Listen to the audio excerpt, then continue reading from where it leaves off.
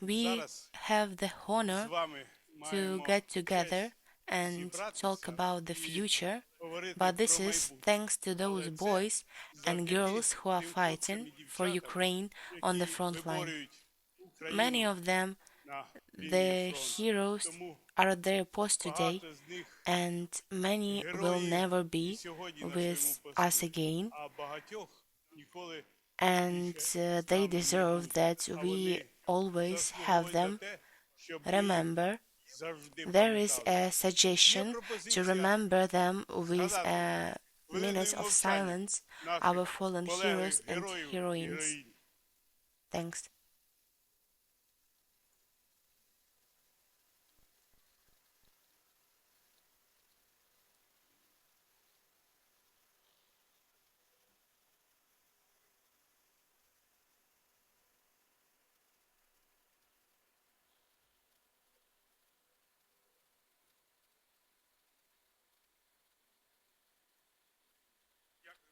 Thanks, please sit down. Дякую, прошу сідати.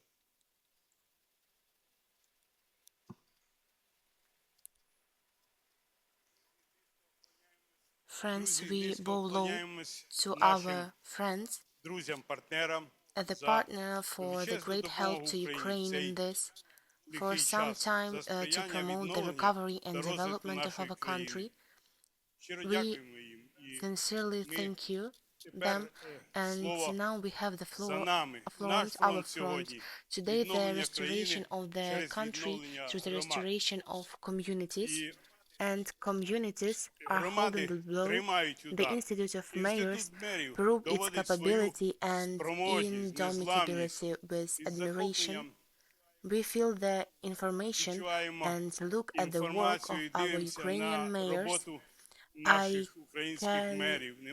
can't name a few names. Igor Terechov, mayor of Kharkov, Vladimir Sladkov, mayor of Cherkiv, Yuri Bova, Trostanets, and many, many others. The vast majority, which is an example, the present and for future generations, I want to congratulate the representatives of the government, ministries, and of department. Success is higher in joint forces. Yesterday, our logistics, which was planned very clearly, the program is approximately in our conditions for 3 days, but we want it in 1 day. But the most international partners are also with us today. You can't find the words to of gratitude they deserve. Mr. Henry, where he ran away? Somewhere, here's Yulia, like an asterisk. Well done. Because today we feel on her activities. What kind of people I am, what professionalism, dedication, inspiration, everything that is needed today for the younger generation, and of course many American friends are with us today. Thank you. We must say that this cooperation will remain in history, and today our efforts will depend on how much Ukraine will rise from its knees. In economic and socio-economic development and step forward the future. Today with us are also our Italian friends. Mr. Marco Ozone is... Thank you very much. Next year, Italy will hold the presidency of the European Union, and we will have a big conference planned. So we keep in touch, take part and engage in our projects of those who come, want, will come to our aid. We also have agreements signed with Japan, with the Netherlands, and that is a huge asset.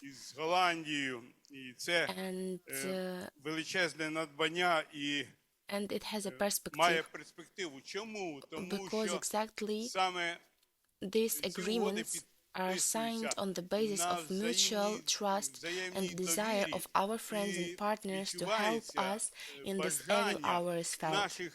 And for this we are sincerely grateful to them. Of course, it's the mayor's if the mayor's club, it will be possible to contribute to the solution of organizational issues, to cooperate with people's deputies, to create the most favorable conditions for effective cooperation, implementation of reconstruction and development projects.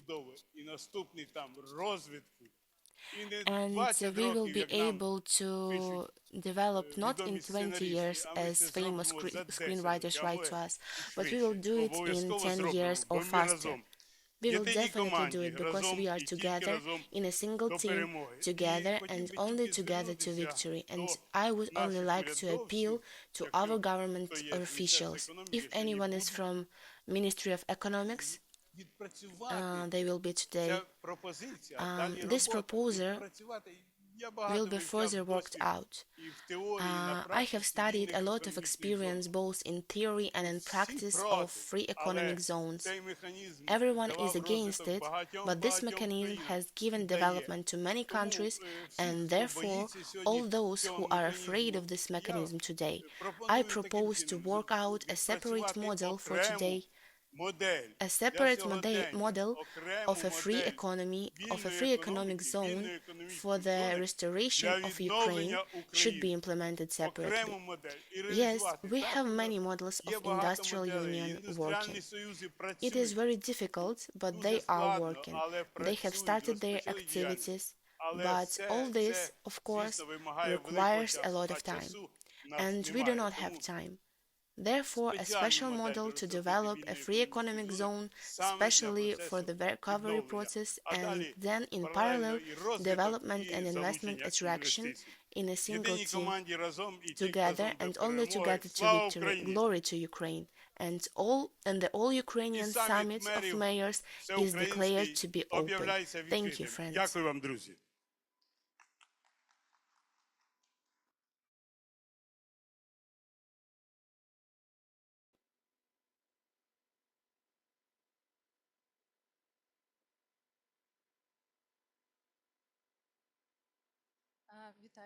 Greetings to all. Thank you for attending our event today. I apologize for some delays. Technical ones are always force majeures. I want to invite to the stage a person who currently occupies an important position in the recovery agency, which is the deputy chairman. Unfortunately, today Sergei Sukhomlin could not arrive, and Vyacheslav Detkivsky has just been recently appointed to this position. I hope we will establish close ties with the recovery agency and work together on the project to restore our team with us.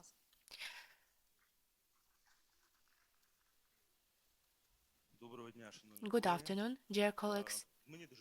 I am very pleased to participate in this event.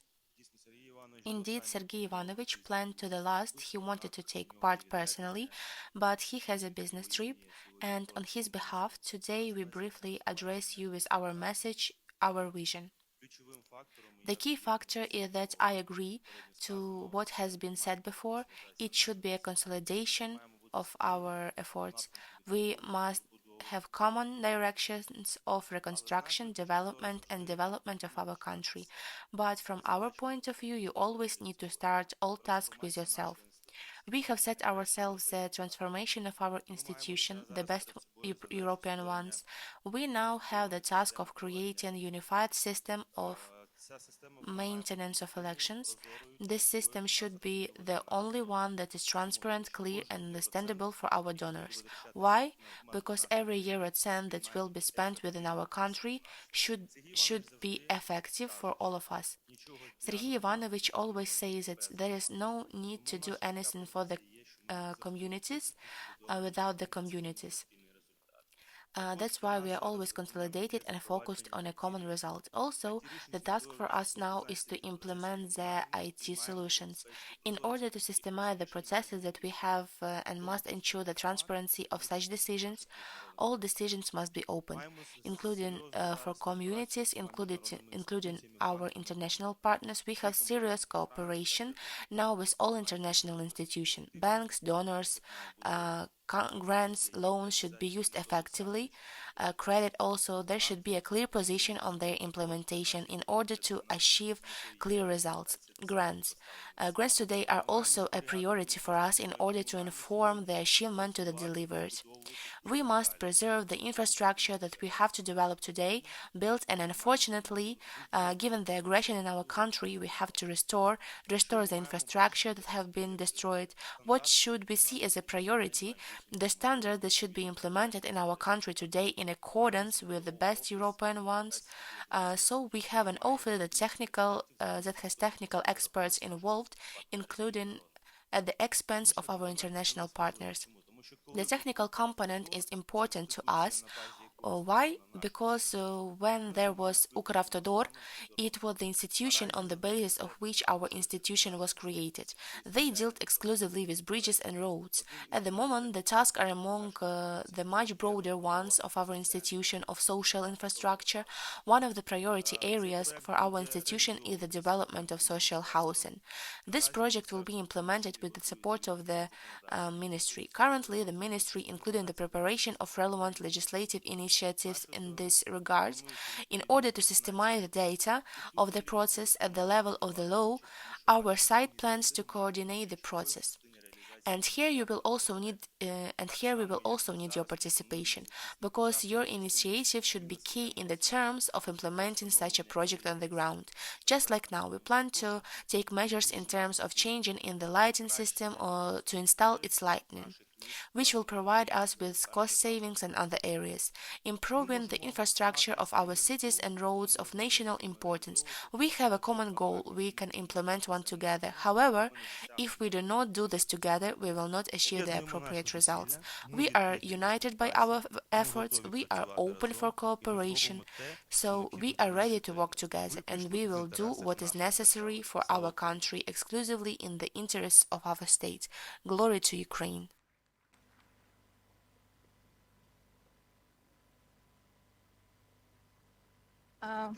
If you have got acquainted with our program, we have built it in sections. So our day consists of several sections. The first section is about international cooperation, which is really important for our participants, for our municipalities, and for all Ukraine. Unfortunately, the situation which have been conducted, we are not able to cope ourselves, so we need reliable partners. So this section is planned to be opened by the representative of the Ministry of Foreign Affairs. We are really grateful for the presence of Lyudmila Yenina. She is head of Department of Economic Diplomacy of Ministry of Foreign Affairs. We hope to engage together for the development with the Ministry of Foreign Affairs. Thank you. First of all, I want to thank the organizers for an invitation opportunity to participate on this important event. We really talked about time when today's conference was opened. The time is really extremely important. Time passes quickly and many things must be done really on time. Very timely, Ukraine was able to defend her position, its sovereignty and territorial integrity, thanks to our defenders. We are very grateful for the support of international assistance, but we also understand that it should not stop. It must continue to be provided to Ukraine on time, and guaranteeing our security with weapons is extremely important. Another important component is definitely the economy. and the continuation of the economy is support for small and medium-sized businesses, and which are actually the blood of any economy and state. The functioning of the state is critical, and the Ministry of Foreign Affairs of Ukraine of course understands this. And together with our partners, many measures are being taken, many steps to help Ukrainian business, Ukrainian communities and cities, uh, to help them to continue to live, move, and develop. So a lot of practical steps are being taken. In particular, I would like to focus or stop briefly talk about the conference on recovery which took place this year in Berlin, within the framework of which attention was focused on important sectors of economic development, and together with our partners resources were really mobilized. Attention is focused on what is important to develop, what to focus on. Within the framework of the conference, more than 110 agreements were signed, and resources were mobilized for more than $16 billion in financial resources, which we hope will be able to use. There are such opportunities for Ukrainian business and local authorities. Of course, what is important in our opinion, it is important to develop combine Ukrainian business with foreign business, to build bridges, to go down a little to a lower level, and we, for our part, try to create as much as possible so that Ukrainian business meets with foreign ones, so that they look for a common interest. We moved and developed together in Ukraine. International business has the potential for this. Private investments, there are opportunities, there are technologies. It is also important when it comes to local self-government. It is important that cities connect with each other and look for opportunities and cooperation. And here, of course, the initiative is not from below, but the presentation of oneself, the representation, the opportunity that exists on the ground. That is, the presentation is not too afraid to go beyond comfort and not be afraid to talk about yourself. We also have progress in this, we feel it, we see concrete results. Of course, this requires the training of human resources, of human potential. We also constantly emphasize this both in the training of our specialists and in Ukraine's movement toward the European Union. Understanding that we have to adapt our legislation and be ready for new standards, as well as offer ourselves and our new to the European Union. A very important role in this species. Also, if we talk about the local level, a lot of work is done by the Congress of Local and Regional Authorities, which is held at the initiative of the President of Ukraine. We also believe that this is also a very important platform. We also provide assistance and support it. In general speaking, and understanding the importance of the unity, indeed, and joint efforts that should take place on our part to the maximum, and we are going and demonstrating it.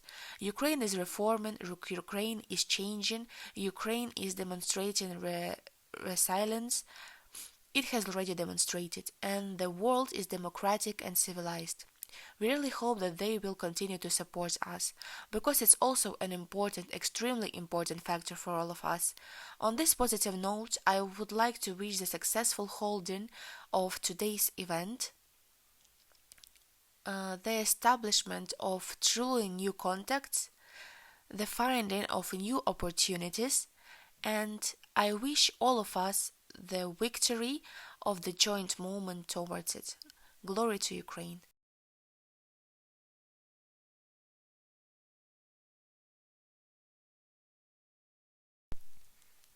Thank you very much. I hope Ludmila and other representatives of the Ministry of Foreign Affairs will find time to listen to the presentations.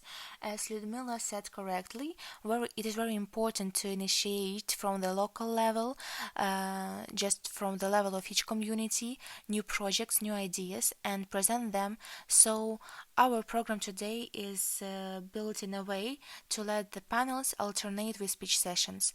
We will continue this initiative, so if someone wasn't selected to perform today, it will definitely take place on the next event or online event. We will develop this practice since we understand how important it is, and I will do a small overview now. Please take it out my presentation. What are we doing in the Mayor's Club? And if someone doesn't know who is the first time here, we invited all representatives of communities and members and non-members. If there are non-members present, we invite you to join the membership Mayor's Club, since we believe that these resources, these tools that we are working on and providing to our members, they are very important. And everyone knows the public organization has exists for a long time, since 2005, and today we have 641 members. These are the acting heads of municipalities of Ukraine of different sizes, from rural to urban. And the main landmark, as you know, we are focused on economic development and international cooperation. Our strategic partners are international organizations, agencies of development, private companies, investment funds, and this is a fairly large list, and I hope it will expand after today's event, because we saw a lot of new ones in the registrations that are opening in Ukraine, and we are very grateful for their activity, and we are ready to cooperate if we do not cooperate yet. This is a short overview of what the Mayor's Club does, and the following topics are given as an example. Industrial parks, which you know we are now developing very actively, not only registered. Our concept is built a little on another, to inventory all the possibilities at the local level, to make such a catalog that we now called Opportunity of Ukraine, and we are ready at any time to satisfy any request of a foreign partner. For that, we collect information from you, so as soon as we have the opportunity, we can help you. Mayors are often worry about brotherhood. We are engaged in it, and it is really important to know that it should be thematic. That is, when you are looking for a brother, he should have a common interest with you. So we build relationships with different countries, with different industries, to pick up these interests as precisely targeted, so that you have not only a signed document just about cooperation, and so that there are effective projects, so there will be cooperation, cultural exchange, experience exchange is always a priority, but projects are a higher priority for us. So for the purpose of our activities, we hold international events. We started them to conduct first in cooperation. As you can see, the first rebuild was in Warsaw. We organized 2 conferences to export exactly those municipalities that had investment attractive projects, but we realized that this concept doesn't quite meet our goals. So our trade missions that we have now started in this year, held in Tokyo, in Netherlands, in the United States of America, they are aimed at a complex of cooperation. The delegation includes mayors, businesses, associations, organizations, and relevant contacts are found abroad. It is always representation of that country at the government level. It is representatives of those programs that support Ukraine, for example, Netherlands.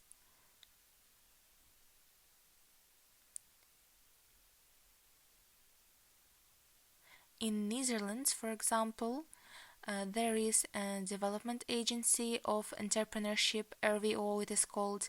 It is under Ministry of Foreign Affairs, and our goal was precisely to establish these relationships in a specific industry with specific Ukrainian and companies from Netherlands, so that they had the opportunity to apply first for the grant programs, which has started now. The second stage, only 200 million euros were allocated. 25 for the first stage and 35 for the second one. Few people know that to use this program you cannot only apply, but you should be a partner of this company. And the project starts from 500,000 up to 5 million, so they are quite large projects for our communities and for businesses. But the problem is that these communications aren't established. We are trying to fix it, to establish them, and this is a tool for this. So we all invite you not to miss such opportunities and accept participation in trade missions, where we have the opportunity to attract and mayors of and partners and brothers and business partners also.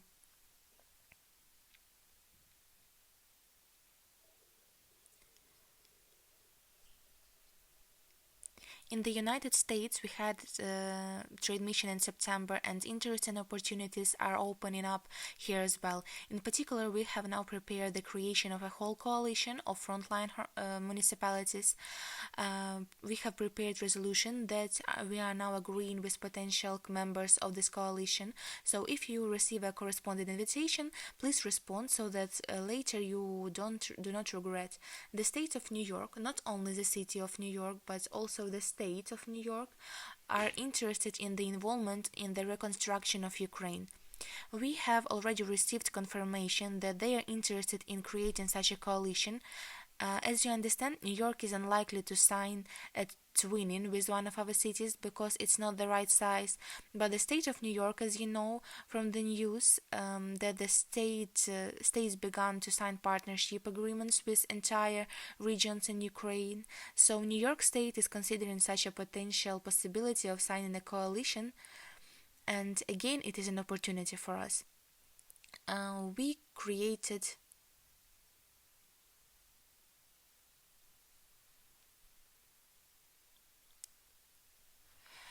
this is a preliminary schedule for the next year. It is built in a way so there are trade missions abroad and trade missions to Ukraine, international 6 international trade missions and 2 summits. That will be the annual event. We also plan to make an event or group of events as we did last year about the Black Sea Forum. We hope this year it will be held in Mykolaiv or somewhere in Mykolaiv region or in central Ukraine. Please, we are open to suggestions. If there are active communities that want to hold events, we can discuss it and make it with you.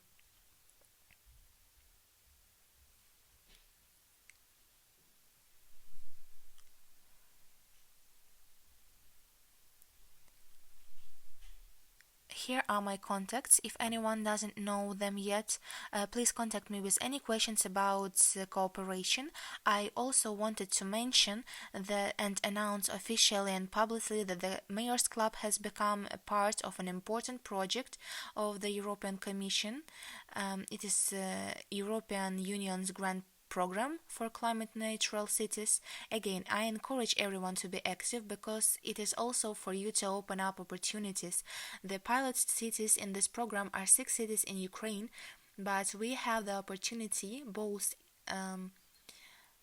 as our club unites a large number of communities to create conditions for building relationships with almost 170 European cities that are already working on climate neutrality and what are the corresponding strategies, plans, projects, and so on. And it can be the sword that you can get that foundation relationships on which you can build relationships with them. If municipalities have plans to develop in this direction of climate neutrality, circularity of cities, sustainability, corresponding strategies or projects, you will be a relevant community so that I can connect you with the relevant city. and you can work together on these projects and maybe sign it winning. So please look our emails, transfer them from spam, communicate with us, and I hope all projects which we are working on will only benefit you. Thank you very much, and now I am passing the word to our first international panel. Henry Sterenberg is a moderator of this panel. He will now start with his speech and then we'll invite panelists to perform.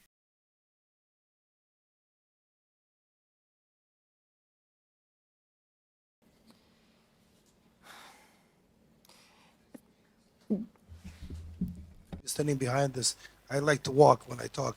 But I want everybody to put your hands together because Yulia and her team done a fantastic job under very difficult circumstances. Great job, Yulia. Thank you for having us. Obviously, we had over 464 people registered, and obviously many did not make it today for whatever reason. But it doesn't take anything away from the work and endless nights and endless hours that the guys have done to put this all together during this time. So thank you so much for being here. Thank you everybody who came. Part of my job as somebody who actually started this process on a grander scale in terms of the vision is to deliver to you what we're doing next, and very important how we're doing what we're doing next. So for you, for us to understand, we always, as you see behind me, I come up with a slogan, all for Ukraine, for all of Ukraine. We're an American company that has a very simple vision, which I had already now for 10 years. It's actually started after Crimea. The vision is simple: is to build a platform that connects Ukraine and the world. Now, as entrepreneurs, we know that it's one thing to come up with a vision, it's a completely other thing to execute that vision. And as you can imagine, now it's 10 years into it, war included, that we're now actually implementing it. And I'm very proud of that fact because the opportunity that is now atrocities being committed beneficiary, direct beneficiary things that we're about to execute. That's why what you're about to see is about the vision, and not only that, but it's about how do we actually move it forward. So, and let me try to see if I can figure out how to move. Guys, how do we move the sticker? Okay, here you go. Sorry. Spin back. Too much. Can you please move it back? Can somebody help me out with this? Can you please book? Yes. Can you please put it back on the first slide?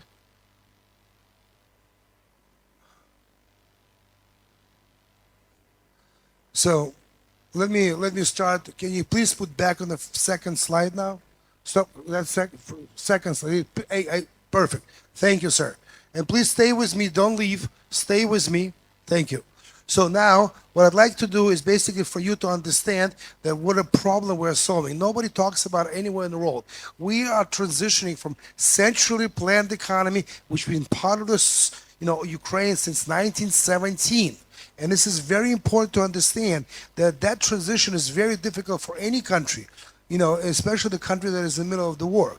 So due to that, right, our opportunity now is to really present the municipalities, the institutions of municipalities, right, the opportunity to enter that market economy.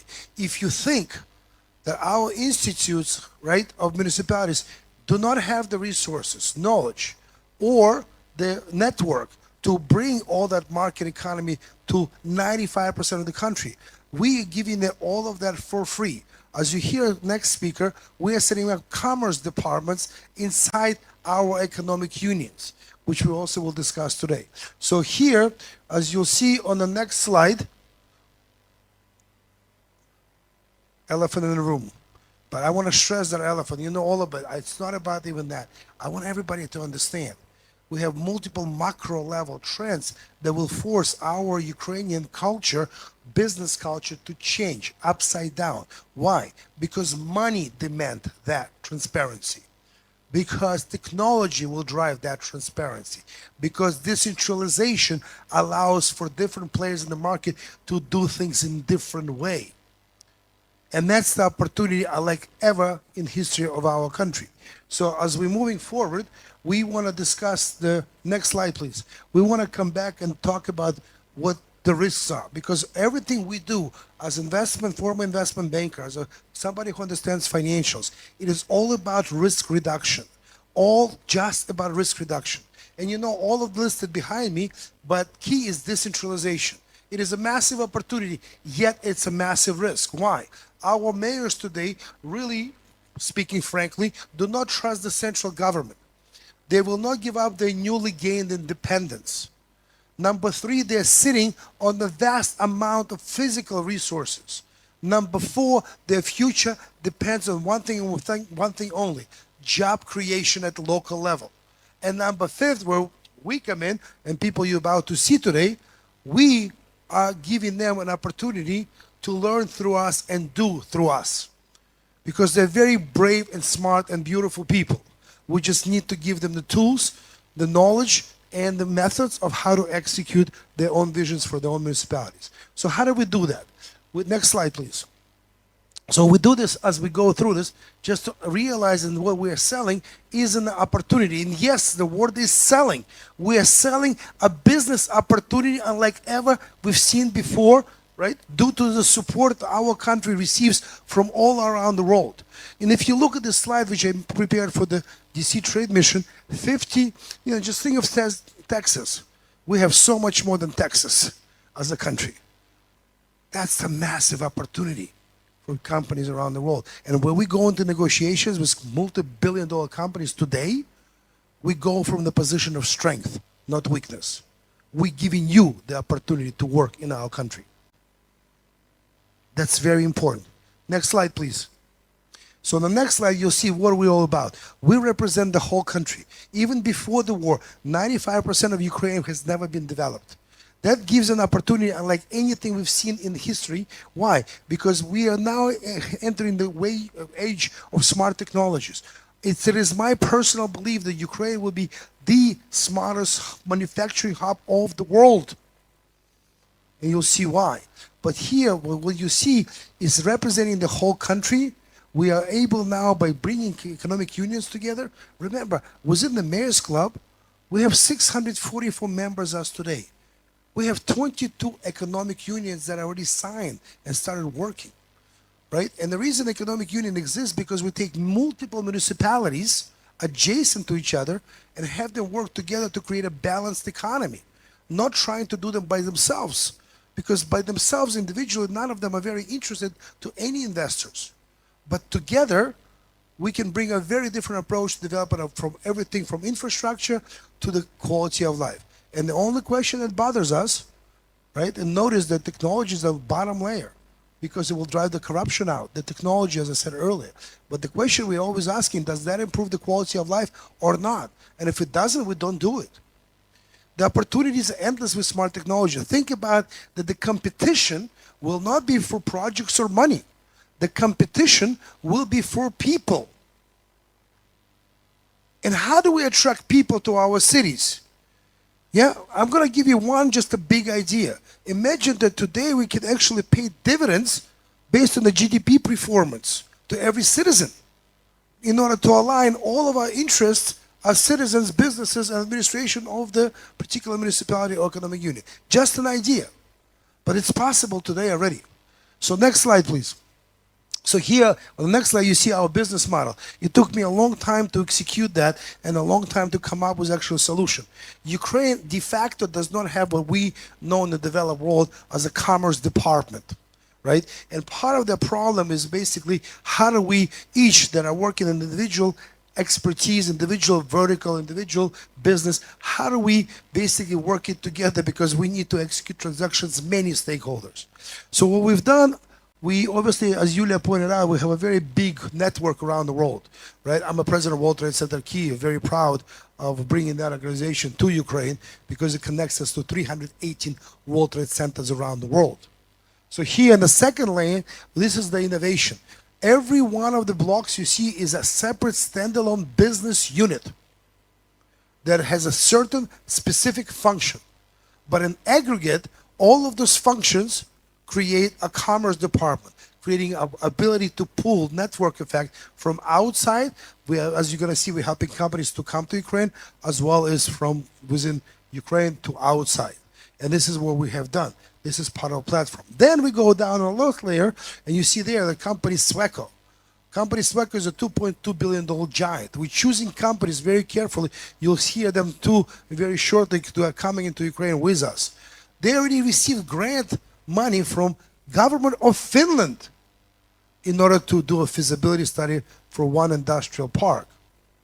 But they applied for 100 industrial parks. And this is the key point. The money coming into Ukraine, with the exception of humanitarian, macrofinance, and military, will not come directly to Ukraine. They will come by governments around the world giving money and insurance to their own companies to then come into Ukraine. And that requires that Ukraine is ready to work with those international partners according to the standards they have. Not we, they. And we have to provide every one of those companies a local partner that will be ready to work at the world level. That's our challenge. That's our goal. Next slide, please. So when you go to the next slide, we have come up with the next process because it takes a real detailed process step by step to make sure that we achieve standardization in order to scale. Today, I'm very proud to say we're the only organization around Ukraine that I'm aware of that is capable of meeting very stringent standards of transparency and governance with the ability to execute at scale in Ukraine.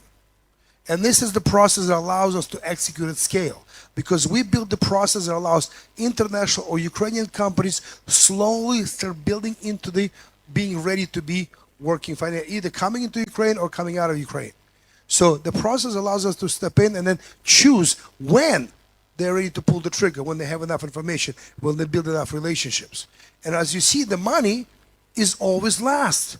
Money come last after we put the deal together. And majority of the Ukrainians do not understand that, because every time they see me, the first thing they ask, where's the money? What have you done to get the money?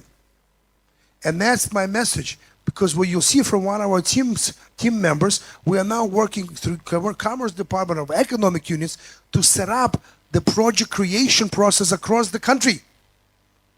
Next slide, please. So coming out, again, the opportunity. Every company that's looking to produce something in Ukraine will be motivated through our tax laws to come to industrial parks. So industrial base is what we're starting first with when we are talking about the economic development. When we know what the industrial base will be, it allows us then to plan the rest of the city. Right? With every economic union, they have to choose 5 industries for the next 20 years. Allah give us a process of land where they want to put those industrial parks. And only then we can start working. And that's happening already now. Next slide, please. So as you see here, this is the projects that we already have underway. Every one of those projects is key. It's not the project itself, but the criteria, how we select the projects, as you see in the left corner. That's critically important, because we can start with a small MVP, minimally viable product, to test everything, to build the legal, financial, operational models that are acceptable through financing. And this is important. Let me give you a good example. In Washington, D.C., one of our speakers was BlackRock. And the gentleman was second gentleman in that $10 trillion under management company, spoke about their vision for Ukraine. They need us, organization like ours, to execute. But they will not be interested in the best industrial park you have. Too small. But when we're bringing them 200 industrial parks to develop, that's of interest. That's scale. That allows to move the needle on their level. And that's why it's so important. So next thing we're going to talk about, right, as we're coming back. Next slide, please. We're almost finishing up. So you see, this is another opportunity. Again, Dutch government. This company came to our trade mission in the Netherlands. They produce mobile hybrid generators. They're replacing diesel generators, right? You have solar, you have a battery, and you have a diesel as a backup, right? Great technology, great product. And it's financed by the government of Netherlands, right? And what they asked us to do is to see how many we can order for, what's the market here for their product. So as you see right now, we have received, due to work of our team, from 180 municipalities, we have received 3,136 pre-orders. And the expectations when we signed the agreement was only 20. And it together, it generated 402 million euros of pre-orders for the Dutch company that will go into the Dutch economy because everything's produced inside Netherlands. But is it good for us? Of course. Because government of Netherlands is giving money to finance all of that from 8.5 to 9 years. Right? They're giving preferable rates. So this is exactly what we want as a country. And this is exactly what they want as the country that is obviously looking to benefit their own workers and their own businesses. That's how it's going to work. This is a perfect example. So next slide, please. So to coming back, this is our biggest projects in Horodok, Western Ukraine. If you look at this is the vision and pieces right now, pictures. There's a movie there. But you see on the bottom, this is a 700-hectare industrial base located between Lviv and Polish border. And this money that Sweco has received is already starting the first 20 hectares of development. There's going to be 23 industrial clusters in this industrial park.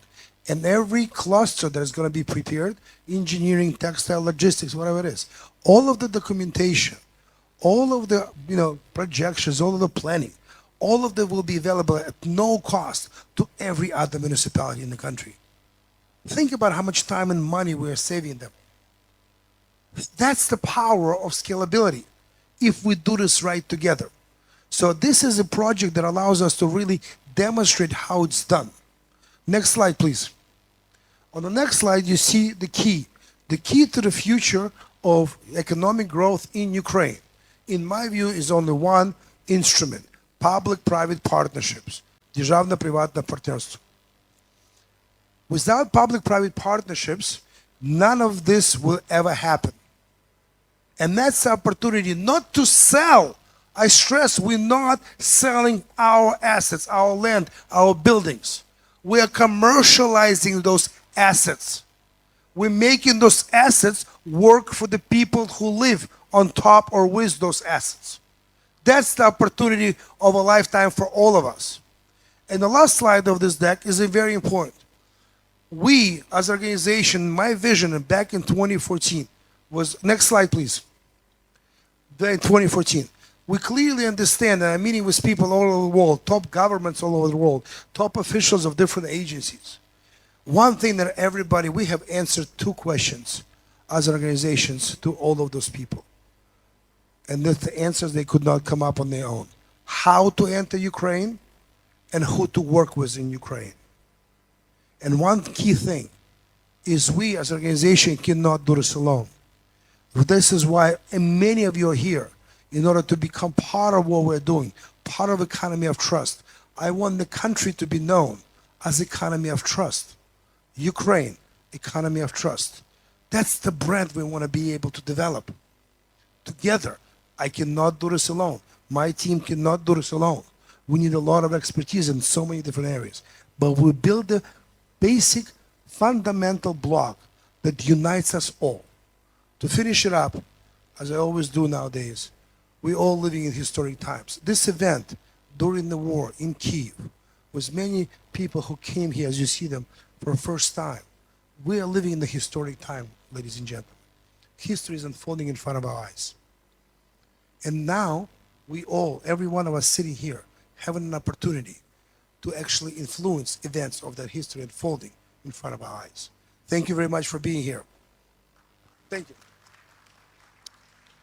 So now we're going to go to my panel. So let me invite all the guests. Chris, please come up. Kerry, please come up. Ibrahim, please come up. And I believe, yes, please. Okay. And we also have a mayor of Nikolaev with us as well. So where's our Alexander? Here you go. Alexander, please. I guess I'm going to be standing. You guys are going to be sitting because I guess there's no chair for me. And I'm going to start this panel by being on the side because we have about 40 minutes. And I want to make sure that, please, Please, Chris, sit down. And actually, Chris, I'm going to start with you. Ibrahim, come on up. Yep. Alexander, please take your seat.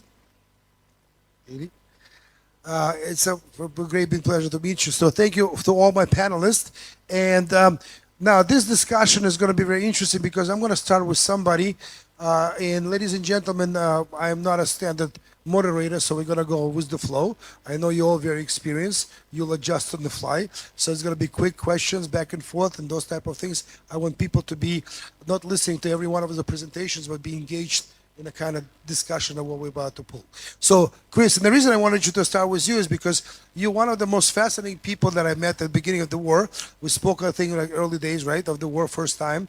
And what about Chris is this, and I want to basically about 30 seconds, Chris. Chris have done what many people thinking of doing, but he actually have done it. He came here and started a business during the war. So, Chris, 30 seconds elevator pitch what you've done in the last 2.5 years since the war started. Hello? Yeah.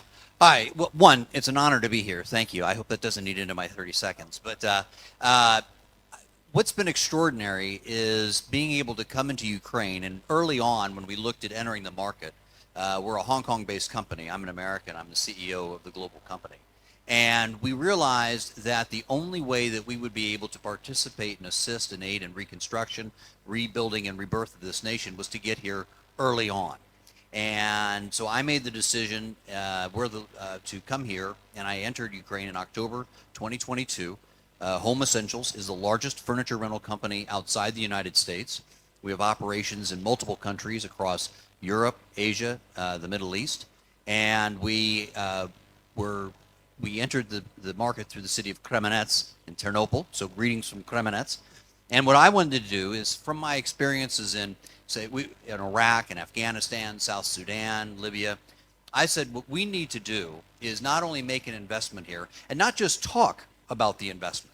I said what I'm going to do is I'm going to move my personal office of the CEO from Hong Kong, and I moved to Kremenets because I think it's very important. You got to give him a hand for that, right? No. To move from Hong Kong to Ukraine during the war as a CEO, great job. What's so important, what I've learned in Ukraine, is that there's no shortage of beautiful, flowing, wonderful words.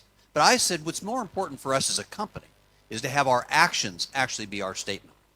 And you know what we've been able to learn is through the actual presence of being here, we've been able to adjust and modify our business plans so that we can have a relevant business that aligns with the market.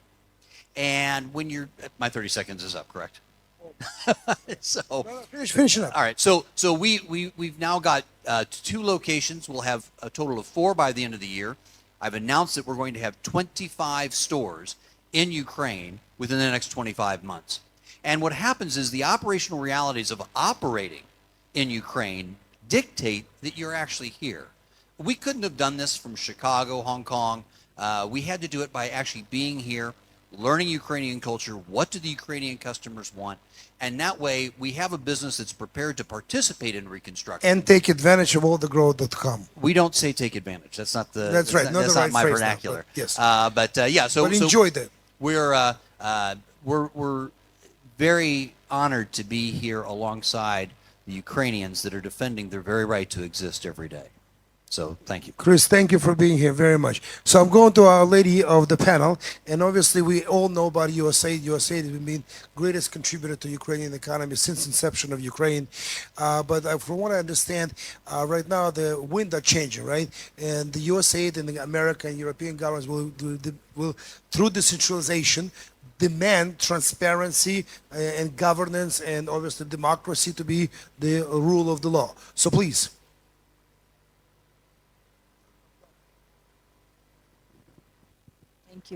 Thank you, Henry, and thank you. And it's an honor to be presenting in this audience with this audience, because I think, as you said, U.S. government has been standing with this country for many years, and especially with when full-scale invasion started. Particularly my project, which I lead, it is Democratic Governance East, fully funded by USAID. I'm the chief of party of the project, and this project has been working in this country starting from 2018 and will continue to work to 2026. Yes, main objective of this project has been to work with civil society representatives, with different type of civil groups to improve their integration with each other, to improve the services and services that local governments on Ramada level, on Oblast level, to improve those services in order to deliver it to community members in a proper way and timely manner. Also building the capacity of local government representatives in order to practice the best governance and therefore deliver those I'd services. love to pick on the word capacity, but that's what I later. But please continue. Well, capacity is necessary because in your course. speech, as you said, yes, maybe people want to do business, people want to, get into economic development agendas. However, capacity still remains a big lack, and then that's something that we are going to tackle under our new objective, which USAID mandated as recently. So with all the other activities, which basically includes also big portion winterization, which is emergency response to the communities that are in front line, and building schools and giving the safe education to the children in Ramadas and in Oblast. But now the new objective that we are going to tackle from today to during the next upcoming 2 years is economic impact creation Exactly. in the communities, in the frontline communities, especially to build the resiliency and create value, commercial value, with the vulnerable communities, such are veterans, such are women, such are youth. I think the and whole support Ukraine is the pretty vulnerable entrepreneurship. right now as a Exactly. whole, Exactly. different So, levels. yes. But Kate, thank you. I'm going to come back to you because I want Yes. everybody to understand people like Kate, and there's many of them around the world who are actually working with organizations who are actively promoting. We need to get to them to understand what the requirements are and then follow through that in order to make sure the funds are flowed directly to our next speaker, Mayor of Mykolaiv, who is actually Alex, my question to you is this, and I know you're a great English speaker. It's not about the city, it's not about what it went through, how it withstood all that pressure, but what is your view of the future for the city as a mayor? Well, hello. Despite that fact that I'm the only one Ukrainian in this panel, I will try to do it in English. Well, I see the bright future for Ukraine and Mykolaiv city because, well, first of all, after the end of the war. And this future needs a lot of work that we have to do now while the wartime. We have to prepare our territories for restoration. We need to get the information. We need to prepare all those presentations that you just showed us. And we need to have these connections with those who will help us to do it in future. Not after the end of the war, but now. And I think Ukraine is a kind of not unique country with our problems. And the war is a really chance for us to do everything that we missed before the war and make our territories even better than we had before the call it full-scale the tipping invasion. point. Right. So we need to rethink our territories. We need to rethink our existence and maybe to rethink the whole strategy of our country, because the strategy of some territories like cities or regions can be like not connected to this strategy of the country. That's why we need to think together with the central government on a new census of our territories, especially having these new circumstances and new occupied territories, because to be honest, I don't believe that we will turn back to the borders of the 1991. Right. Well, I obviously, as we're going to follow up with the question, obviously now we have a support of the whole world, right? Before the war, people looked at us as a like an Ezekiel had an opportunity. Now the whole world is supporting it. So it's very important, as you said, to prepare for the opportunities to be, coming to the cities like yours, correct? Right. To be honest, I don't believe that the whole world thinks about Ukraine. When you see when you look at the TV, all those images, you can switch them. That's what people do outside of Ukraine. I don't think that in the United States that they every day think about Ukraine. They don't. And, And it's our job to change that. and the more time, I mean, the longer this war happens, the less people will think about Ukraine. So we need to, first of all, to create an answer for the question why they have to think about Ukraine, but not Yes. how. And I think the answer to that comes with your Anas Ibrahim. Our next, please, for a part of what you're here. I want to double question for you. First of all, your company is obviously critical component of the aid being coming to Ukraine in different buckets, correct? So I'd like you to give the audience first of all elevated picture of what you do, and the second, it is what you want them to do. What do you need from them to execute what you need to do, working with USAID and many others. First of all, thank you for the invitation, and it's a privilege to be with all of you. I arrived here about 192 minutes ago. Came from London just to be with you, and to work with my colleague Katie, who is managing our Democratic Governance East project. And I think you have a whole PowerPoint to share with the team, and if there's time, we'd love to show you that. So both of us work for a company called Chemonics International, but we really don't advertise our name, and you never see us anywhere, and you will not. That's the only time you'll probably hear about this because you asked. Thank you. Thank you so much for being here. But we really, it's not about us. It's about what USAID is investing here in Ukraine. And they call us an implementation partner. So we're an implementation partner of the U.S. Agency for International Development. But this is my fourth visit to Ukraine this year.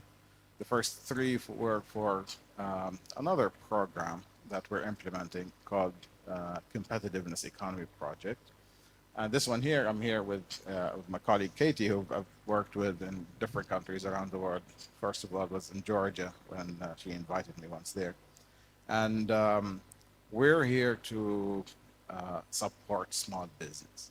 And I think the message from the mayor is that you can think about after the war, but you need to think now. And I think the word now is most critical.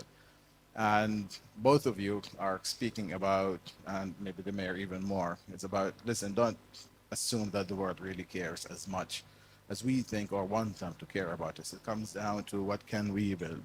And it comes down to, if you look at Ukrainian economy, which is not unique in this, the vast majority of businesses are small businesses. And any country in the world, same thing in the US even. The US, 90% of the US economy is small business. And here it may be the same or a bit more. How can we support small business? Because small business is the backbone of any economy, and it will be the backbone of the Ukrainian economy.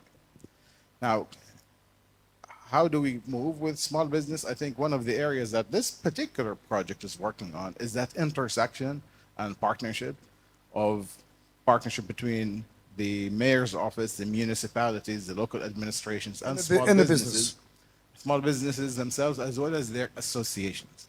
Could be NGOs, could be trade associations, could be chambers of commerce, because you do need to work sometimes at the sector level and the business level, or sometimes there may be other groupings whereby you can provide either wholesale support that touches a number of different businesses and otherwise. But I think in general, I don't want to monopolize the microphone now, but how can you create an engine of economic development from the municipality to its surrounding region and the businesses and all the partnerships? Well, this is part of what I want the key to address now before we get to our business owner at the panel, is that it's part of how do we align all of those different kind of programs and what is how directly does that benefit the business? So please, Kate. I wanted to respond to what Ibrahim said. Recently, and every year, we do some kind of a survey, which, and the last one we heard yesterday from our partner organization is how ready are citizens in especially frontline communities and all over the country ready to start businesses, their own businesses. How ready are they to engage in economic activities? And level of readiness is very high. Numbers are very high, especially surprisingly in the areas where they're very close to the front line. And then we looked into it, and what are the barriers? Why are they not able to do it? They want to do business, they want to start entrepreneurship, But what are the barriers? Barriers, as you may all know, are literacy, capacity, how to do it. Then there is bureaucratic, processes that kind of delays the processes to start the business quickly, and well, safety and security measures, which we know why. I think this is exactly, this type of information is something that drives us, implementing partners, donors, to design programs which are exactly answering the Market demands fit. of the business. Yes. Yes, and this is the key. The key for an organization like Mayor's Club, working directly with the mayors, working directly with the local businesses to communicate to you what their needs are, and then you can create the programs that then fit those needs. So jumping, Chris, to you is you obviously as a global company. My question to you is very different from what we just discussed. Why did you decide, in addition to humanitarian side, why did you, as a business, decide to come to Ukraine? Why does it make strategic sense? We have a bunch of companies coming to Ukraine. Yeah, one of the things I really like about your organization is this ability to connect municipalities with businesses. Now, I'm never going to disagree with our friends at the USAID or the State Department, but I do have a little bit of a different perspective. I personally feel that it's unethical for a company such as ours to look for grants. We don't need them. And we entered the market based upon our willingness and desire to use our expertise in reconstruction. It was a business decision. It was a business, 100% a commercial decision. Once I got here, I realized that reconstruction wasn't going to occur on a timetable that many of us had thought it would. So I said, okay, we'll open up stores like we have in other areas. We opened up the stores. We took market data. We found out what our customers wanted. We modified and calibrated our business models and offerings to the market. With that, we are the first furniture rental company in Ukraine, and we're also the first company in Ukraine to offer customers 0% interest, which has proven very popular. We don't use banks. We don't ask, annoying questions like proof of income or, bank statements and things like that. Many people think we're crazy in doing it, but yet that business is growing and growing and growing. And we are not only profitable, but we're cash flow positive. The reason I'm saying that Which is amazing, guys. I want to stress here. He started the business here in Ukraine during the war, and within 2 years, he's cash flow positive. And we're scaling the business through our own internal cash flow. So we don't have banks, and I understand I don't have shareholders or private equity or anything like that. What I'm getting at, people, is that we have, as a company, when we look at Ukraine, our analysts, the analysts that work for me, we've already identified over 100 cities within your country that can accommodate a home essentials and that can accommodate a business such as ours. And it's a whole, really quite an elaborate scoring mechanism. For the municipalities, what needs to happen is, I'm not saying that we're transitioning from a donor dependence mentality into a free market, but yet I'm seeing with USAID and then with what we're doing, it's both. You can Well, do both. it is a definitely hybrid model, right? Well, you need USA to give a little boost to the starting process as long as the program can scale. So, and along with that, sorry to interrupt, correct, but business the has to come. municipalities have to start learning a whole new vernacular. They have to start operating on, not what does donor dollars do, but what is return on invested capital? What Correct. are cash conversion cycles? because investment or basically into any type of project, not for profit or profit, is still about ROI. It definitely is. And one of the things that's, as I've met with, 50 some odd mayors around this fantastic country, what I keep on saying is that, it's one thing to support local jobs, but in order to really bring people back to these communities, you need good paying, quality jobs that offer people a chance of a career. Now, the other elephant in the room is where and when and how are people going to move back to Ukraine? They're going to move back to Ukraine if they've got excellent prospects for good quality jobs and a career track. I would add quality of life. So Quality of life, this yeah. is going to now right to the mayor, our mayor of the panel, because part of what you see here as a mayor of a regional city capital, you have ability of two funding sources. One source is government aid in form of grants and different programs. The other one is business that creates local jobs that obviously gets taxes into the budget. So what you do as a mayor for the local business. So give us elevator pitch to all the business people here. Why should they come to Mykolaiv? What would make it a difference? How would you make Chris interested in being in Nikolaev? Well, first of all, I don't have any answers why exactly to Mykolaiv, but not to Vinnytsia, Khmelnytsky, or Lviv. And I had meetings with our officials, the state officials, and I told them that we need to have like something like a gradient of economic tools, with a Great idea. less preferences for the western territories and the most preferences for the east and south territories, which were damaged at most. And the business is about money. I came to my membership from the IT business, which is U.S. Ukrainian company. It still works and feeds my family. So business is about money. It's about profit. Profit is about risks. The more risk you have, the more profit you need to have. And if you have the same profit everywhere in Ukraine and more risks on the eastern border, why you have to create a business in Mykolaiv but not in Lviv? And really we see this now, while the wartime, when companies think about opening of new entities in Ukraine, they think more about central western Ukraine, but not about this industrial park. Moreover, we have the same, so we are competing between territories, between the city of Mykolaiv and other cities, and we don't have any of these competition tools for us. So, for example, on the local level, we are unable to decrease some kind of taxes that will give us some. Well, decentralization should drive this, especially post-war. No. It's all about these tools about local authorities to be able to change, for example, salary tax, because the biggest amount of local budget that comes from taxes that comes to the local budget is a salary tax. But we are unable to change it on the local level. For example, as for me as a Mykolaiv mayor, I am ready to create a special zone where you will be able to not to pay at all salary tax. Exactly. Because so this people is a need to have- disconnect with the federal yeah, law. so I mean, people need to have salary just to have this money, because money is blood of economy. They will have salary and they will spend it to buy a car, to buy an apartment, to buy food, and those will pay taxes. So we'll have the taxes in our local budget. But anyway, we need to get an answer on how to open the business. It's easy to open the business in Ukraine. It's harder to close it, actually. But to open, it's like 2 days and you have an business entity in Ukraine. But it's why to open the business in Ukraine? Why? What preferences will you have? What special money will you have? What people will you have as workers? Because we need to think more as local authorities. We need to think how connect future businesses that think to open in Ukraine. Right, because you have to answer one of the key questions. Technical how are you schools. going to attract people to those businesses that will open Yes, at your so place? this is what I'm trying to say, that we are trying to say to the businesses, to those who are interested.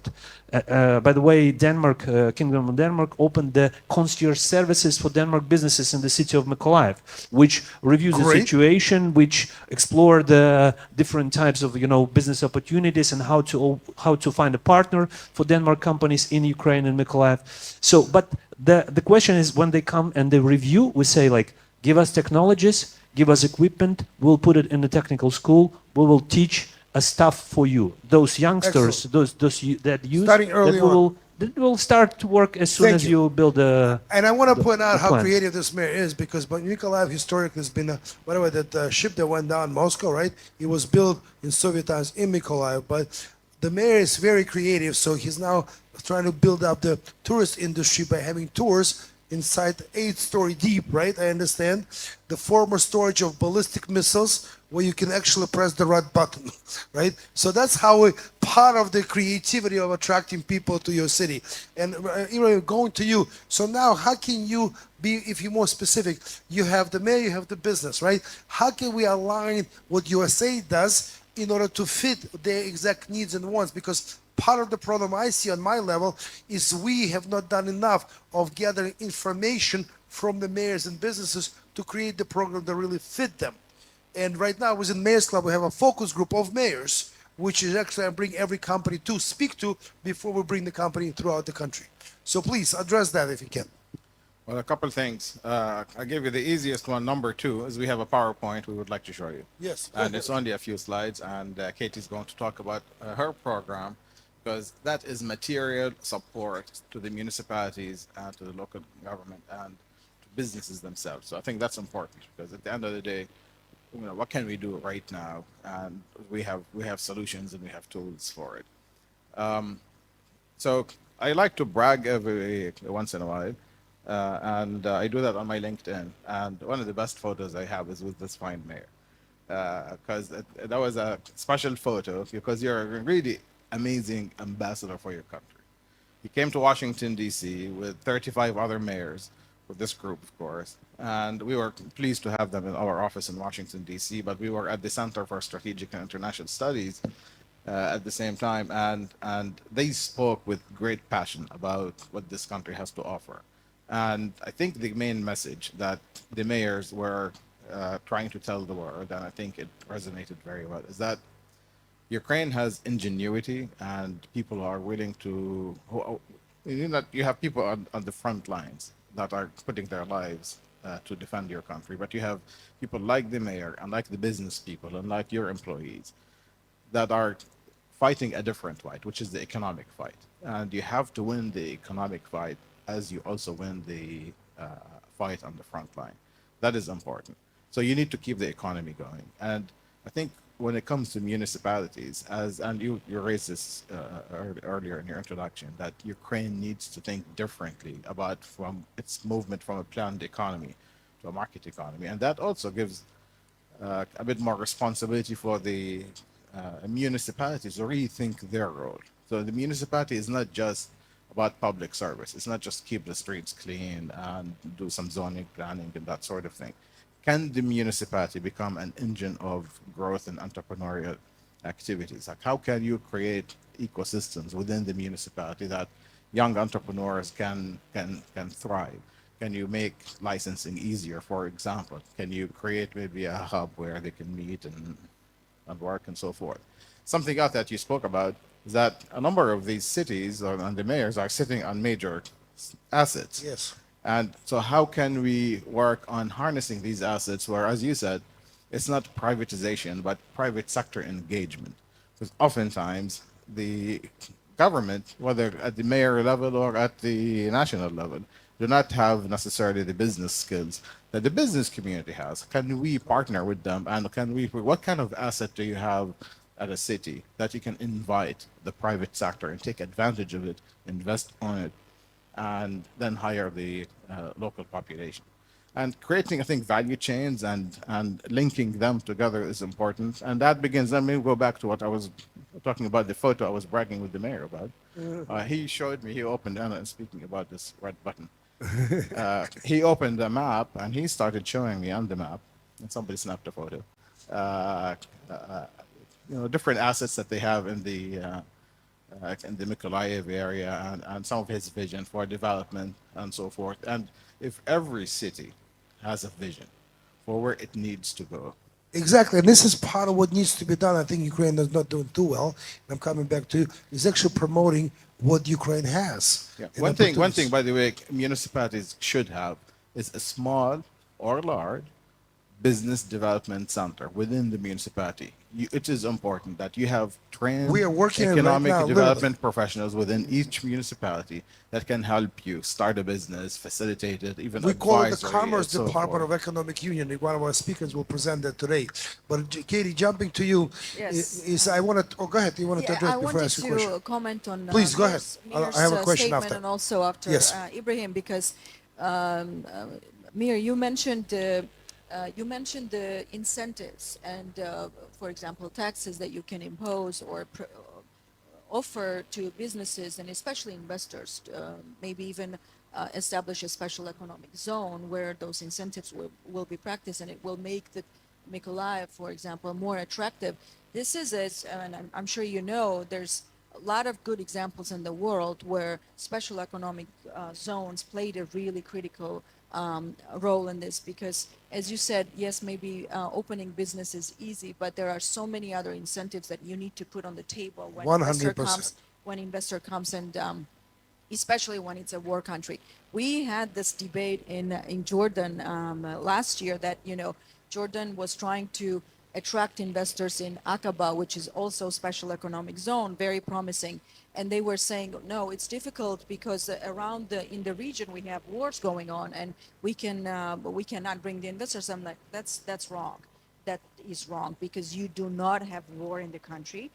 Georgia is a good example because Georgia in 2008 was invaded by Yep. Russians, you know, and still they're, occupying 20% of our country. And right next year of the war, the country was able to attract more than $1 billion investment. How? Exactly the investment opportunities properly offered to the investors, incentives, low taxes, and environment that Exactly. is But it has comfortable to be for working together, investors. the national government, local government, the whole Absolutely. vertical. And then that's how MERS are the excellent tools to promote those Correct. Well, opportunities not on only the that, but I country. want to get Yes. to specific couple questions Yeah. because I always use Israel as example. Israel has been in the state of war more or less since its inception, and obviously the economy doing pretty well. So we definitely have many different examples that how country can survive and thrive. So, and Chris, before I get to for Kate to finish, there's a big question I have for you. Is I want to ask you a question as a business, right? That you already met with mayors around the world. You have business operating in the time of war. You obviously already becoming successful. That means the trajectory of your growth will exponentially grow post-war. What do you expect from the mayor? Nothing. Again, Very important. Very important. And I'm sorry I'm interrupting right there because that's a key question for mayors to hear. Businessmen expect nothing from you. Please continue. in fact, when we were looking at Berejani, Torkiv, Kremenets, others, the first thing we said is we don't want you to mention anything about incentives. We don't want, we're a global company. We're coming in to save jobs at a factory, create jobs, bring in innovation, and bring in new ways of doing business. It's important, and this is something about global businesses. It's very important for us to be a good corporate citizen. And for those of you that know us, we've not only, invested a lot of money in your country, but I've personally donated over 5,000 mattresses to the troops, the IDPs, and the orphans all over this country. Because as a good corporate citizen, that's how we build goodwill. Now, what I mean by goodwill is our company has a phenomenal reputation because of the charitable works that we've done. It helps the brand. There's a business motivation behind it. For the mayors, what we want is information. What is your unemployment? We do not want to hear about business Data. plans. You want data, We economic want data. Yeah. We don't need business projections from 2020. We need accurate data today. And we're getting that. And I can tell you this, and this is really what I love about your organization. Time is of the essence. Now, we all know that within the coming months, we're going to find out all of the people, all of the companies, all of the organizations that are somewhere outside of these borders talking about entering Ukraine. Are they going to do it? These mayors are going to be flooded, and you are flooded with all sorts of requests. And the most critical thing is to give the mayors these tools to distill the reality from all the rhetoric and really take the time to say, who's a legitimate player? What are they going to do? How are they going to do it? And do they have a credible business plan? Chris, I want to add to what you just said because I interrupted you again and again, but I think it's very valuable. It's not even the want, what you want as a business, the expectations you have. Expectations of data, expectation of transparency, expectations of the government will do what it says it will do at the local level, correct? Correct. And I'm going to address something here just because I possibly can. When we've spoken to a couple of mayors who have slid their projects of interest to them, it's a very short discussion. I put my hand on the table. I say, good luck, adios, and we leave. I have a different formula. And what's going to happen with international business? It's incumbent upon us to be leading the charge to change the culture. Now, this is a transition. Okay, Ukraine, like you said, since 1917. This is a process. This isn't something. Okay, we flip the switch.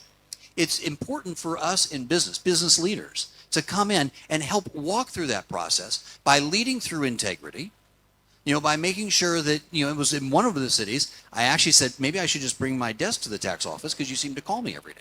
And so, but, it's important for us to be a part of those communities and lead by example. And businesses are willing to do so. So the only thing that we're asking of mayors, municipalities, and regional mayors is help us identify this is what we're looking for. What markets are the best for The us? opportunities, yes. What are the So opportunities? moving on to the last question of the great panel, great discussion.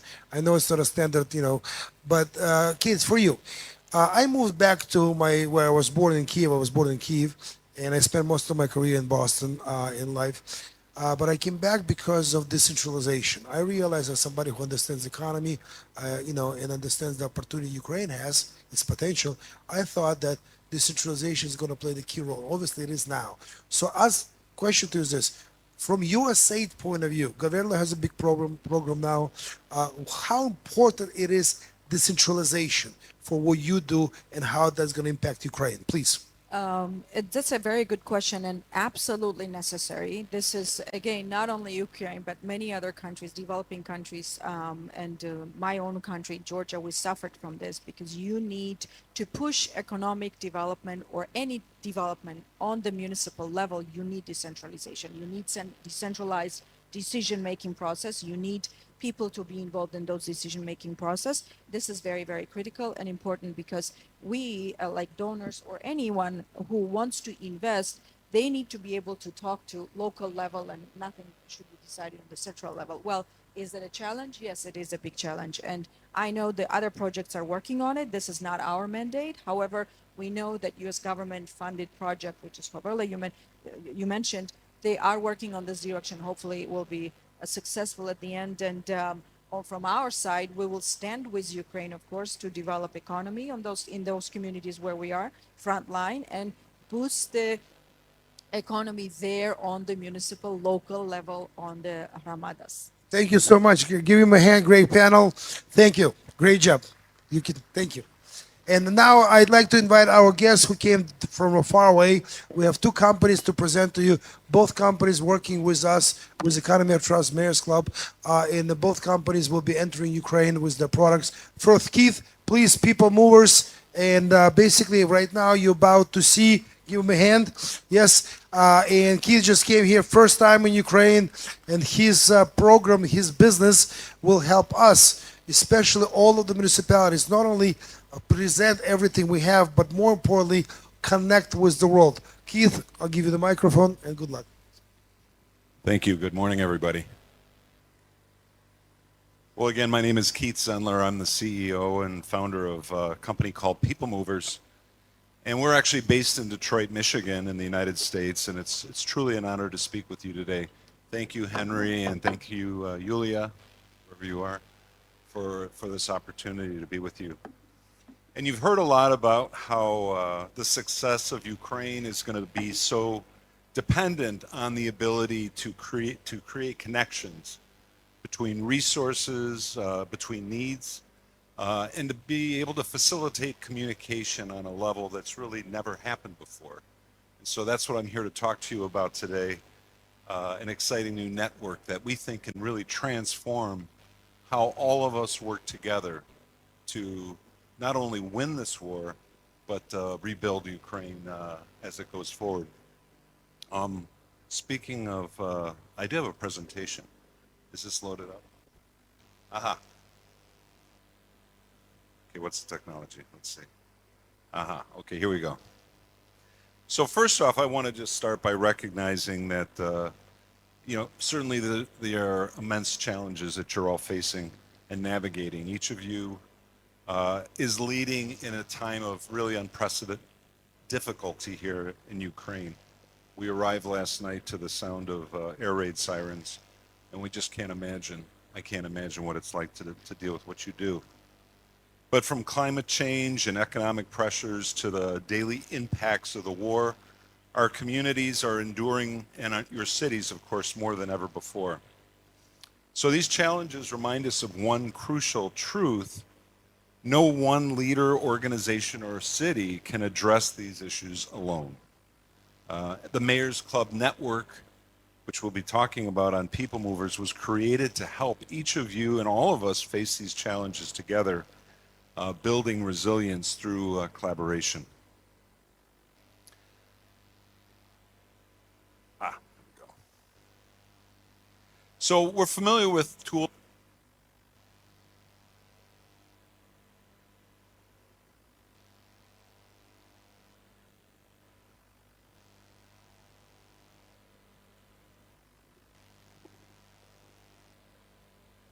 we good?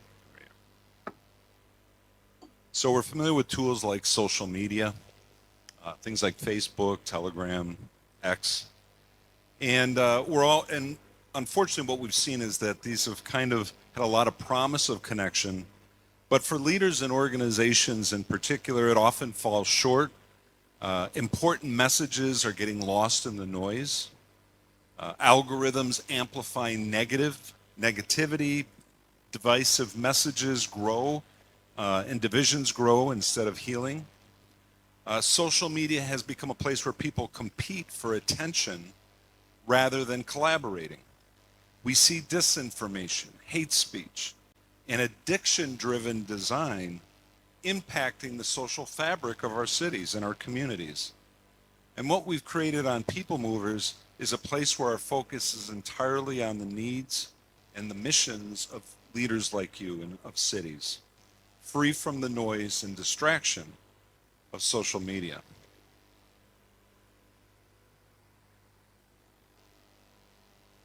I'm doing prepared remarks so that the translation is easier, a little more challenging. So that's where People Movers comes in. People Movers is a unique online network that's designed for leaders like you who need effective communication, reliable partnerships, and streamlined collaboration. This platform is built around you and your mission as a city leader or organizational leader. And we've incorporated AI technology that's powered by Vantic, a very exciting and leading AI company based in Silicon Valley in California, and you're going to hear more about them in a few minutes. But it helps manage the conversations, connects you with key resources and partners, and even organizing the initiatives and projects that you have. You're going to see this technology unfold over the next months.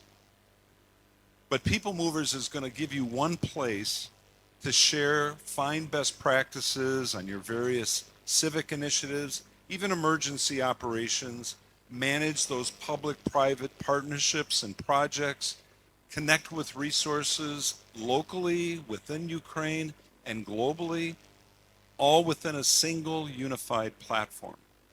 It's designed to help you focus on what matters, strengthening your cities, and ultimately your country.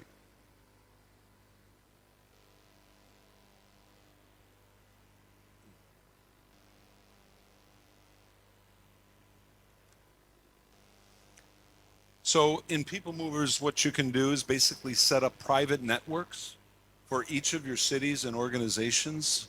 There's going to be one master network that you will in particular be part of, which is called the Mayor's Club Network. And this network is going to be ideal for sharing information quickly and securely with all your different stakeholders, whether it's updates on local developments or information on relief efforts. You'll be able to create specific groups for different needs like emergency response, environmental initiatives, economic development initiatives, or even educational programs.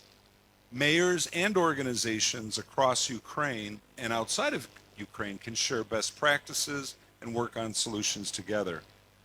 And with People Movers, you can find resources, including support from global partners who want to contribute to Ukraine's recovery, and some of those partners are here today.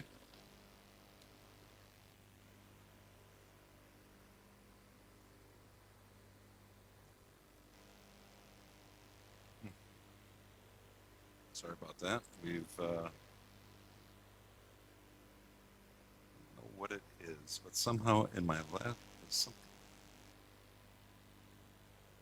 All right. Yeah. You know this.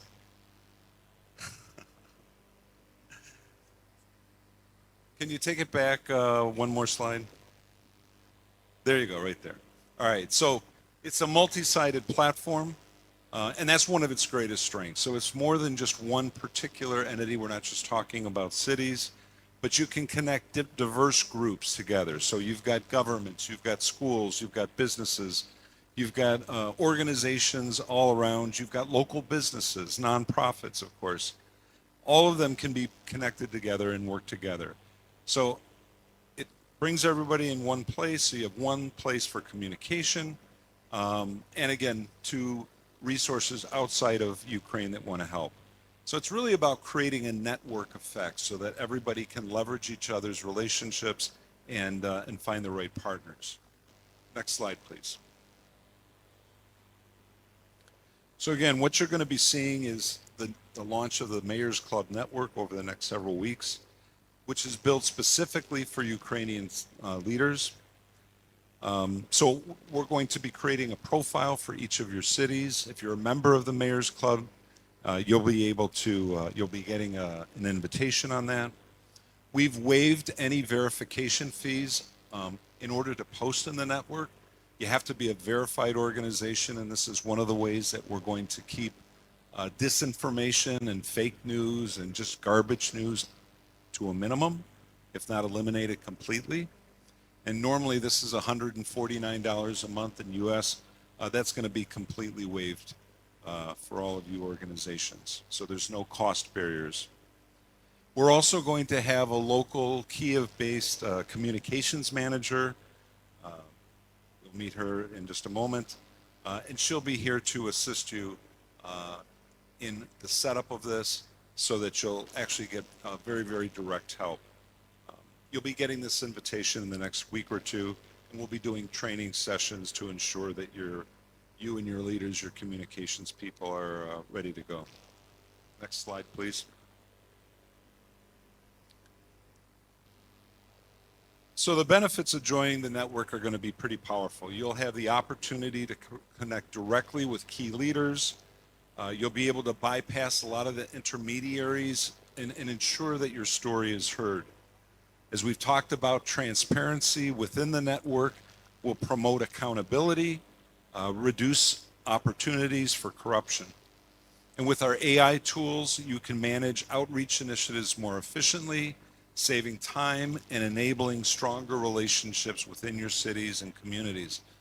Additionally, you're going to have access to verified training programs for civic and employee development, helping build skills, and just generally, and most importantly, opening doors to international partners that can increase Ukraine's visibility and access to foreign investment. Last slide, please. So as we move to close right now, let me just leave you with this. By sharing knowledge, resources, and our collective strength, we can help rebuild Ukraine. People Movers is ready to support you with every step of the way. And whether you're just exploring or ready to join, please reach out to us. Our communications manager, Kate Soreska. Kate, if you could stand up real quickly. We'll be available. We'll be here throughout the conference. But as I said, you'll be getting an invitation, and then we'll be scheduling different training sessions so that you can see how you can directly use this network. Together, we can build a strong future for Ukraine. Thank you for your dedication, and we look forward to working with each of you.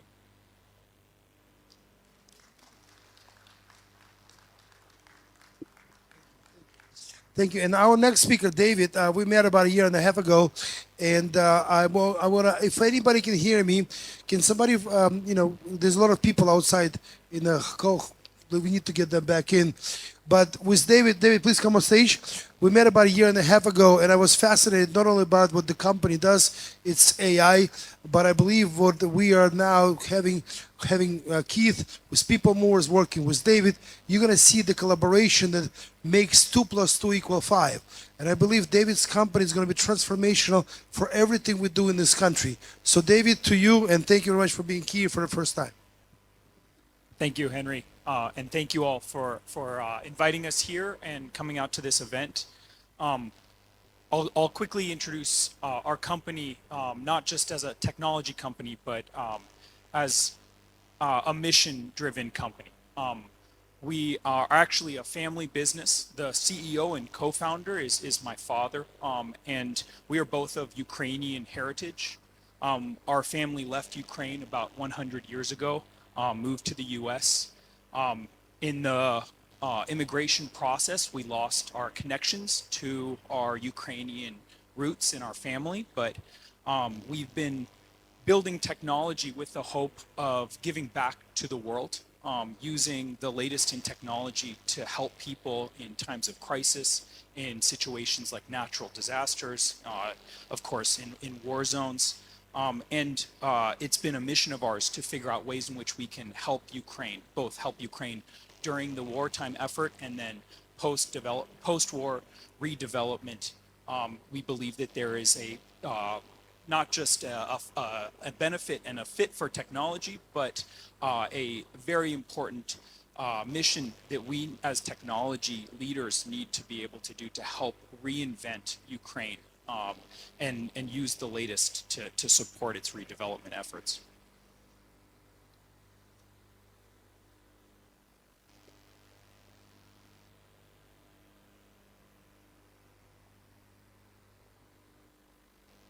Is there audio?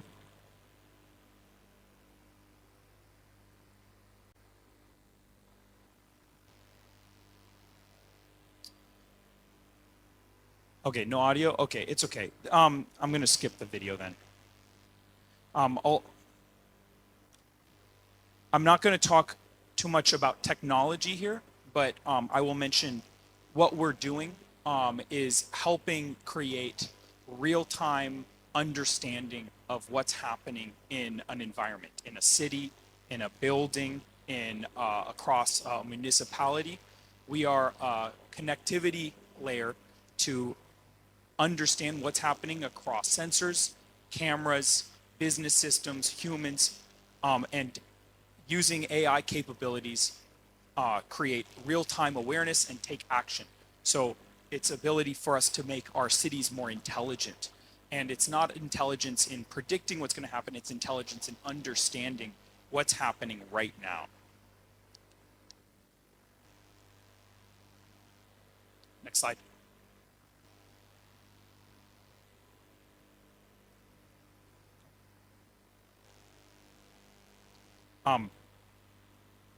A key focus of our technology platform is not to sell it as a solution, but a capability that we can give to city leaders to build their own solutions. And why is that important? Because there is not one solution that fits all of the different needs that cities have. It is a custom effort. Every city has different requirements, different infrastructure, different sensors, different technology. So we're working with them on being able to do customized effort at scale for digital transformation and technology-driven intelligence.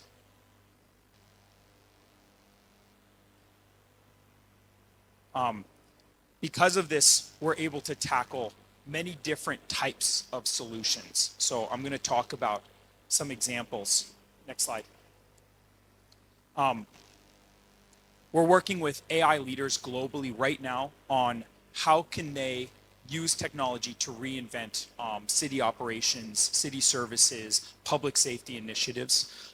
We have many projects inside of much larger companies than ours, projects with companies like NVIDIA, Oracle, Deloitte, US Air Force. We're working with NTT Group, and I'm going to give some examples of some of the projects that we're working on. And one of the companies here, Blaze, is actually here with me traveling. They're an AI hardware, an AI accelerator company, and we're working together on how can we decrease the cost to be able to distribute AI capabilities into infrastructure, into sensors, into drones, into all of the ways in which we're able to use data to detect situations and problems.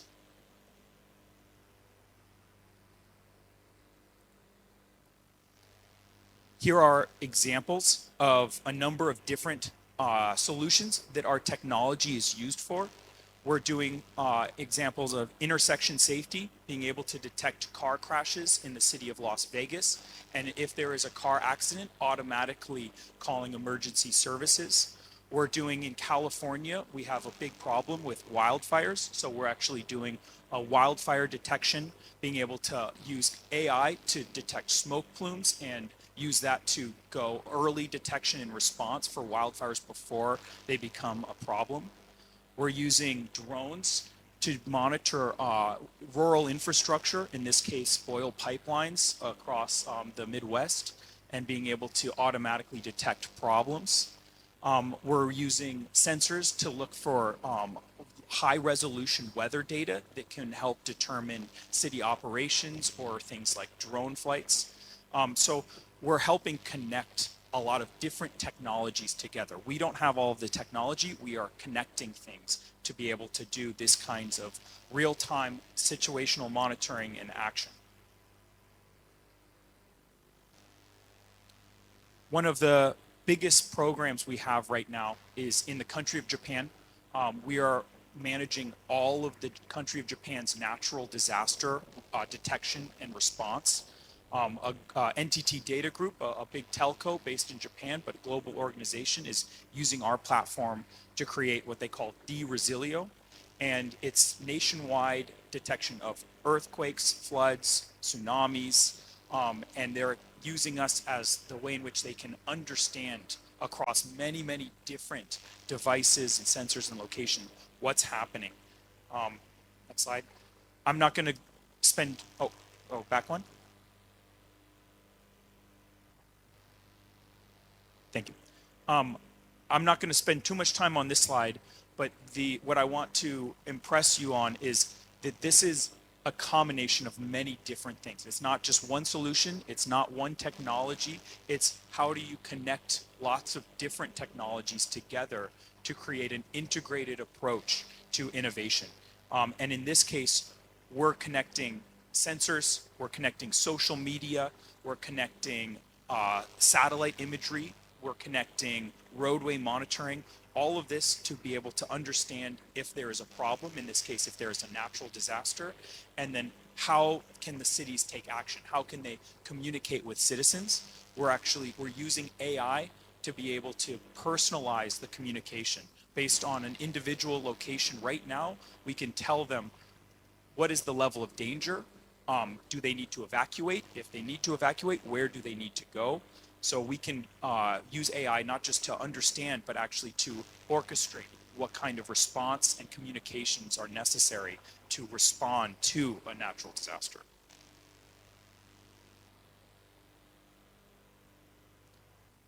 We're using our technology in the Middle East to be able to detect persons of interest for public safety, for example, for violence or for lost individuals.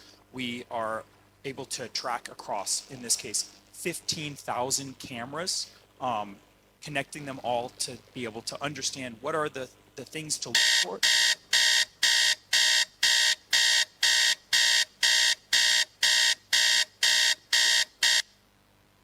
Good example of this is the right now, this is the state of the art of alerts, right? Everyone gets the same alert. There's no intelligence behind that. It's just same alert for everyone, set off sirens. We need to be better at understanding what's happening and more precise about what actions to take, who needs to be communicated with, how can we be smarter as a city to detect and respond to incidents. Next slide. I mentioned wildfire detection.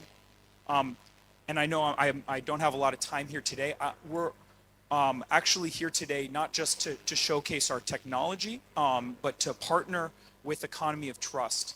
And I'm happy to say, because of our mission and the belief in supporting Ukraine, that we're actually donating our platform, $500,000 US dollars of our platform and technology to the region. And we're going to be actually signing here an MOU between our company and the Economy of Trust and the Mayor's Club of Ukraine to be able to provide our technology so that we can help Ukraine both today in the war, but then of course going forward to be able to reinvent the way in which technology is used to support Ukrainian citizens and cities. Guys, thank you very much. And I want everybody to understand that this partnership is the first step to make sure that we are driving transparency all across the world. municipal economies of Ukraine. And I want to thank you, David and Keith, that you're already working together to basically coordinate at the conception the opportunity for we can really build the stack that will integrate and engage everybody around the world. So, David, thank you very much. David, Keith, thank you so much to you for coming to Kyiv for the first time during this very stressful time, and thank you for doing what you're doing with us. Great to see you, and thank you. So now we're moving on to our next speaker, and now we're getting to the local stuff.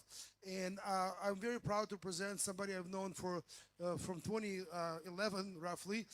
His name is Sergey Shikarenko, and he is going to play a most critical role in development of commerce department within our economic unions.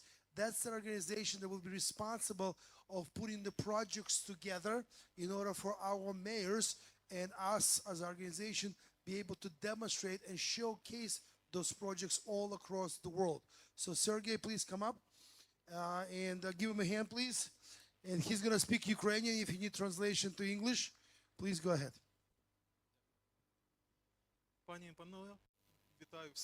Greetings to everyone. My name is Serhiy Shenkarenko. I am the head of the Commercial Department of Economic Unions. Today we have 22 economic unions. Next slide. 22 economic unions, 146 communities that voluntarily form these economic unions. This is more than 2.6 million people and almost 93,000 kilometers of Ukrainian territory. It's a huge potential that really needs to be moved forward. For this, we need investments. For this, we need strategic partners. And I am not talking now about grants. I am not talking about donors. I am talking about a business that wants and should go into Ukraine, about foreign business to invest in Ukraine in order to create joint enterprises with our businessmen, with private businesses, and enter into enterprises are new on the principles of private-state partnership with state authorities, with municipalities. Next slide, please.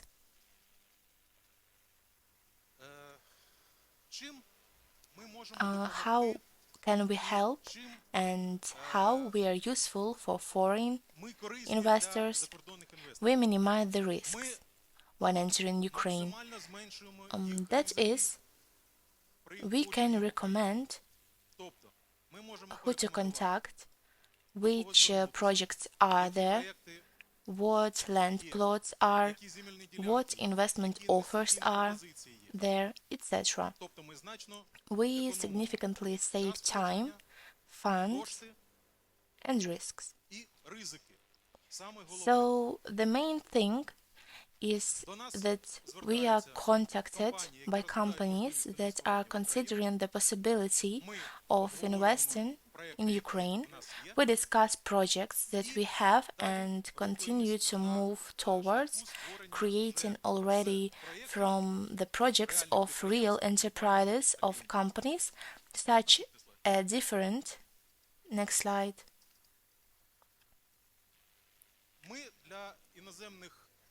We are for foreign partners of our foreign investors or strategic partners. We do all the processes that have them in Ukraine, with which they have face transparent and understandable. That is, they don't need to knock in some door there to look for where it is. This we prompt it and do it together with them. We are always reliable partners who are always in Ukraine, and we are addressed with any questions that arise on the way from the process of considering investing in Ukraine, on the way to creating companies, enterprises of production, such a thing, and already at the stage when it has already happened. That's it, the project has become our active business. We provide full support to all stages and in any nuances, really, because you need to examine area, need to inspect the place and or recommend where you can create this enterprise to do. So the expertise in the possibility of implementing a particular project in a place or another, it's all up to us. Please, we are currently on the way to creating a huge database that constantly is updated with a huge database of land plots that are suitable for industrial parks, land plots that are not suitable for industrial parks but can be used for some activity, or it is a greenhouse complexes, or it's the creation of factories, or it's the creation of production, or it's logistics something else. That is, we translate into the online format, and from today we literally have there is a special website where we have it, and we will even be done in a such a way that there are projects and it will be possible to look at Google Earth map. That is, it is drawn by the link. Go and look. Go on the territory, look at the municipality, look at the geography suitable for you or not, fits or it doesn't fit. I'll go to another community. It's all built on the principle of the economic union. The economic union has a joint presentation completely, then a story about each economic union and codes of arms of each of the communities that is part of composition of this economic union. By pressing on the emblem of the investor goes to the site, to the showroom of this community directly and looks at all projects that are there. We are very useful for this, and we do it for Ukrainian municipalities and communities. We create huge opportunities for filling budgets at the expense of what that we stimulate and work with them so that they provide us with their projects. There may be three categories of private business projects. Necessarily private business, first of all, fills budgets, so municipal projects are social there, infrastructural such as other, and projects on the principles of private-public partnership. We are currently working closely with municipalities and ask you to provide us general information about the projects ourselves. First of all, what is it if there is a land plot? The municipality should hold a public discussion and decide what to this area can be for with this or that industry, which is it entertainment, or is it rest, or this production, then what exactly is offered.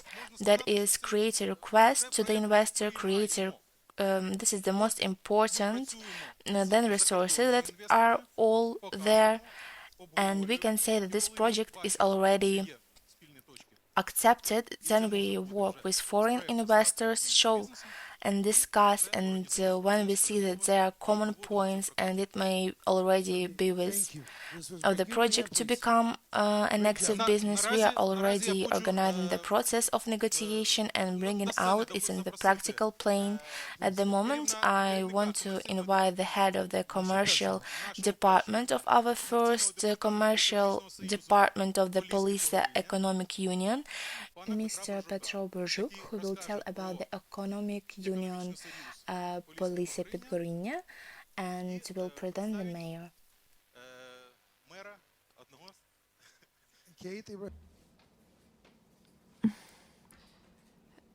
Police Highlands Economic Union.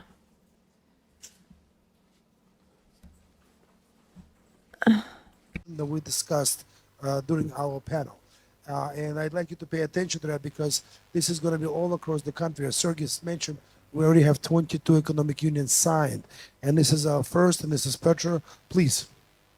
Доброго дня, We шановні want to присутні. Дуже present радий our бути на economic сьогоднішньому union. Our заході. І union, сьогодні as я known хотів this би was one of the first to unite 7 municipalities of the northern region of Khmelnytsky region, namely Slavutska community, Shepetivska, Izaslavska, Berezdivska, Uleshanivska, Krupetska and Hanopilska territorial communities on the initiative of the Slavuta's mayor Vasil Sidor and the assistance of the public organization, the Mayor's Club, was actually initiated and created, and the creation of this economic union was on the 21st of March 2024, and the purpose of signing the memorandum on the creation of this union was a desire of our communities, our municipalities, to cooperate with potential strategic and investment partners for the development of important infrastructure and business projects that will be important not only for the municipalities themselves and municipalities and the region in general, but also important for these potential partners who will have the desire to cooperate fruitfully and productively. The economic union united in itself the region, which is in the center of the industrial center of the north of Khmelnytsky region, but not only the center of the northern Khmelnytsky region,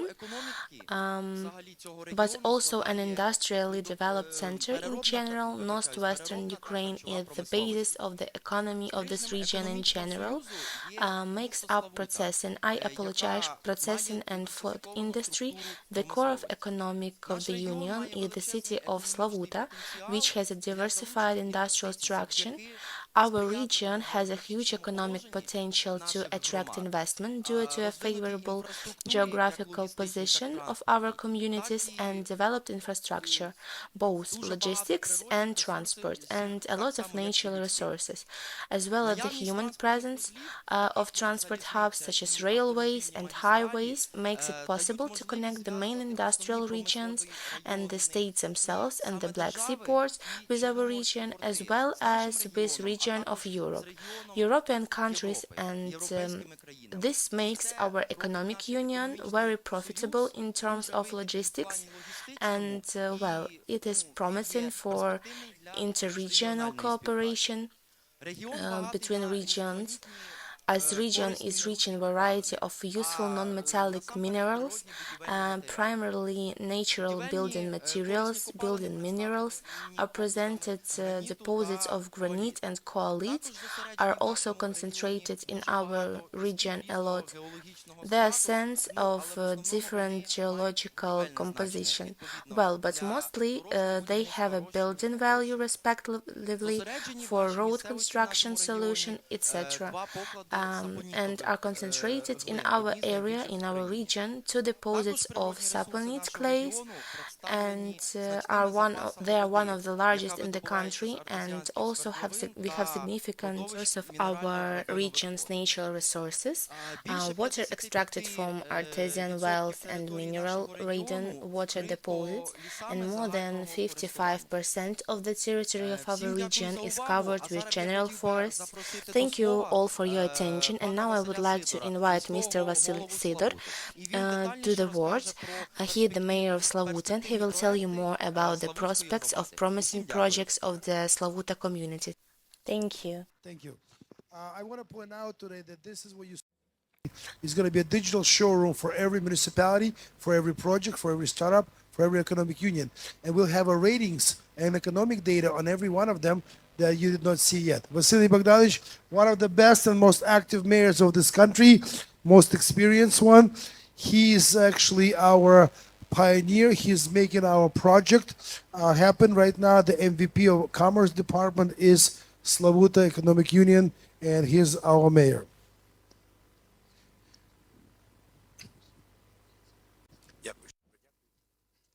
Міський голова міста Славути Василь Сидор. I'm the mayor of Slavuta, Vasil Sidor, and first of all, I sincerely want to thank you for the opportunity to really hold such an event. It is extremely important to me because we understand when the state structures are involved in the process from elections to elections, and in my opinion, there are extraordinary prospects. When Mr. Genry proposed the system of two relations of private business and public partnership, it is extremely important, and with your permission, now I want to show you and tell you why you should go to Slavuta and why you should develop here. And it's not only because of the name, which means glory here, and most importantly, I want to say the following. You understand, when the war began on the 24th, we had French Soufflé Enterprises company, Swiss companies, Saudi Arabia, Israel, and none of them have left. None of them stopped production. But the opposite, they continued the production, and today Kyiv is developing quite powerful logistics here, logistics center, and so on. It's when we talk about stability. So despite the fact that the Muscovites are trying to harm us at this stage, and this is a very important indicator, but the most important thing is that even during this period of time, enterprises receive profits, have a volume positive production. Well, with your permission, I would like to present today some potential possibilities of our communities, which are extremely important, including in the context of today's meeting. So there are objects in Slavuta communities that are investment attractive, and one of them, it is an industrial park which was created in 2019. When the idea began, we saw how they develop in the regions. Well, unfortunately, in Ukraine, it went not as it's supposed to go, but there is no doubt that we will develop these 50 hectares of free land. So it is a communal property, and we will definitely develop it and include woodworking and production of metal products. And we are ready to consider any proposal. I ask if there is an opportunity to switch on the next slide. So the second object I would like to present, this is the premises of the wood farmer in our country. It is a state form of ownership of 162,000 meters in the production of sun faience. The enterprise completely is done with communication and is completely done with everything for the possibility to develop the production. However, the state in its own part didn't give the enterprise the opportunity to develop, and they had investors who were ready to buy it. Well, it had happened. So there are now the possibility of use it in the future. So investment attractive, the property complex and the land plots are investment attractive, which means where the repair and mechanical plant was located. Currently, it is 13,000 meters. There are also communications, there is a convenient entrance, and we can also recommend it. The form itself is private and ready to consider any form of cooperation. The next object is a property complex of Slavuta glass factory. What was announced, we have a lot of really ores, but do you know when the God created a man from the ashes of the earth, then he created a woman from the saponit. Just saponit on Slavuta is really a very extremely interesting product and can be developed, and a glass factory also is a very powerful production. Well, you know, it has changed a little because they were built in Ukraine when there were such mono enterprises with huge consumption in the Soviet Union, and now it needs a reform. So therefore we also offer a land plot, which means today in private ownership this is, and in addition we also have two plots of land, 60 hectares and 2 hectares, for opportunities to develop the residential sector and social infrastructure therefore. So when we created the industrial park, we understood that there would be a need to build housing, and that's why we have it in proportions. If an investor comes in and needs housing for the social sphere, we have no problems with it. Whether it is for housing or for any other direction, that's a combination combination of understanding of needs of investor and also understanding of the development of not only the production sphere but also related areas. We also have 27 hectares of land that were divided into two. This was an offer for medium-sized small businesses to place on territories in our city lands communal property that can be combined and used accordingly with small areas. So they are attractive in my opinion. There is an offer for investors to create a production for the production of slabs. On sheet materials made of wood, we have an enterprise forest of Ukraine where up to 100,000 cubes of wood is processed on the territory of the community. This is a potential which can be counted there for 50 and with more years. It makes it possible to consistently obtain raw materials for the development of that field, on which he wishes to implement. Investor availability of local raw materials, what I told, but not only gives opportunity to develop paper domestic industry, but in this we also have granites. And so on the availability of raw materials in us, about 2,000 tons of raw materials that arose as a result of the fact that Gabarit worked and there is a waste. We have stability in this regard. And yes, I finished. Thank you. So we invite everyone for cooperation, and on account of corruption, I personally, as a mayor, I am responsible to the community, to the investor, and personally guarantee that on the territory of the Slavuta community, you won't have any problems, and you'll find only understanding. So, as far as cooperation at the state level is concerned, I think it's our common task here. And so, thank you for your attention. Дякую. Василий Богданович, a great mayor, and it's great to know, and it's my personal experience too. I can learn so much from mayors like Vasily Bogdanovich and the next mayor that is coming up. So our next mayor that is coming up, I believe one of the best people who represents what how active the mayors of all municipalities should be. Yuri Anatolyevich Bova, your turn. This gentleman, when he travels with us all over the world, leaves so many presents. Everybody knows who he is by the time any trade mission or by the time we finished it up. And he's obviously been part of being on the border with Russia, and he has experience to share. Yuri, thank you. By the way, both of those mayors are part of our leadership council of mayors club, and that's why they're here on the stage today, because they're leading the rest of the mayors of Ukraine. Доброго дня. На жаль, я не говорю вільно англійською, тому буду говорити українською мовою. Вже сказали, що Тростянець знаходиться The Trostianets is located in the east of Ukraine, and we are united in an economic cluster, interregional cluster, with three other cities, Balta, Chertkiv, and Slavutich. We can say this separately. The essence of the cluster is to help small average business to develop more actively in their territories. But today my task is to tell you what exactly represents my community as it is, and actually very conscious. Of course, in details, we can talk about it already in the break of this wonderful event. So, a small community of 26,000 population has a large territory, but it's 40 kilometers from the Russian border. On the one hand, it is of course now at this time is a huge problem. The community was occupied by Russian troops at one time, and unfortunately the Russians did us a lot of evil for a month of occupation. But this is the first community in Ukraine that was liberated in 2022 from Russian troops. What is interesting about our community? It is the great economic potential, which consists of the chocolate factory Mondelez Ukraine, as it is a former chocolate factory Ukraine, which is the first foreign investment that was invested in the Ukrainian economy during the time of independence of Ukraine in 1994. And the first investors came to Ukraine, and it was in our city.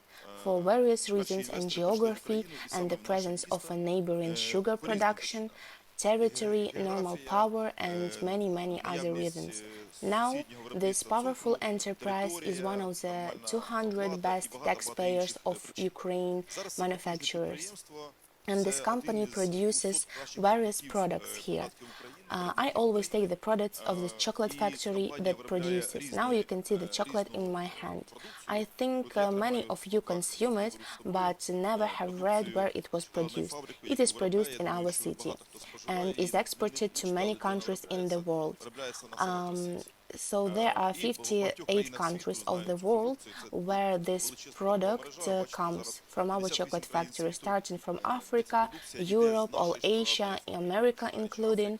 And I already said that in 2022, huge evil was done by the Russians and our community's size. The community, you see what happened partly to this enterprise. It was partly destroyed, robbed, and had 10 million losses. We thought the company would leave, but we created such a business climate in the community that no business have left the municipality. Even despite the destruction, even despite the occupation, no business wanted to go and leave and move to Lviv region or to the central part of Ukraine. The company invested money for these 2 years, and $20 million were invested in the restoration and further development of production. So now these are products that brought fresh products that are produced at this enterprise and working up to thousands of employees returned to work in total. The company produced almost 60,000 tons products. And you can see the dynamics of investments of $200 million over the last 10 years that have been invested in this enterprise. There is also a company nearby that produces coffee. It is a German company and has set a solar plant. There is a number of subjects developing in our city thanks to our favorable business climate, normal relations, our transparency, our anti-corruption policy, our provision for free land plots, to existing park, which is next to the chocolate factory, 40 hectares of land. We invite any investor today to develop the necessary sewerage network of the fields are brought to him. The power station is located, there is everything you need. The gas station is also, there is everything you need in this territory. The industrial park can be used to enter and to build any interesting things. So interesting thing that we do offer. In Wayne, we have a lot of different projects to name this factory, and even better, as the investor speaking abroad, tell us about don't tell us about the projects. We know what to do. Show us the land conditions, and we will decide what to build there. But we are looking for in the numbers of partners for our city, considering that the chocolate factory is a powerful requester of raw materials. This is milk powder, this is egg melange, this is sugar, logistic services. Imagine a huge corporation, huge flows of goods, 100 tons of products that are processed and produced. Then later we are looking for partners to build a milk powder plant on the production of melange is from the poultry products of logistic warehouses and so on. Then we are ready to provide products for this. Your products, a land plot next to it, actually behind the fence of the chocolate factory. 40 hectares of land and plot, there are 10 more additional ones for the investors to go to this territory. Here is a list of those offers that we are ready to stimulate the investor for, let's say, so more favorable entry into the city. Of course, there are many other projects which we can talk about. On the QR code you can see them all. They all entered in the dream system, and we can talk about them, the social projects and business projects and projects of huge micro district of housing construction for 10,000 population, which we are currently developing, is called Table Dream, Style Dream. and therefore there are many opportunities to enter this territory. While the first, it is now reliably protected by the armed forces of Ukraine, since we will no longer allow entering the territory a second time. Of Sumy region is our enemy who came in March. We are already ready for this now. This is the first question. The second question is, we have a transparent government, as I said, which is ready to help every business as much as possible. We are ready to be partners so that you feel calm in this territory. And the third place of this territory is the restoration of Ukraine now. Our city is the first Ukrainian city from which the restoration of the Ukrainian government began. We are the construction pilot today. Housing restoration of housing, roads, railway stations, bus stations, and other communications. Also hospitals that were damaged, including nearby Kharkiv 100 kilometers, which will actively restore another territory. So I will be happy to respond your questions. So thank you. Use Yuri as an example, what I hope that every mayor of Ukraine will do by actively going out everywhere, promoting his city, promoting his people. Great job. And thank you. Oh, finally I get one. Yes, he showed it in every country, but the first time I got one. Thank you, and I love the chocolate. So now we get into our next speaker. We're a little bit behind schedule, so if you need a break, go ahead, because we are about to, after the next two speakers, we're about to get to public-private partnership. I'm sorry? Now? After next speaker. Okay. Then we have next to Irina, the mayor of Uman. Mayor of Uman. There you go. Uman, obviously, as you know, is obviously a very unique city of Ukraine with a tremendous history. And Irina is coming down. Thank you. But it's a history that has a lot to do with obviously Jewish religion, and I'm a part of that religion. I'm actually embarrassed to say I know very little about it, but obviously it is a city that every year is being transformed during the Jewish holidays, with actually having tremendous group of tourists coming every year, dealing with it. So Irina, thank you very much for being here. Good luck. Доброго дня. Dear colleagues, I will represent today a wonderful city located in the center of Ukraine at the crossroads of 5 roads, that has a great logistical location, has a population of 83,000 inhabitants. In addition, we currently have more than 15,000 internally displaced persons in the city of Uman. Uman is an extremely attractive city that every year visits about 600,000 tourists and about 100,000 foreign pilgrims. And our city has excellent investment and trading opportunities. In addition to our city of education and sports, in the city of Uman, there are 3 higher education institutions and 6 colleges in Uman. All Ukrainian competitions are held. These are competitions like kayakers and hammer throwing. Therefore, the city of Uman is an extremely beautiful and attractive city. Our city, for a long time, has a large number of twin cities from different countries of the world. Currently, 21 sister city, with which we work closely. In addition to the city of Uman, cooperates with such a company as Nevco. In the 20th and 21st year, there were construction of biofuel boilers and replacement of the partial heating network. Now, thanks to the company Nevco, we got equipment, this excavator GPS here, and it is being built now, boiler room and the cogeneration unit for 1.9 MV. We work quite closely with company and training league of leaders, you as DCE also get constant support in 23 in the 23rd year. The city of Uman cooperated with Sky City Network in Smart City is our partnership with the Ministry of the Republic of South Korea and the Korean organization Smart City.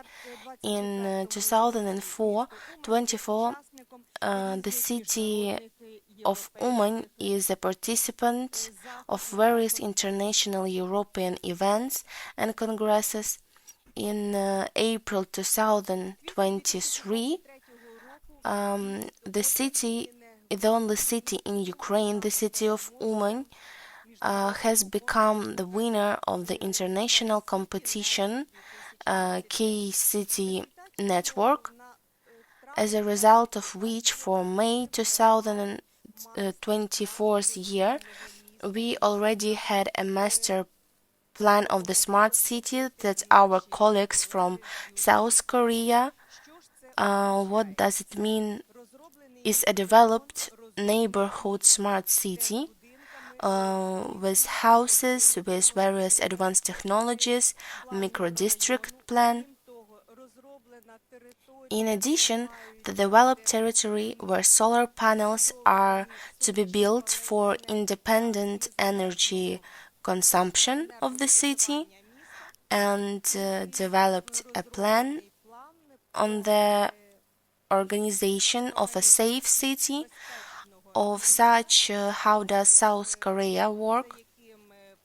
In order to implement the entire master plan in action, we cooperate with our Ministry of Economy, where we have already received confirmation, and we are working with the Embassy of South Korea to continue this project and implementation in the post-war period.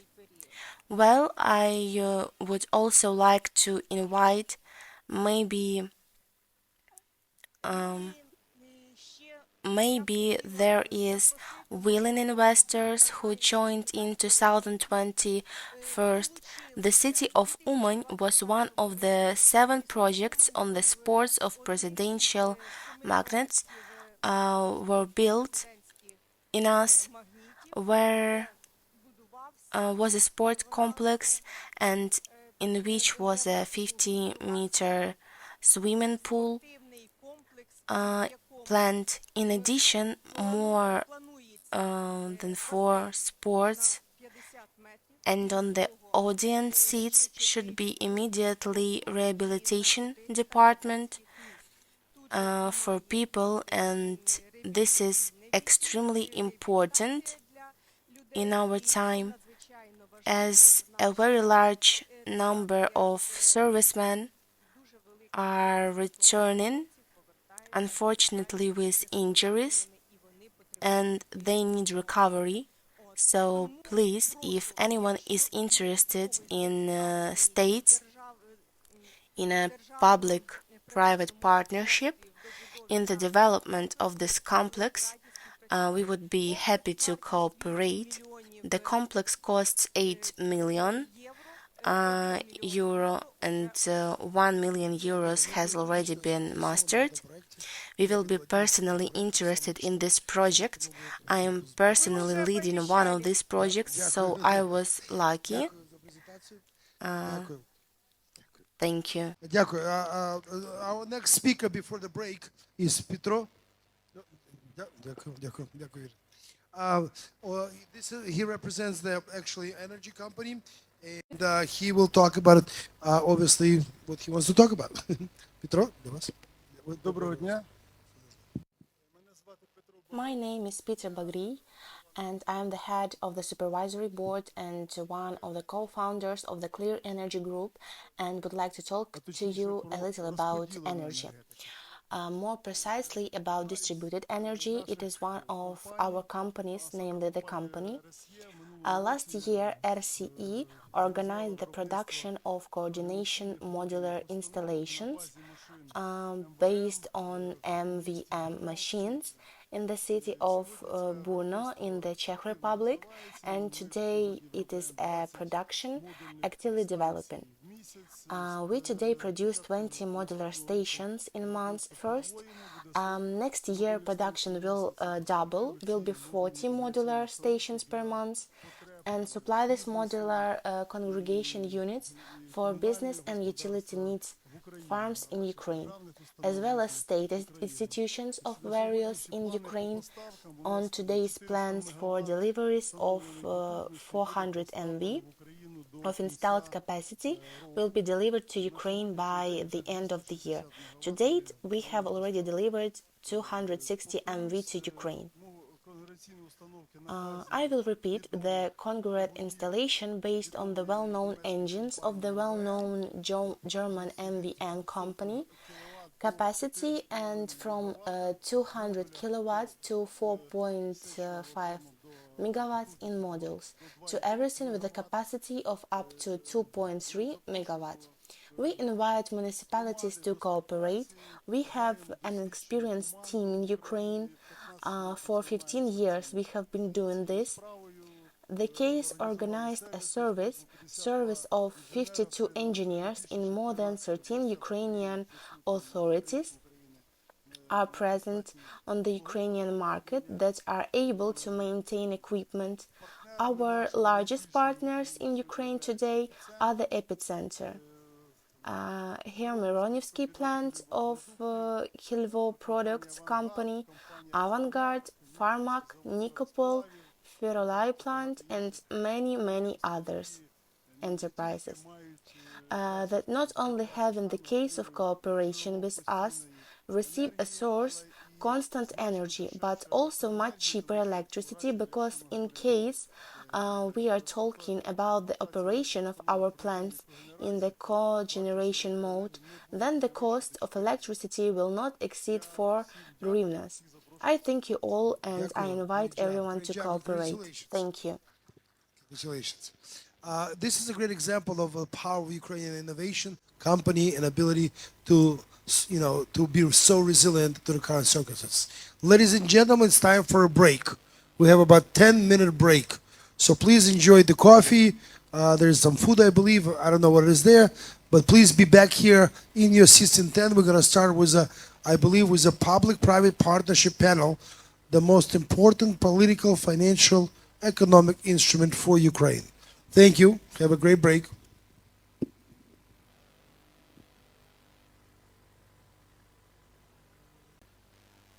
Раз. Доброго дня, шановні колеги. Good afternoon, Ми вже dear розпочинаємо colleagues. зараз We are нашу already наступну starting our панель, next яка буде panel, присвячена which will be державно-приватному devoted to партнерству public-private як partnership as a всесвітньо відомому world-famous effective tool дієвому інструменту for залучення attracting investment. інвестицій. And we У are нас, actually нам насправді lucky сьогодні today пощастило, оскільки в нас because we дуже have very good хороші speakers, and I спікери. want to invite І them now. я хочу зараз запросити до I want to вітального слова invite for the greetings заступницю words міністра економіки the України Deputy пані Надію Minister of Бігун. Будь ласка, Economy of привітайте пані Ukraine, Надію. Вона Miss Nadia сьогодні Bihun. з Please нами.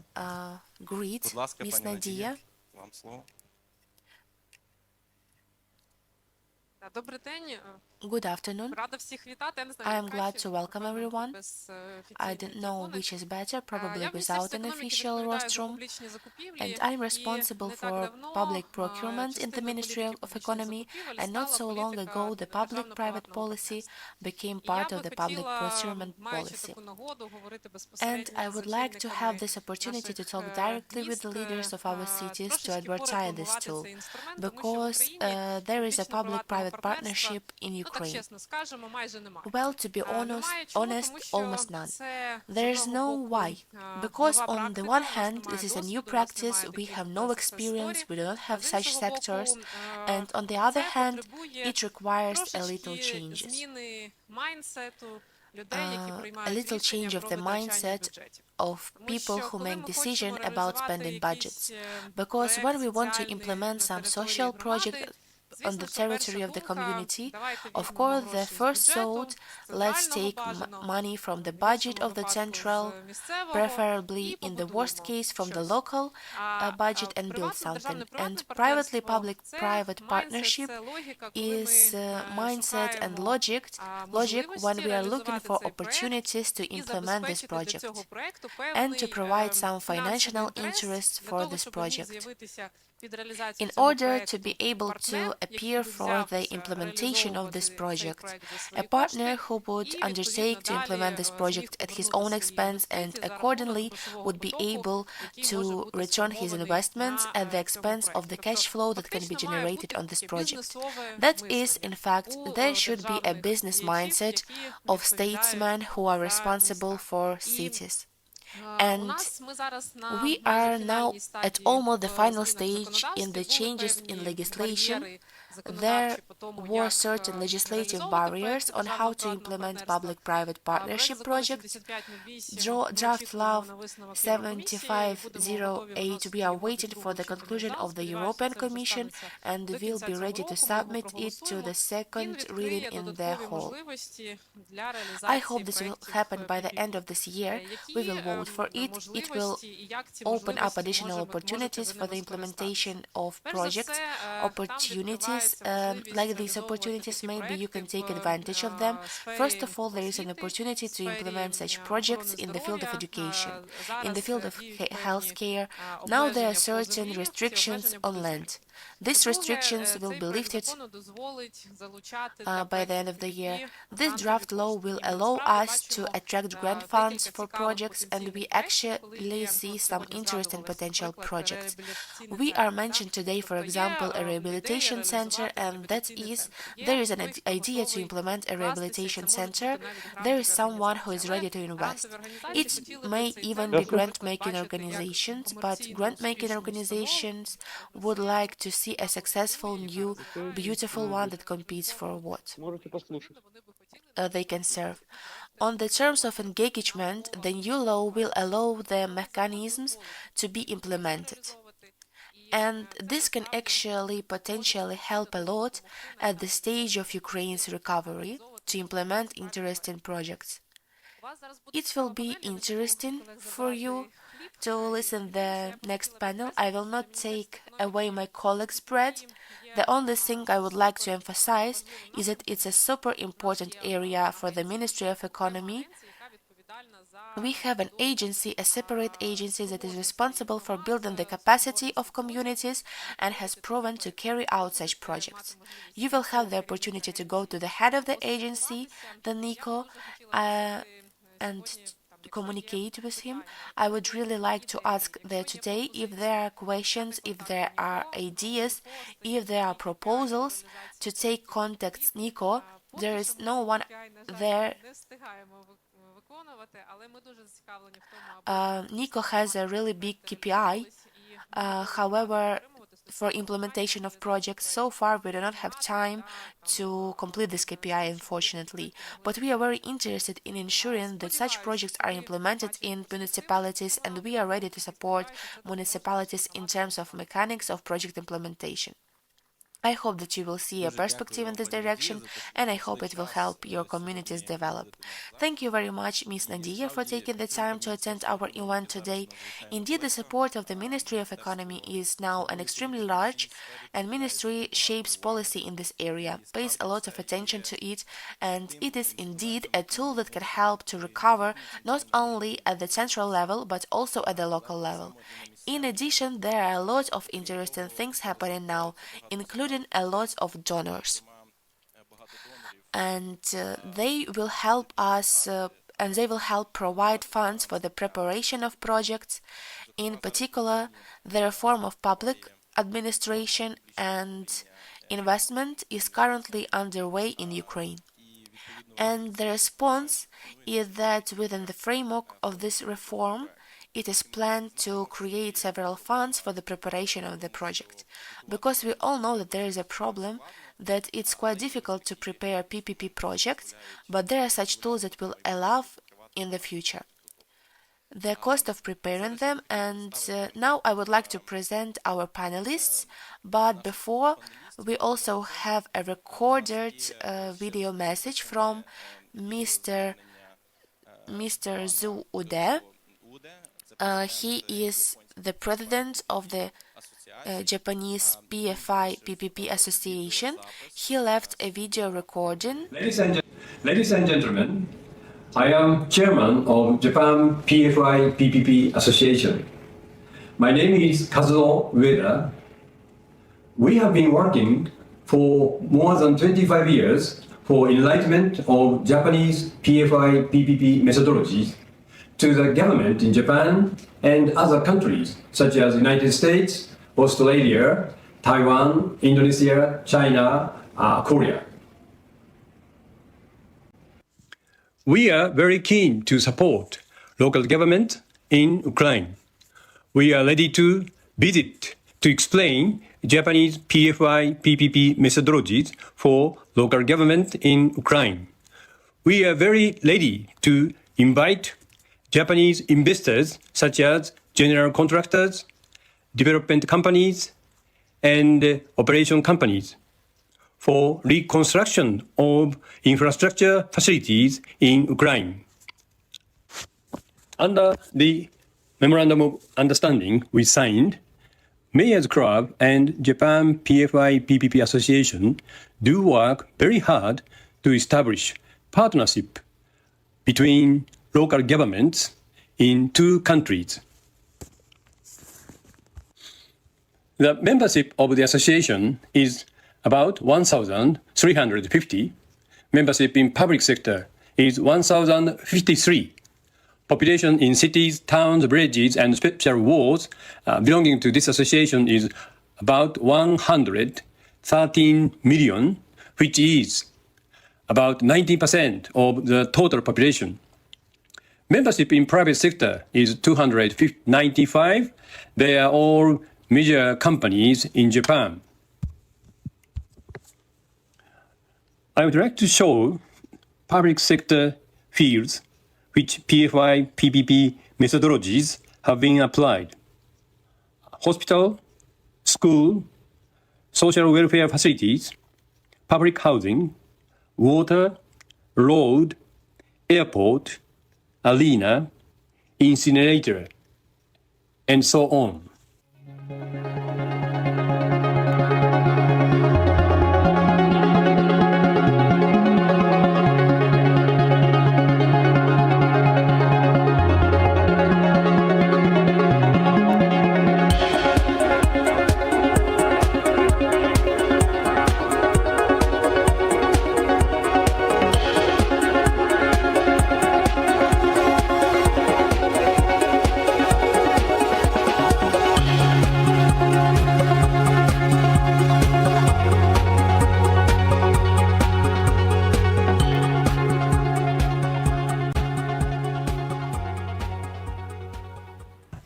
ありがとうございました。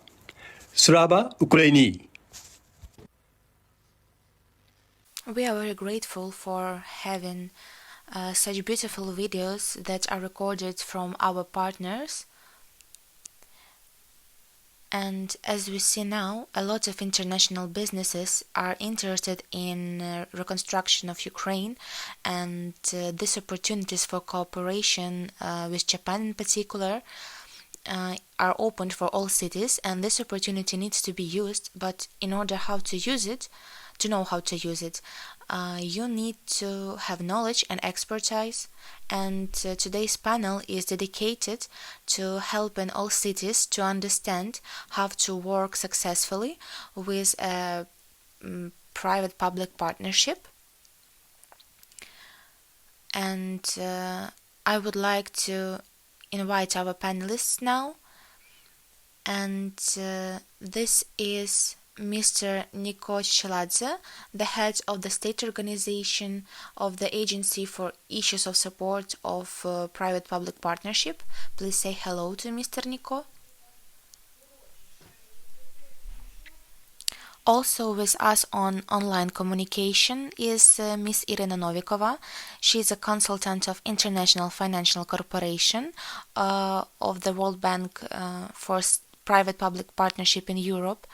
This is an advisor to the Prime Minister of Ukraine and in the past Deputy Minister of Economy of Ukraine in 2020-2021. Irina answered for the question of private-public partnership. Besides, we have among the panelists today is also Mr. Yuri Bova. He is the mayor of Trostianets. Mr. Yuri, please say hello to our panelists. And we also have a recorded presentation of Mr. Zoran Jelic. This is the Alliance and Impact PPP Ukraine. It is the coordinator of European Union projects in addition to the European Alliance of the Public-Private Partnership. So let's start today's discussion and from what a public-private partnership can give us in general.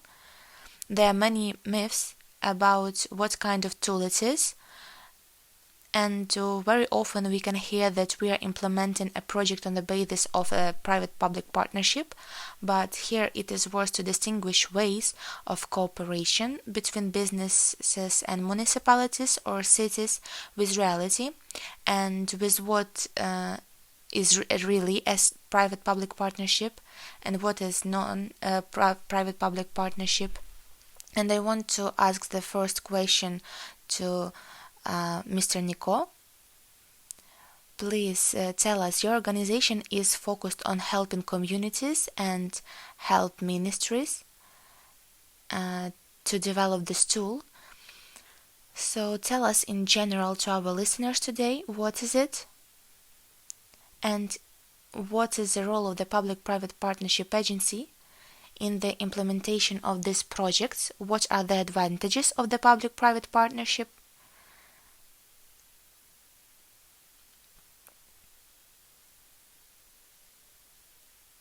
Thank you. Thank you, Taras, for the presentation of our organization and also that you moderate our panel. First of all, I wanted to thank the organizers for the event.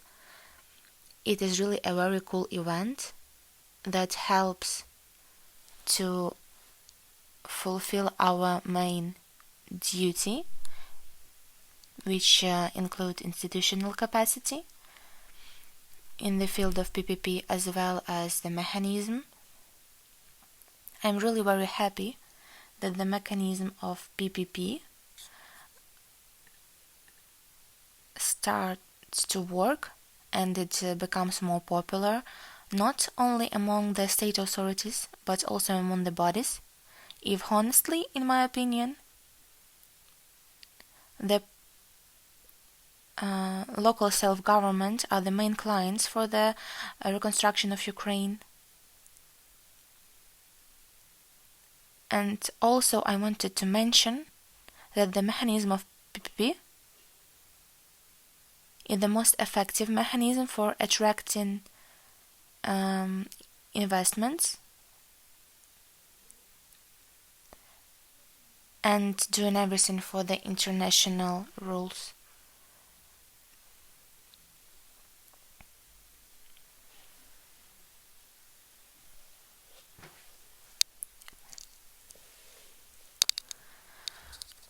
So let us talk about what is PPP.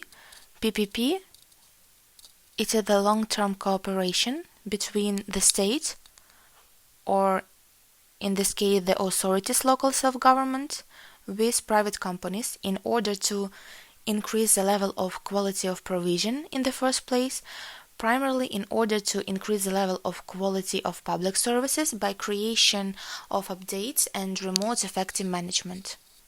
So the main purpose of the PPP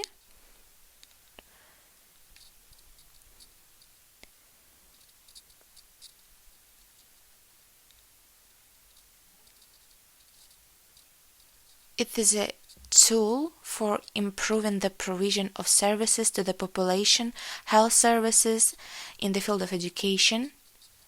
To improve these services, we need to improve the infrastructure, and this is the main goal, to improve services.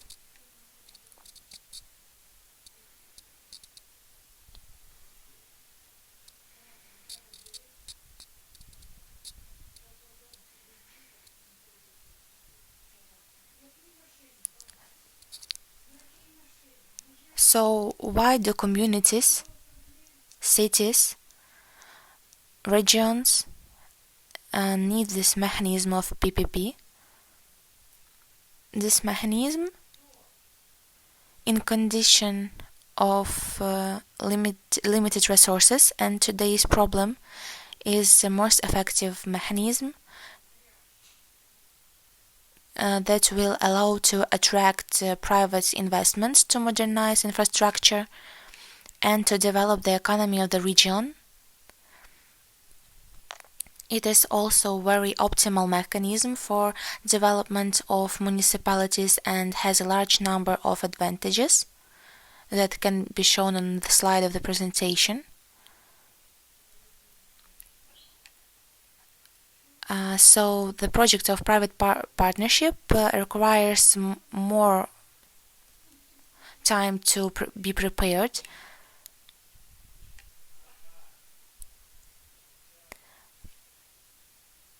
But the investor will be more interested to build this object as soon as possible, because delays during construction will be reduced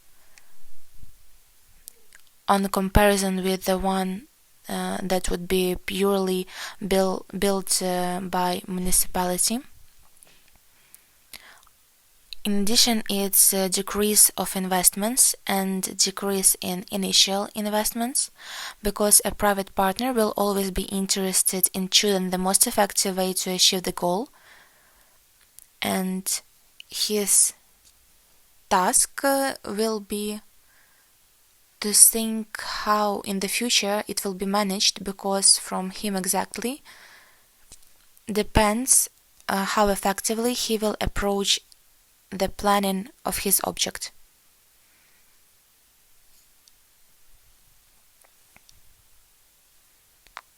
Also, the projects of the public-private partnership, their structure, it is a really very high quality tool for quality control that is provided to the ambassador. So the public side will be as a calculation of a tool that is inscripted in contract, and will be able to clearly control the number of services provided and the same quality and under the conditions. And of course, if they are able to comply with them, they can impose sanctions or fines for the purpose of the control. And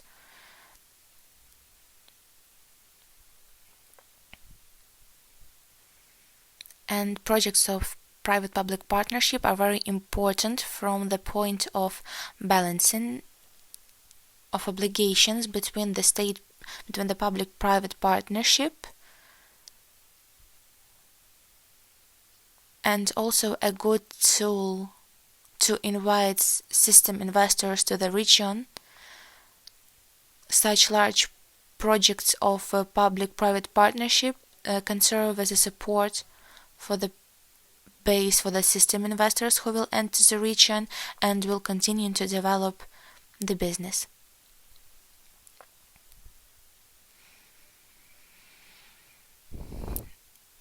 In addition,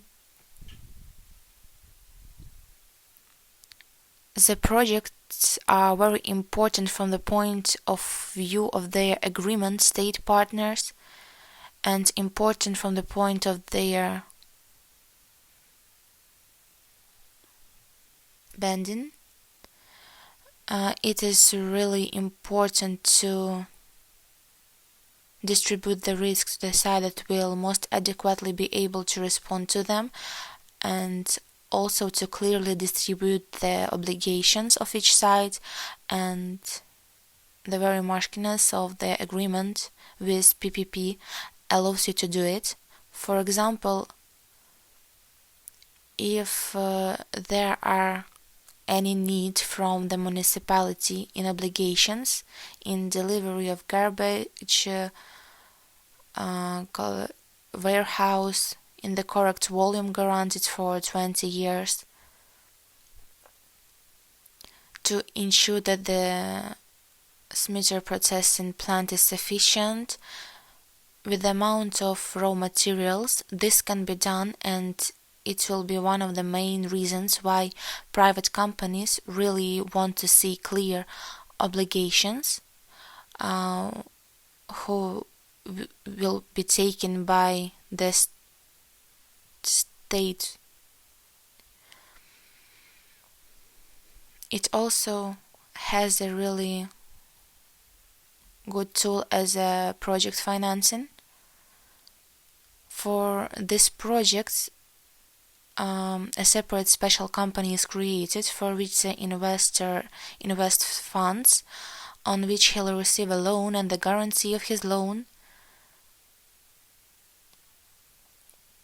and the incoming money will depend from the activities of this organization, of these companies. Besides, PPP projects are very interesting to the international institute development,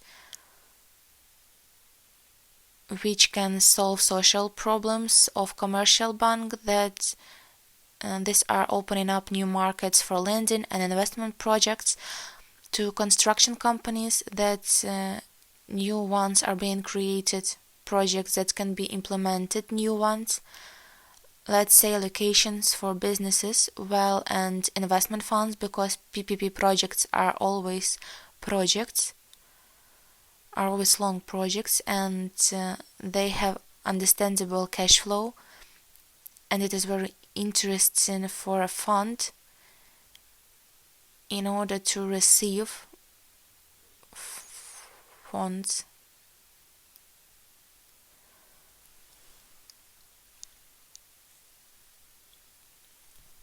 How our organization can help you? Our organization was established by the Ministry of Economy to help state authorities and local self-government in order to prepare for the implementations of projects. We offer to start from a base. We suggest to start with the identification of the project.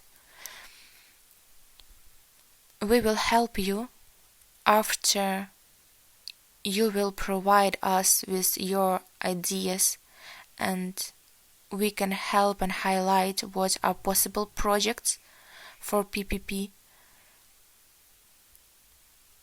and help you to complete it to that structure that can be interesting for businesses, and further help to prepare by first-time provision of training services with the participation of international financial organizations or other our expert partners who can help to understand what is principle of PPP and how exactly to properly be ready for these projects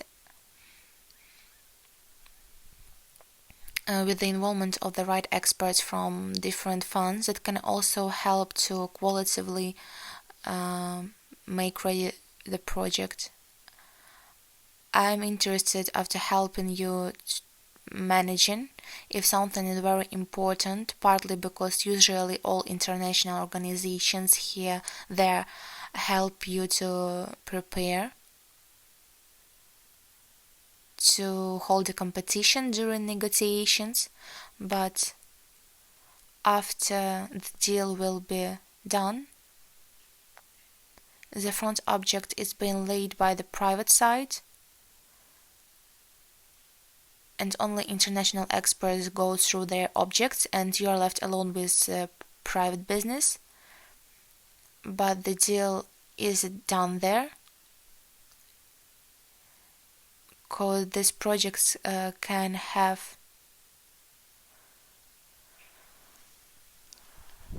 be redone according to the deal statements.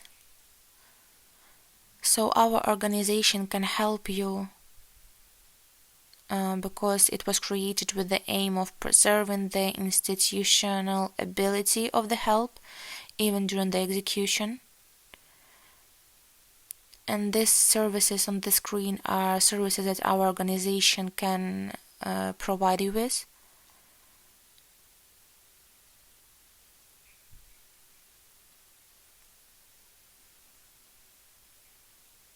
Thank you. Thank you, Mr. Nico. Let's support our speaker. Really, if we summarize that what Mr. Nico said, it is necessary to clearly distinguish what is a private-public partnership that is not essentially with a way of attracting private funding, but also purchasing public infrastructure. It can be a school, hospital, road, transport. It can be waste processing plants, heat supply, water supply, electricity supply, and you don't. This is to be the opposite of a way to effectively build the infrastructure with the least resources necessary for a comfortable life of citizens first, and the development of business second. That is like a tool for essentially financing. A private business takes on credit obligations, builds this infrastructure, and then returns its investments.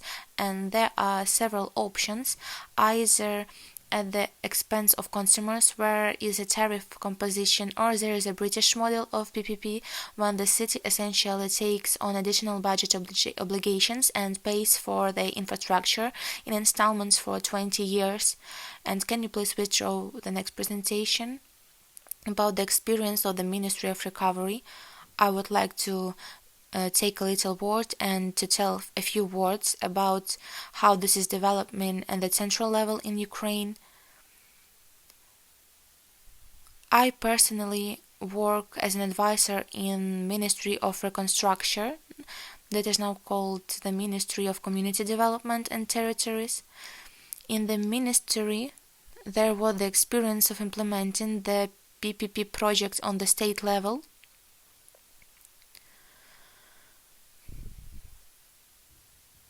There are also very good cases that were signed, that are the first concession projects in the seaports of Ukraine. These were actually first projects of the state-private partnership.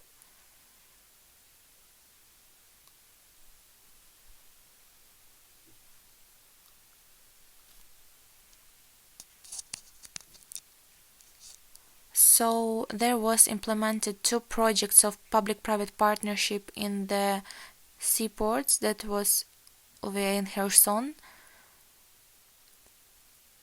So those projects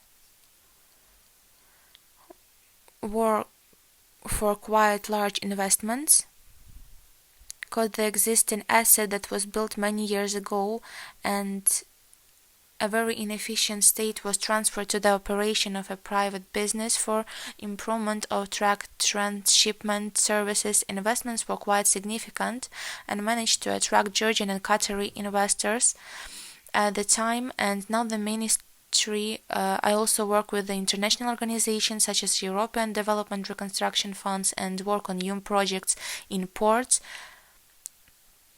The last ones are stopped now because the focus is more on the recovery. However, for communities in 2022 in February,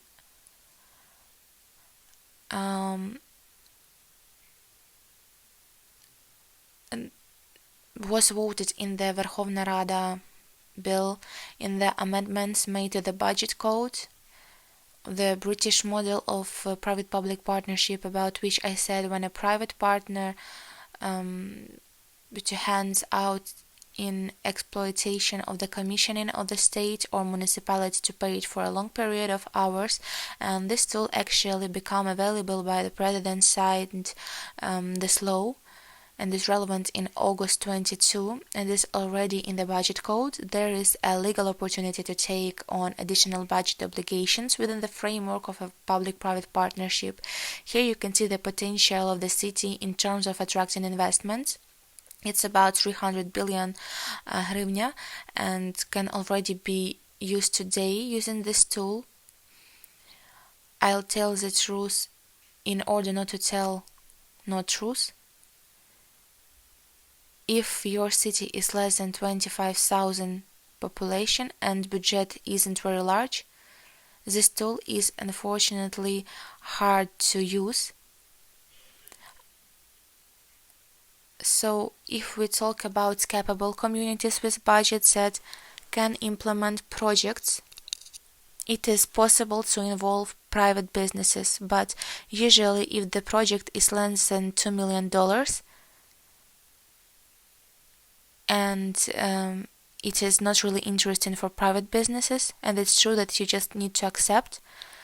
So in 2023 there was a lot of work done. International organizations helped the government to prioritize sectors, including for cities. These criteria were applied for prioritization of investors, and they came to the conclusion that here actually those sectors that have a significant potential for reconstruction and development of the communities. It is restoration of housing and social infrastructure, schools, hospital, heat supply, water supply, municipal transport treatment. Those sectors in which there are certain prerequisites, especially at the level of the community after the adoption of changes to the budget code, which has not been mentioned since the years. I want to say that the Ministry of the Economy has struggled for these changes for years, and finally they are available now. So we need to use them, but their prerequisite for using this tool is institutional capacity and really preparation highly qualified specialists. It's important, but in fact the money certification is one of the best certifications. A lot of international donors help communities and fund the preparation of such certifications. You can contact Mr. Nico. He'll tell you more about it. You need to train people, train project teams. Without this tool cannot be implemented, and if the team isn't prepared, then accordingly it will be very difficult to do that. Our organization conducts such trainings, so you can see them on the QR code. You can go through it and see more about those trainings that will be held at the beginning of the year. And now I would like to pass the word to continue this topic.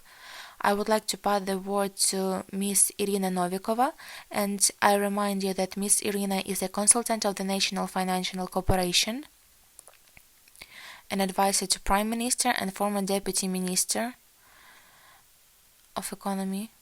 Ms. Irina, I wanted to ask you, what is the role of the International Financial Corporation in helping ministries, and what exactly can IFC offer?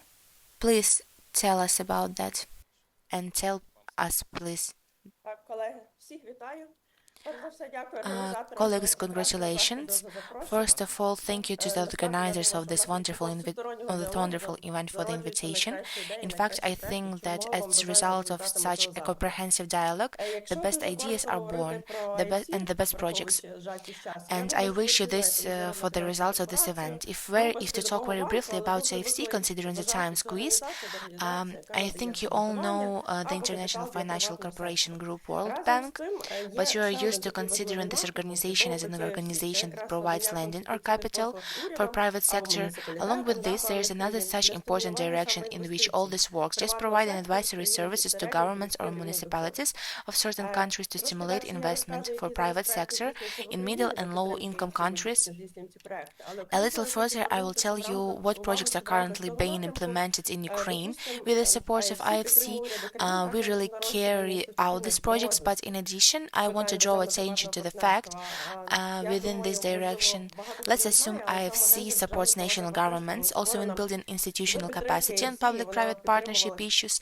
I think maybe many people don't know, but it was the Public-Private Partnership Agency that was created with the support of EFC, and it was supported for 2 years by international experts, and all this to create a really high quality center of expertise to whom to pass on this international experience. The very training about which I noted Taras also about 100 representatives from the executive authorities, from local self-government, from various state organizations came such certification precisely with the support of IFC. Without taking up much time, I will just point out here a few points why two large projects in particular should involve international financial organizations, especially when such pilot projects in certain areas are being prepared for the first time in the country, because in IFC there is a huge more than 30 years of experience in this field. It is more than 500 countries, more than 500 projects in 100 countries of the world. I will show here exactly how works IFC. That is, we are appointed by the municipality or the government of the country on the role of lead advisor, and further, essentially, we assemble a multidisciplinary team with a lot of experience. It is technical consultants, legal consultants. When I'm talking about technical consultants, we are required to include financial consultants, social and environmental consultants, other consultants, and if necessary, sometimes we use communication consultants if we need to communicate enough a large global project for the population or different categories of people who can be affected, of course, but even involving this all consultants of international expertise, of local expertise, because it is a basic rule, and the combination of a certain international experience of the best international standards, but with an understanding of the local context and the needs of municipalities or the needs of a particular government, all coordinate this whole work is essentially the only point of entry for work with clients. I'm here very short, Taras, I can go. To give one of the examples of our projects where we now have a mandate is we are now conducting a multidisciplinary hospital in the city of Zhytomyr with another city, negotiations on the structuring of another such hospital in another city. There is still no contract signed, so I can disclose the city, but probably the best example will show that it is possible, and even possible during the war. We understand that it's not easy to work with the municipality in certain limited resources, yes, during the war, but it is possible, means a multidisciplinary hospital in the city of Zhytomyr. In fact, it will be a pilot project for Ukraine, and such a project can be multiplied. I will now explain why in other cities, since the essence of such a project to improve medical care, in this case of residents of the city of Zhytomyr, by reorganizing the municipal hospital, who are quite outdated. The buildings of this hospital was sometimes built more than 100 years ago, and when we checked, we already had a stage previous research, and we checked the technical condition of these buildings. Yes, and in order to even somehow, it takes a lot of resources to modernize the design, and in any case, such an old building is impossible to reconstruct to those international standards, to those norms that even manufacturers need for us today. Modern equipment in order to install it there are certain requirements for certain prerequisites, so our goal is to build a new multidisciplinary hospital from scratch is an example of consolidation of hospitals, which in principle as shows international experience in the best in the field of healthcare. The project will be implemented on the terms of public-private partnership, with the involvement of the private sector, which will finance this project, will design this project, will carry out construction, equipped with equipment, and will carry out technical service of such a hospital. But the function of the providing medical services will remain according to the hospital institution of the city of Zhytomyr.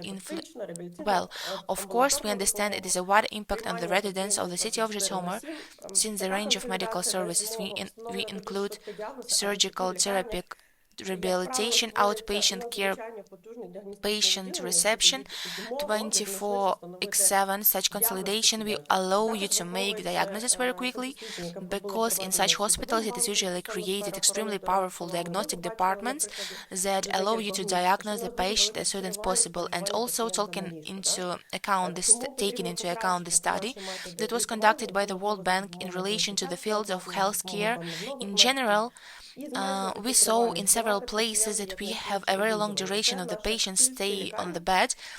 Yes, that's why we need to improve our treatment methods, and it is possible with this modern equipment, with the help of certain new methods, to reduce this duration, to give the patient recovery as soon as possible. This is our goal in this hospital. This is the first essentially pilot project that was also selected with the support of International Financial Corporation. With the support of it began to structure with the support of the public-private partnership agency.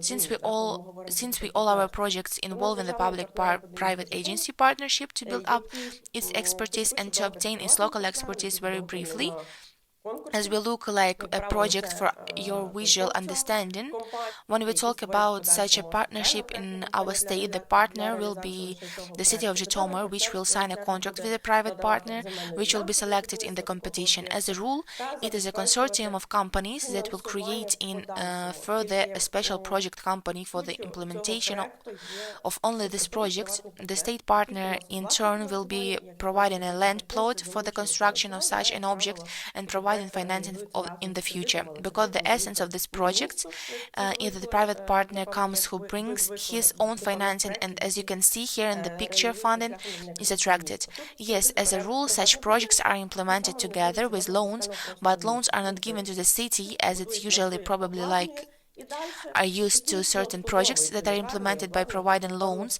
The city here takes a private loan partner, thus without narrowing any fiscal space for the city, he designs, builds, finances, equipment, technically serves the hospital and equipment for a certain fixed time. In turn, the city pays payments in stages, roughly returning.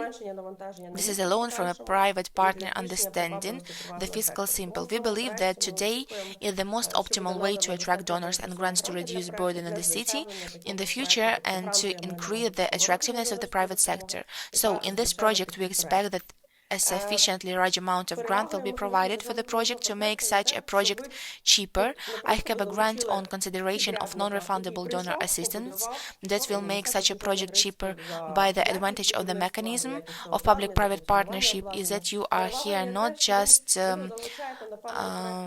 attracted a contractor who came, built and left and then does not bear any risks for the quality of construction, for the quality of this equipment, for the functioning of this equipment. The advantage is that you involve it for the certain design cycle, and during this project cycle he weighs full responsibility. If you find any shortcomings in the object, he must eliminate them as its own expense, and in no way does it add payments to him. Moreover, if this object is not functioning for some reason, then a penalty is charged and fines from such a private partner.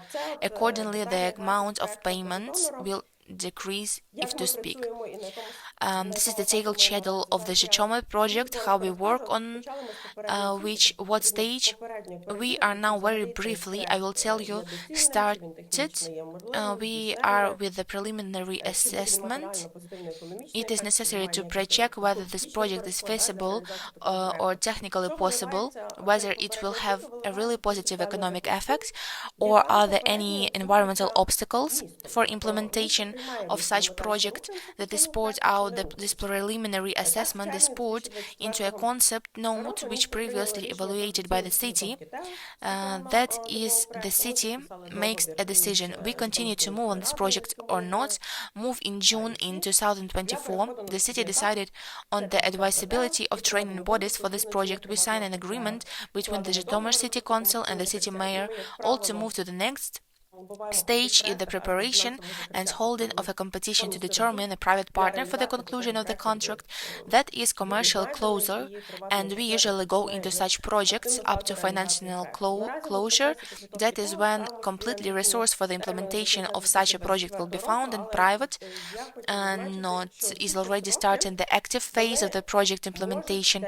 Currently in the process of preparing We set ourselves ambitious deadlines for the end of 2022, but I want to point out that these terms can do something very dependent on the teamwork, on the project dependent on the availability of information available in the city or in government or the need to collect it, so they can be either smaller or larger, well, or such as shown this effective interaction in essence of the reduction of terms.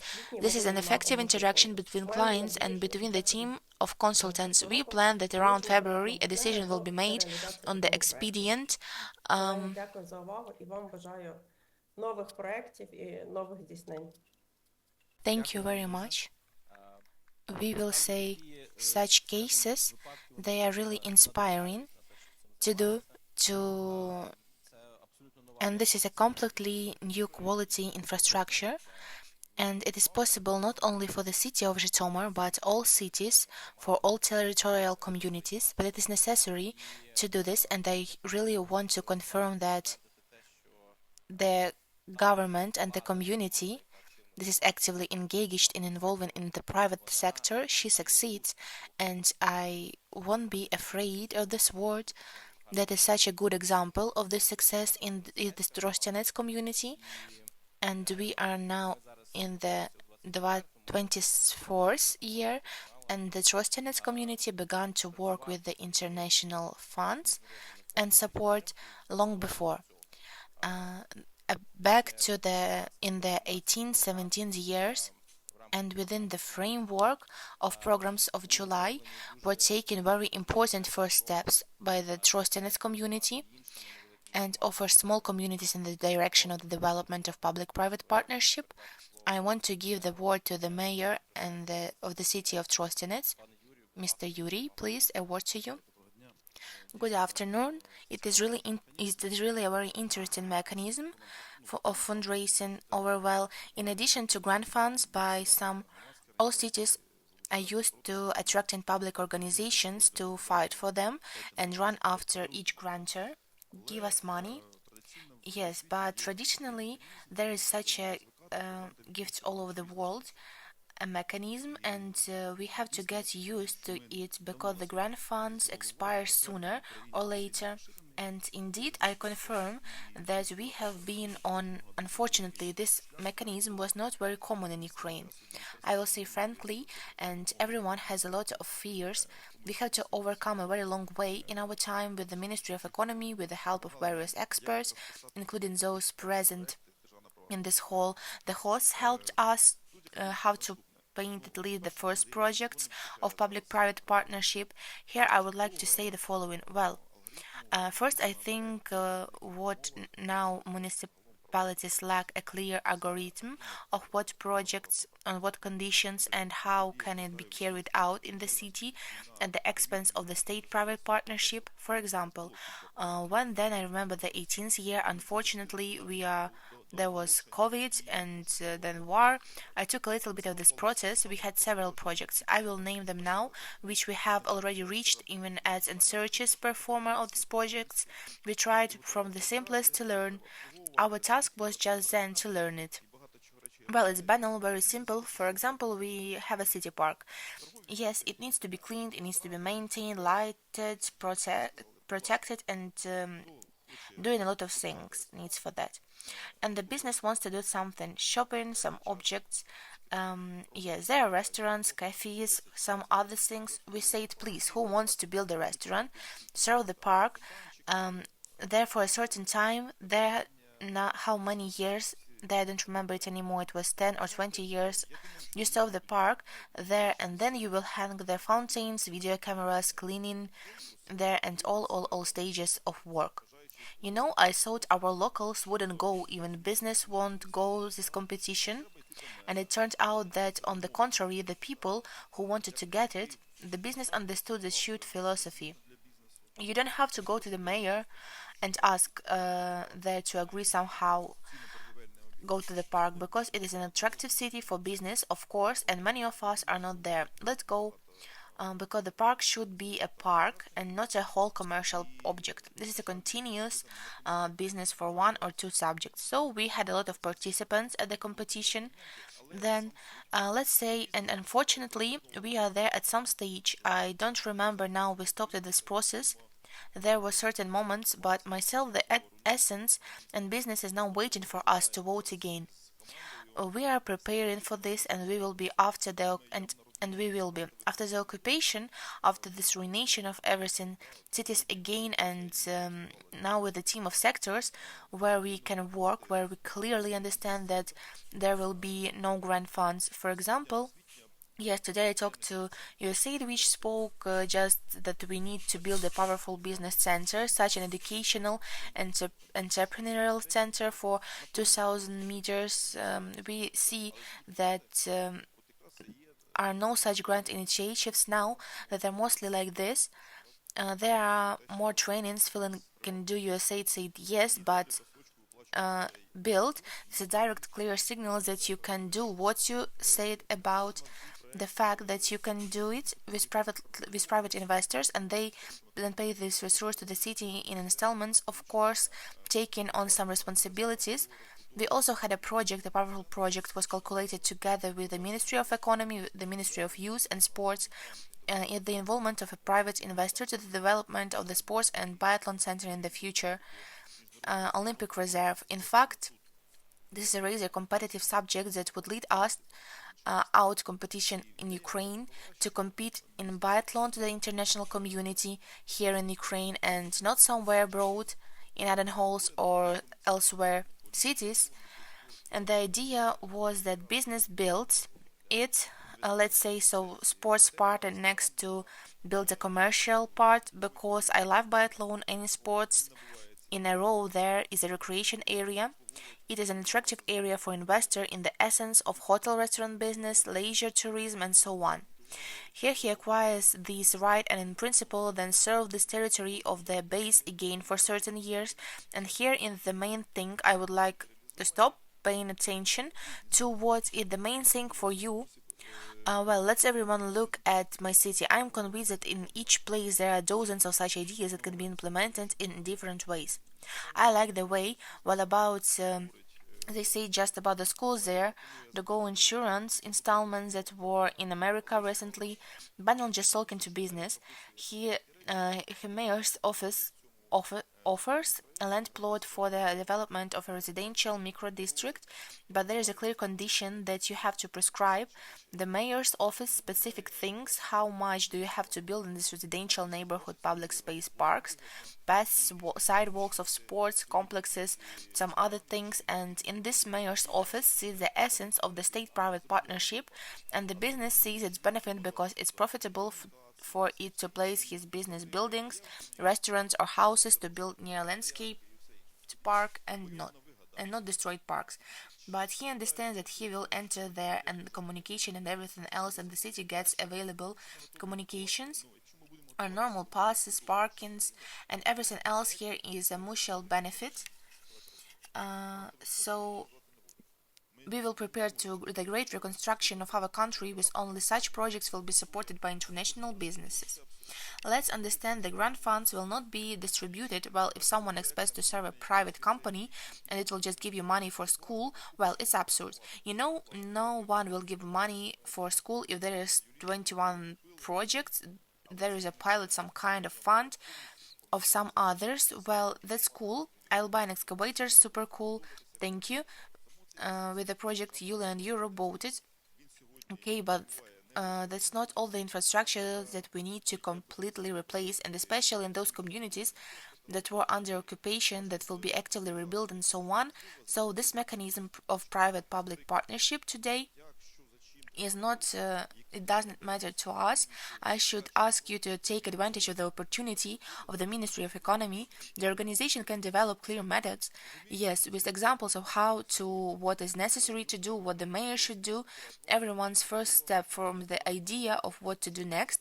There are working groups, they're responsible everything to paint everything, understanding that this step must be taken today because it is necessary. He passes about a year and a half or two, where until the final investment, and I'm convinced that we will see dozens projects. You just heard the Japanese and the list of objects where they are ready to go to library, school, things and their financial resource recurs, in fact, they will not repeat again. So therefore, they call to join, and I think both the Ministry of Economy and everyone else are ready to help as much as possible here. So we are on their side as a mayor's club and are also ready to join this process to teach city halls on their own, let's say, so measures to involve the maximum number of local self-government in order to more of our colleagues here, how you can implement a particular project and particularly and practically may advise in implementation as soon as dozens of essential projects go to us. Believe me, they will come here. Huge investment. Thank you. And such strategic thinking should be in front of this panel, and there were good suggestions for business development, and exactly it seems to me that it is complementary things because industrial parks, investment nannies, there are the tools that can and should be used in order to develop regions from an industrial point of view. A public-private partnership is a tool that allows you to quickly create conditions for this business to be there for private business money, developed transport, energy, heat supply, water supply, social services, schools, hospitals, and other services. It together can work very well, and it seems to me that the experience that was in Trostanes and other communities should be adapted and used in life regarding what and where to start. I would like to comment there on what was said. We have Nico. Please contact him. Here the entry point to everything, to all support of the Ministry of Economy, of international organizations. This agency of the private-public partnership was created precisely to help and to reveal this opportunity that this tool brings more than to start. Really, as you said, you need to enter your projects into Dream System now. This is the system that collects, in fact, all these projects as Trostianets made, and gradually there will be even such a policy that those projects that can be financed at private expense will be financed at private, and those cannot be financed through the mechanism will be financed from other sources, and all this even happened as part of the public investment management reform. So I urge all communities to monitor this reform. It is a roadmap approved by order of the Cabinet of Ministers. Read it is very interesting, and I would like to move on to our last speaker today is Mr. Zorian Yelich for the Impact Ukraine Alliance. He is the project coordinator of European. He recorded a speech for us, please.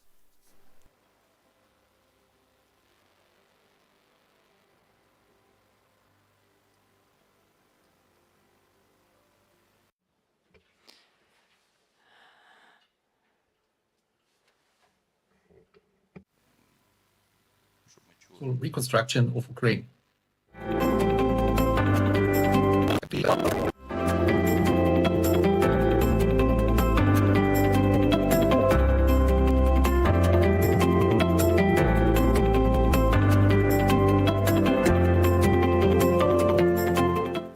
Good morning, members of the Mayor's Club. It's an honor to be here today to talk to you about the Impact Ukraine Alliance and why your involvement is vital to the successful reconstruction of Ukraine.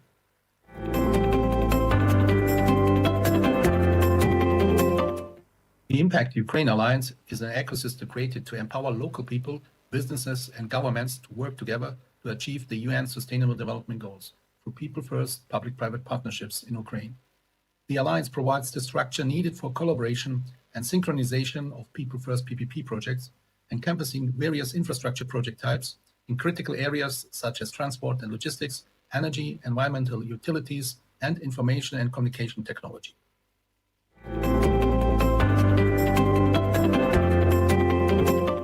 The Impact Ukraine Alliance is driven by a clear mission to implement SDGs through people-first PPPs in Ukraine. Our vision is a Ukraine where all people have access to basic needs like water, energy, education, and healthcare, and where the environment is sustainably protected.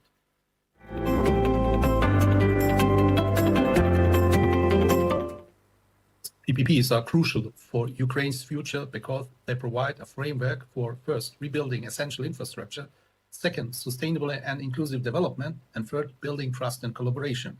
Ukraine's infrastructure has been severely damaged by the war. People First PPPs can help attract the investment needed for reconstruction projects, especially in areas like transport, energy, and housing, which are critical for economic recovery. By embedding the SDGs into project selections and implementations, People First PPPs ensure a focus on environmental sustainability and social inclusion. This is vital for building a future where the benefits of reconstruction are shared by all Ukrainians. People First PPPs rely on the active participation of all stakeholders, government, private sector, and local communities. This collaborative approach is essential for building trust and ensuring long-term project success, especially in a post-conflict environment where trust might be fragile.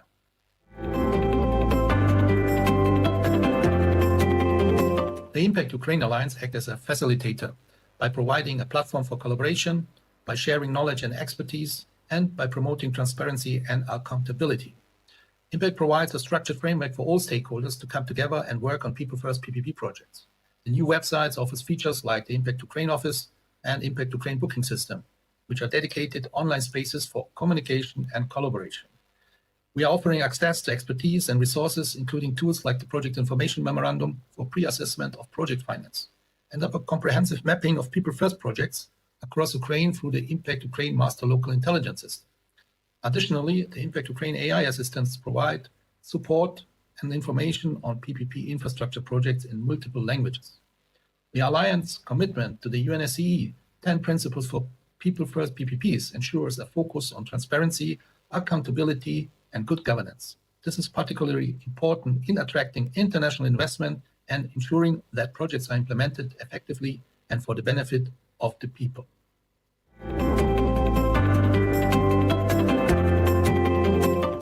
The Mayors Club and its members are critical to the success of People First PPPs in Ukraine. You are the leaders on the ground, the ones who understand the unique needs of your communities. You are best positioned to identify priority projects that address life-specific needs of your municipalities and can work with the Impact Ukraine Alliance to develop these projects into viable PPPs. You can play a crucial role in engaging local communities in the PPP process, ensuring their voices are heard and their interests are considered. This is essential for building trust and ownership, which are crucial for project success. You have the power to create an enabling environment for People First PPPs in your municipalities by streamlining permitting processes, promoting transparency, and ensuring good governance. This will attract investors and ensure the smooth implementation of projects.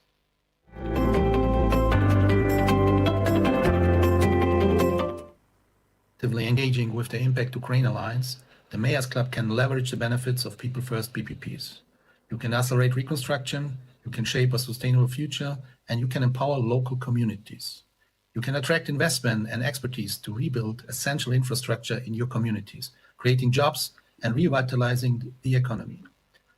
You can ensure that reconstruction is not just about rebuilding what was lost, but about creating a future where the needs of all Ukrainians are met sustainably and inclusively. You can give local people a voice in shaping their own future and ensure that the benefits of reconstruction are shared equitably.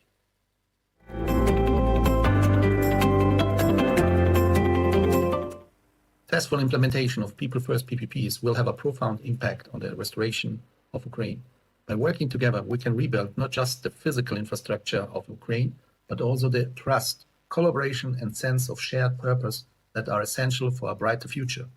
The Impact Ukraine Alliance provides the tools and framework, but it's the leadership and commitment of Mayors Club that will ultimately determine the success of this initiative.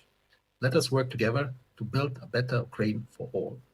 Thank you very much for your attention, and I wish you a successful conference.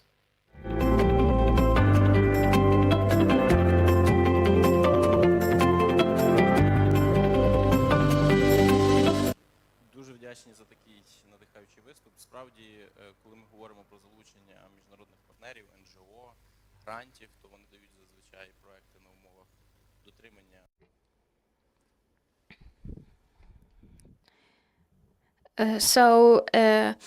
Most of the standards are based on the UN goals. So those who want to engage into international funding, they should adhere to these international standards.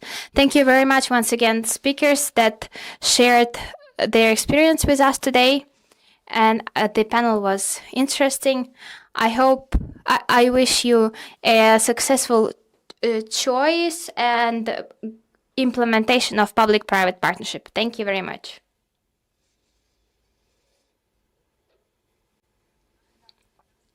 Thank you very much, Taras. As you can see, we were able to engage the best specialists of public-private partnership in Ukraine.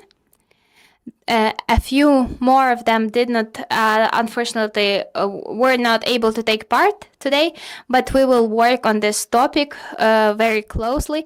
And the format of the event today, of course, doesn't allow us to cover all of the topic. When we first talked to Taras, he showed his presentation of 100 slides and everything was very important.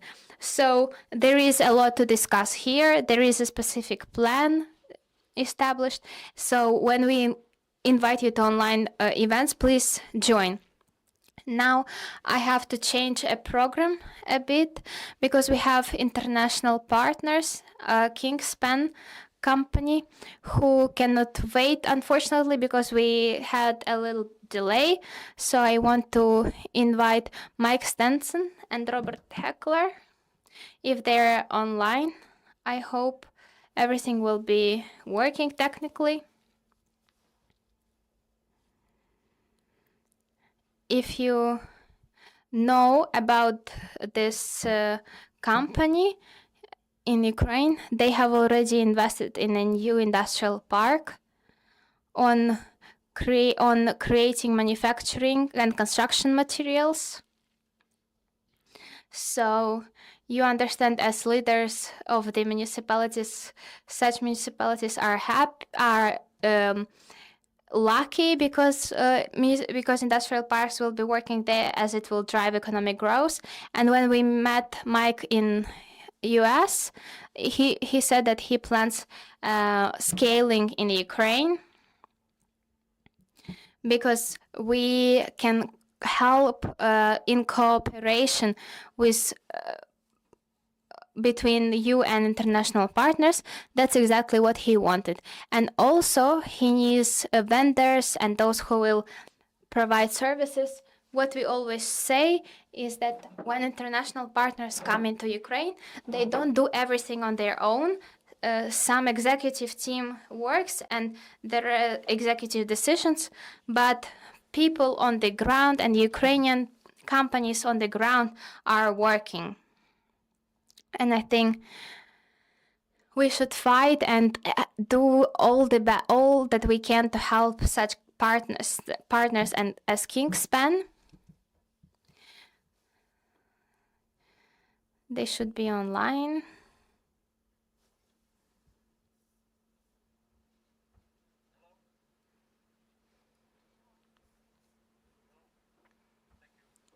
Here on the event online from Czech Republic, from Prague. My name is Robert Hetzel, and I'd like to share the presentation. Hopefully I find the way.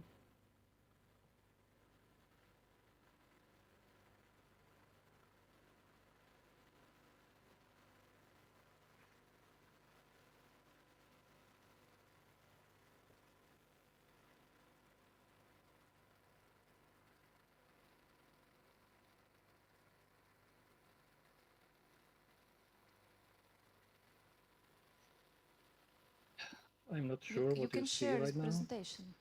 Robert, you can do it yourself.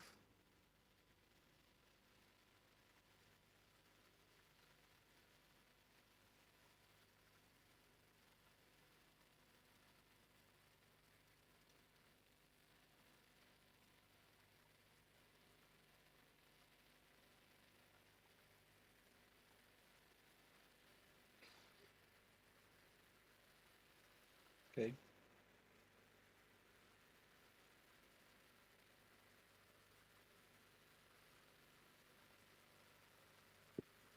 Robert, please share your presentation for all screen. All Yeah, the yeah. screen. I'm trying to do.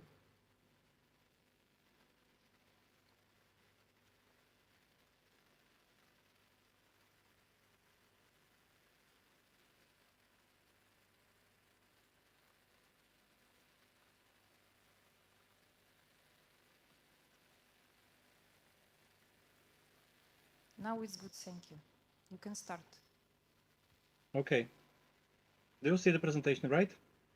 Yes, yes. Perfect. But I'm not able to move.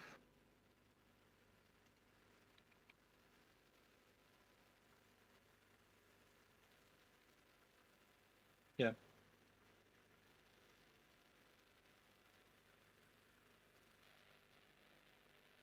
I'm sorry, I'm not able to move the presentation.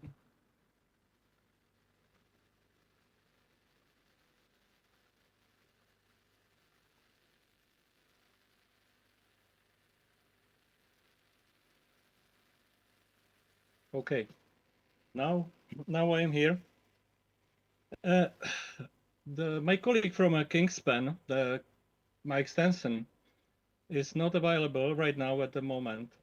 He will talk later on. He will come back to you, I'm sure. And he will talk about an investment of the Kingspan is preparing for the Ukraine with the production facility. I'm from the Kingspan Lockster company.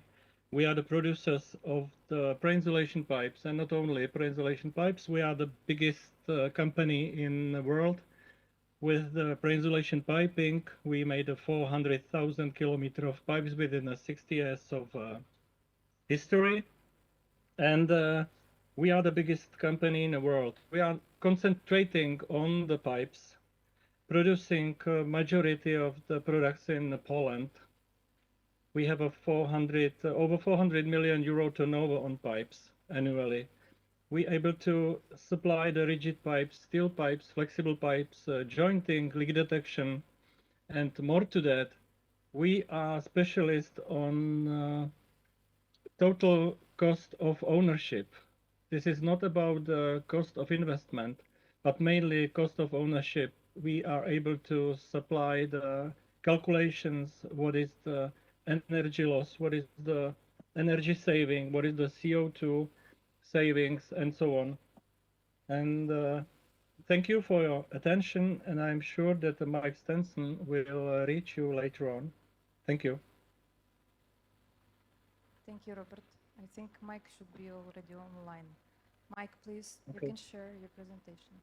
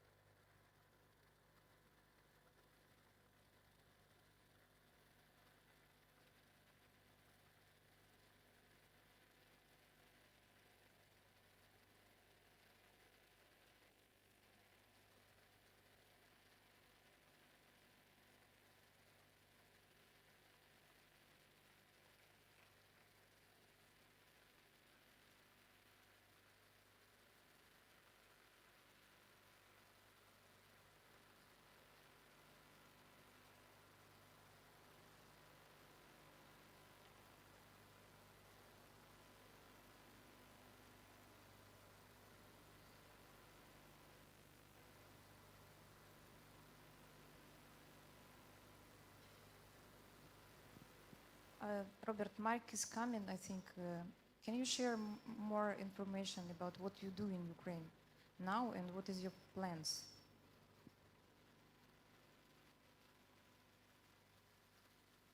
А звук вимкніть, будь ласка.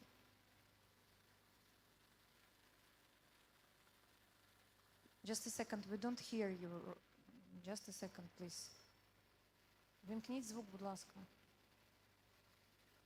Yeah, I'm sorry. Yeah, we hear you, please. I'm sorry. Yes. We're producing the majority of pipes in Poland, in near Zabrze. This is not so far away. to reach the Ukrainian market. At that moment, we are participating on some events. We're doing the A4 projects for the city Rivne. We made the humanitarian supply to the Kiev Teplo Energo 2 years ago. And we are now in a search of the partnership of a distributor on the local market.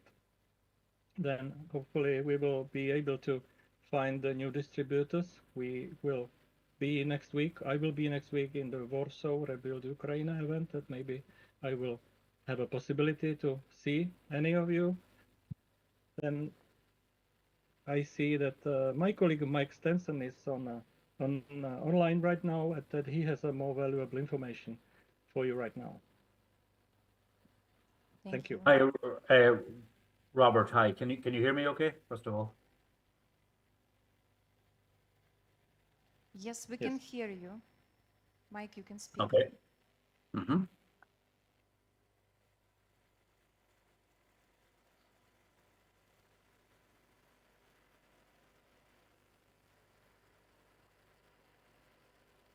So I'm going to share a presentation. Hopefully you can see my screen. Maybe somebody, you might confirm, Robert, if you can see my screen. No, not yet. Now, yes, we can see it. I see. Right. Okay. So Kingspan, we announced some time ago that we're going to make an investment in Ukraine. We codenamed the name internally in our company, Project Saoirse. Since we're an Irish company, Saoirse means, in our Gaelic language at home, freedom from oppression. So Kingspan is a big group. We produce lots of building materials, and you can see our numbers there on the screen in terms of revenue and profit and so on. Our business model is basically focused on enabling the transition from old ways of constructing buildings to ultra high performance building envelopes. And we have 4 aspects to the strategy around completing the envelope, operating globally, being very innovative, and our Planet Passionate program, which is focused on our sustainable set of solutions. We have 224 manufacturing sites, 22,000 employees, and we continue to expand across the globe. And it's our intention to build this building technology campus in Western Ukraine, close to the city of Lviv, starting next year until 2030. And we're already working. We have a huge project team working to develop on this. So our investment, and again, we've chosen the location, we have chosen the team, and we have chosen how we will do this. So, for the mayors, that opportunity isn't there, but I'll talk about some opportunities that may be there as we go through the project. 280 million euro investment, and we'll invest 200 of that by 26. 50-hectare site close to Lviv, and it'll take us 7 years to make that investment. We will produce in different factories there building materials, insulation, steel with insulation, district heating pipes that Robert spoke about, plus roof membranes, plus the whole area around lighting and allowing light into buildings. It'll be significant value add for the local economy. We'll end up with 750 people, and we aim to start producing there in 2026. And we can supply building materials for any building that's going to get built all over Ukraine. We already have an office importing some materials, and this will replace the import from Poland with local manufacture, which can be good for the Ukraine economy. That's a map of the site. We'll end up with 7 different factories, 1, 2, 3, 4, 5, 6, and this one making stone wool insulation will be the 7th one. These are the products we will make there.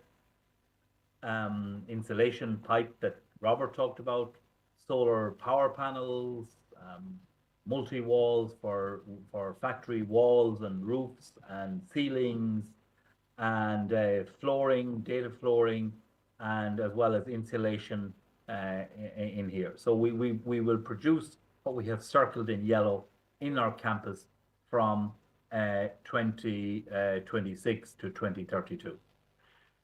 These are the divisions, metal panels so if you think of any logistics center in your towns and villages, factories, warehouses, logistics places, we typically supply or can supply the walls and the roof to cover them in with panels. We talked about district heating, membranes, stone wool insulation, daylighting. So all of these will be produced eventually over the next 6 or 7 years in the manufacturing campus. We're obviously working with the state government in Kyiv in relation to some incentives because the site we chose doesn't have power, water, road, or rail, and we're going to have to invest in that and work with the state in terms of doing that. So in terms of the message for the municipalities here today, we've chosen the site and we won't make any further investments in the near term. But Kingspan will need a network of suppliers of raw materials, of stone, steel, chemicals, paper, packaging, and other services. And we'd be very happy to talk to any, Ukrainian or international company who are located in any OTK region or oblast or whatever that may be interested in working with us as supplying us with the material. And if our investment goes well and we get the permitting and we pay our taxes and we participate and so on, then this will be a good story for Western companies and they can come and work with mayors and decide how to be located in different municipalities. I don't know, Robert, if you already covered this or not, but basically this is the presentation about Logstore. So that's what I just finished talking about was Kingspan, okay? It was covered. Yeah. It was covered, right? So so you can see about Logstore and so on, and the type of products and pipes that's needed for district heating across the country. The one point I would make is that the district heating initiative, which has been traditionally in Scandinavia and to an extent in Eastern Europe, is gaining traction as a way of reducing CO2 through, for example, recently just this week in London was announced that some facility that has a lot of excess heat is going to use that heat to basically power heating to large, old kind of castles and other type of stuff, all the buildings in London. So this whole area is developing rapidly, and it's tremendous that we can be part of that in Ukraine. Okay, so that takes me out, and as Robert mentioned when I was joining, he's the sales director, and helping him out and setting up agents and so on is really, really important for us to grow this business. And we look forward to the day where we start to manufacture this in Ukraine. Thank you very much. Thank you very much. Thank you very much. Thank you, Mike. Thank you, Robert. How did you understand such companies as Kingspan, such as personalities, how Mike Robert dispels the myth that does not go under? It is uninteresting and everyone is scary. Not everyone has a percentage of these investors of companies that you just need to find here. We try to find them to combine with you, and please do not let go of such opportunities, and do not offend 641 members. Everyone wants attention, everyone wants a personal presentation of projects. It's physically impossible. We don't have such an opportunity. So you can connect with Mike. Please, we'll give you contacts and do not release the opportunity while he is looking for partners. When he already will find it, it will be late. Now I want to start a municipality pitch session. Please, Serhiy Mazur, Mayor of Balta, He is our one. It is our first economic union that we signed and worked very fruitfully. We are proud and ideas and projects and the work of this team who carried out a total inventory of everything that is available in the sub-region, created a lot of good ideas and suggestions, and we hope to do everything possible to do so that support and implement this project. Sergei, please tell us. Thank you. Good afternoon, everyone. I, as already presented, thank you, Yulia, in May of the 23rd year, on my initiative with the support of the with the Mayor's Club, an economic union was created called the Alliance of Southern Podillia. It united the efforts of 6 communities located in the north of Odessa region. It is Baltic, Podilska, Kodymska, Lubashivska, Knyanska, and Kuyalska. In those common aspirations and those priorities that were voiced today, our community is one of the largest in the north of the region, still developing with us dynamically. Some communities which gives us in principle a vision to unite common interests to go and develop our territory. We are one of the first in Ukraine who 10 years ago went to the decentralization reform. We were one of the first both in the region and among 149 countries, 149 communities. And after that, 15 years efficiently large preferences. Well, and who knows, the change of the current legislation and administrative territorial structure made it possible to develop the territory in the center of the community quite dynamically. The city of Balta, which unites another 33 rural territories, we have a large area of tin resources. We, like everyone else, have our people. We have a fairly convenient geographical location in the north region. Through us passes a number of roads of national importance. Through the city passes branch Odessa Railway, which provides fast and mobile enough logistics, both human resources and goods. Today, on the territory of the community, more than 230 companies of almost 1,000 individual entrepreneurs. There are a number of companies that are engaged in foreign economic activity. The main basic industries we have agriculture, because most of the territory is rural, agricultural developed, also light food industry, and not even considering the period of our life during the war, we had enough, well, such a period of regression. But the last 2 years, there has been a recovery of the mechanical engineering direction industry. The company stabilized quickly enough during the full large-scale invasion and restores its production capacity. I would like today to substitute as a speaker a number of projects. Also today will be reported by my colleagues from our economic union in relation to those investment areas that we have. The first main one in the creation of industrial park, as I already mentioned, that the agricultural area has an opportunity for enterprises, primary and secondary processing of agricultural silver, and which will logically reduce the cost of product because we have a large and powerful raw material base.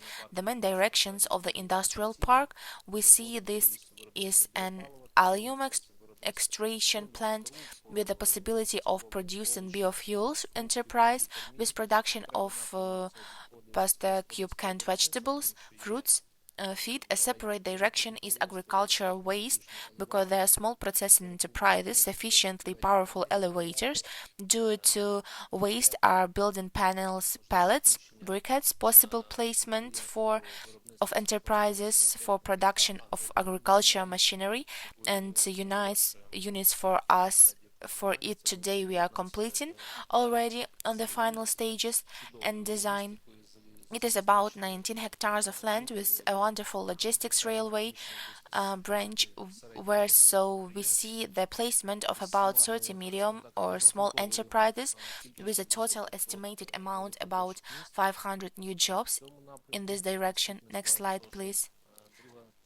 second part of the presentation, this is the construction of a brick factory carried out and before the war. And this year there's a lot of analytical work because the bricks, even on the framework processes related to the recovery of the regions and the edification of the victims, objects including, we believe, can be important. We have a plot of about 6 hectares of land on which the estimated reserves of clay amount to more than 1 million in production, with a capacity of 15 million pieces. Conventional bricks, we can provide work there for almost 40 years.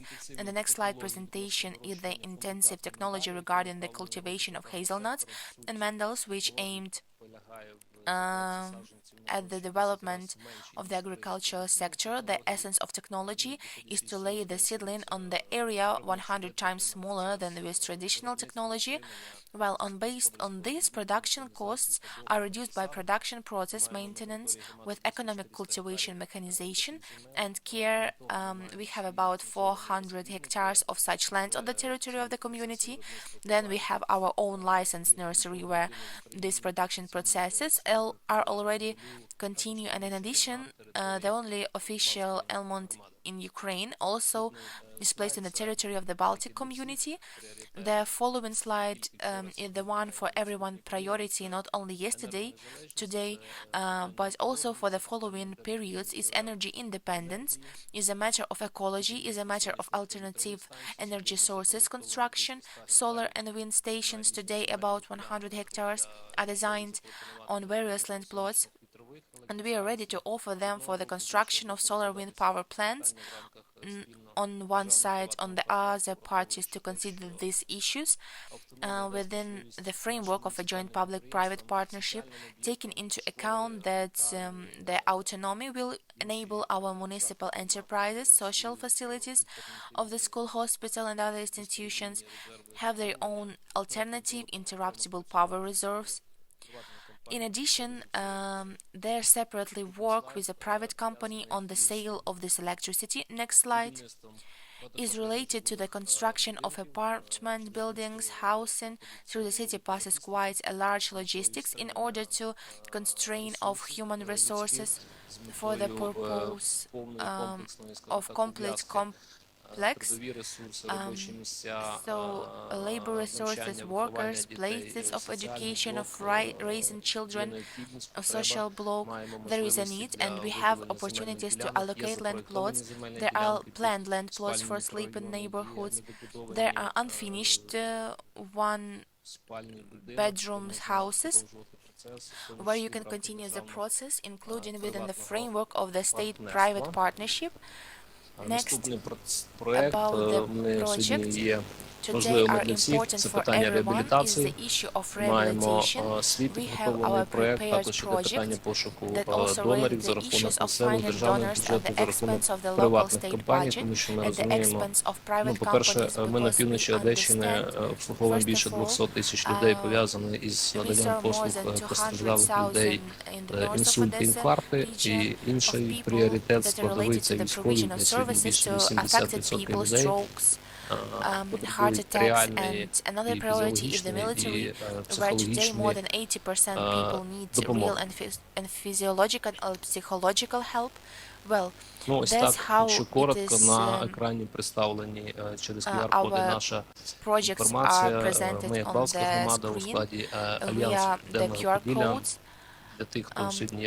Composition of Alliance of Southern Podila for those who are today in this hall, for those who watch us online and are ready for cooperation with both internal and external investors for the development of our territories to improve the lives of our people. I basically have everything I would like to say. I would also like to thank Mayor's Club for the systematic works that contributes for the search of new opportunities and new resources. Thank you. Дякую. Thank Софія, you. будь ласка. Sophia, please. Зараз будемо We will оголошувати announce коротко, щоб не it витрачати briefly, час всіх обідніх. not to waste time Наступна у of нас everyone's громада So Куяльницька, the next community яку, is як вже Kuyalnitska, сказала, ми which, as пишаємось already результатами said, we are роботи. proud of the results Зокрема, of завдяки work, in Софії. particular thanks to Sophia.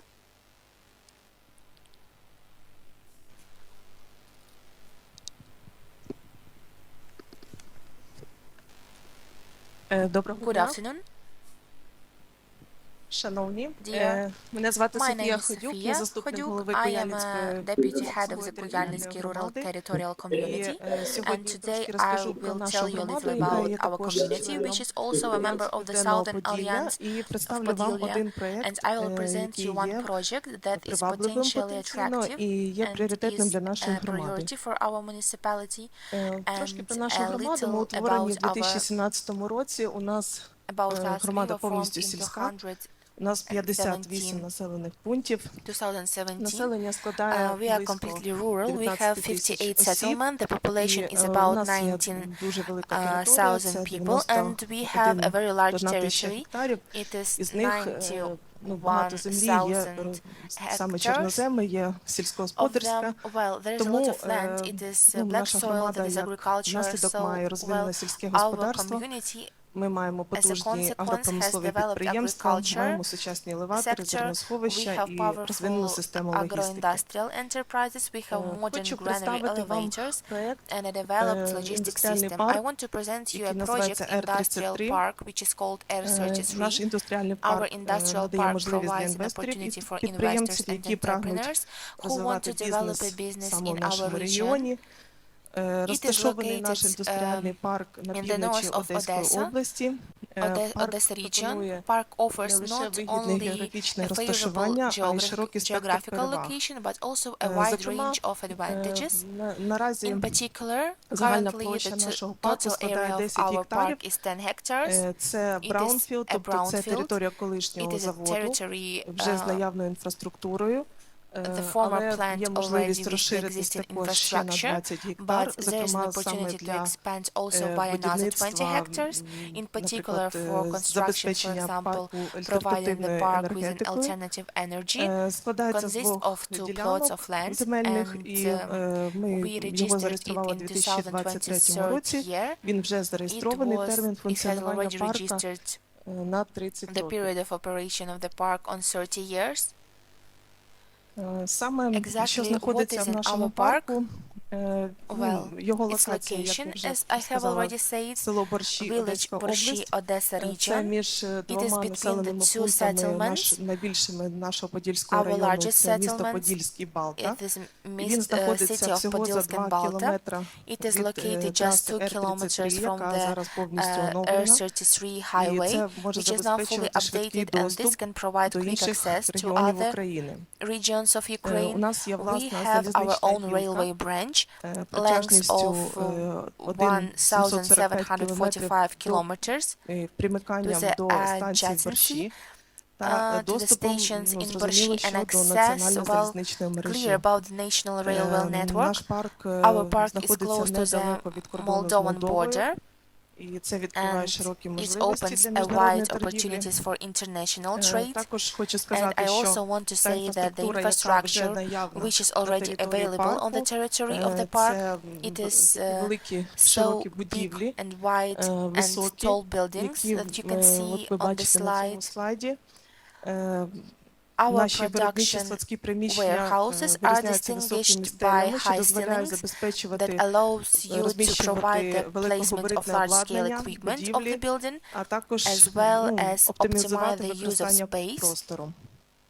Також Also, на on the території парку territory наявна of the park, адміністративна there будівля is an і administrative допоміжні building споруди. and auxiliary Щодо structures in інфраструктури, relation. яка наявна на території парку, In у нас relation вже to є the підключення infrastructure that is available, 473 we have МВт. already Тут ви бачите 4.73 megawatt характеристики, connection to the park, і and є here you can можливість see збільшити characteristics of потужності it, до and 15 there is an МВт. opportunity to increase the capacity Тобто to можна 15 розмістити megawatts. таке доволі That is, енергоємне it is виробництво. possible to place such І, a fairly energy-intensive наразі це production, можливо, and зокрема, well, at the moment it is possible to attract залучити funds кошти на інфраструктуру in за particular державною програмою, in що може infrastructure under значно the state program зменшити that can ваші інвестиційні significantly витрати. reduce your investment costs. щодо As газопостачання for і gas води, supply and water газопостачання supply, є можливість gas підключення до supply магістрального газопроводу, there is a який possibility of знаходиться за 3 connection to the кілометри main від gas території pipeline, парку. which is located Це 3 газопровід kilometers високого from тиску the park. 3000 On the кубічних territory of метрів the на park is a high на pressure gas годину. pipeline. І у нас є також 3 артезіанські And we also свердловини have 3 глибиною artesian до wells десь with a depth 150 of up метрів. to Тобто є about своя на території 50 парку є meters.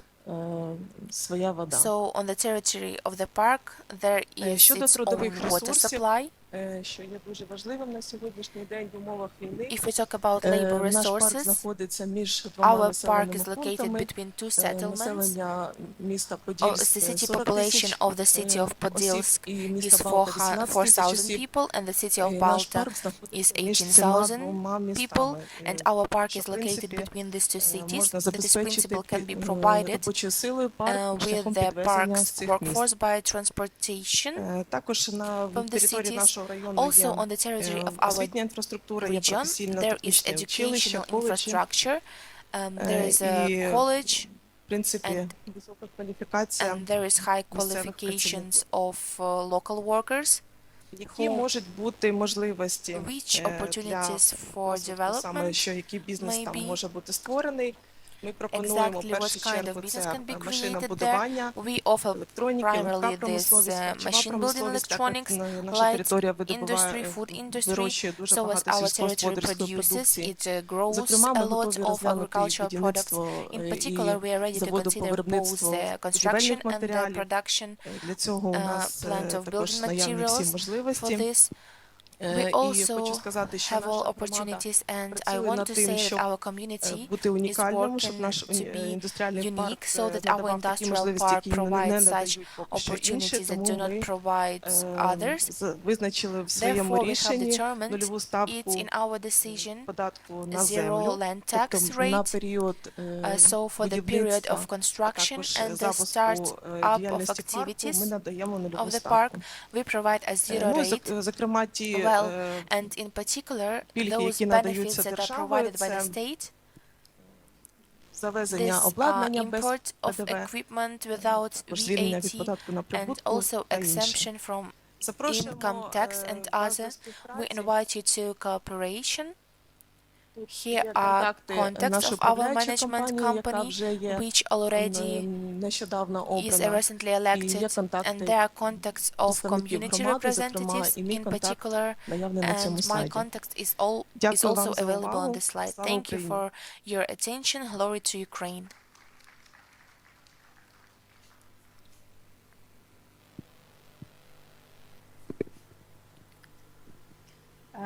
Дякую. Thank you. Зараз у нас We have now онлайн має бути online Полтава.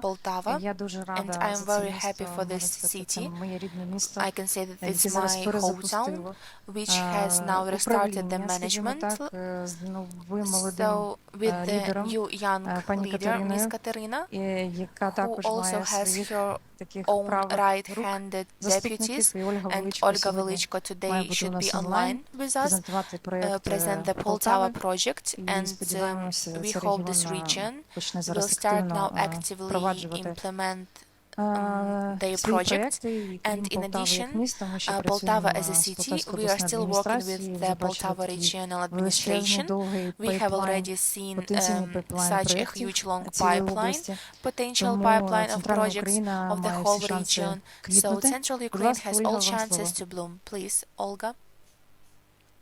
Доброго дня Good day всім to all присутнім. present. Мене чутно? Do you hear me? Так, вас чути. На жаль, Unfortunately, у мене тут проблеми I з have зв'язком communication і не issues можу here, поширити and I'm документ, unable to презентацію. distribute the document. Хочу сказати, I що я want з to великою say that цікавістю I чула heard the презентації своїх presentations of колег, my colleagues і with a в great нас такі ж interest, самі and проблеми, we такі have ж the самі same виклики, problems, і такі ж самі challenges, проекти. and the same Це projects, і and будівництво the індустріального construction of an парку, industrial це park, і and реабілітаційний rehabilitation центр для center to підтримки support наших our ветеранів. veterans, Також also проекти щодо construction будівництва projects нової of a new тролейбусної trolleybus лінії line для to того, щоб increase the збільшувати number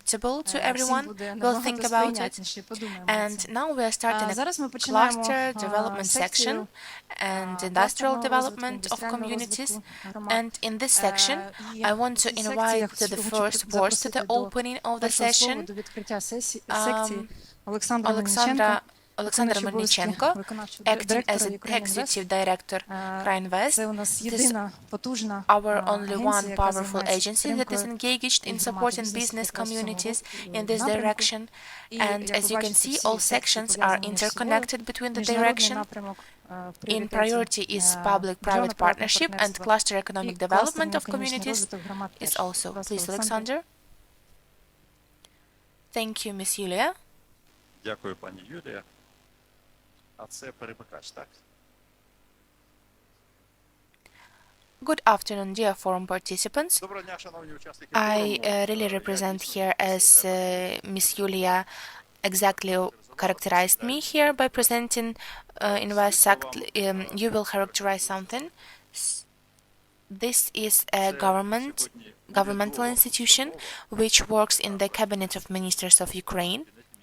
That is, we are not subordinated to any central body of executive power, and after the presidential initiative, a law was adopted on state support for significant investments, and I am reducing investors with significant investments. I will try to explain it more precisely now.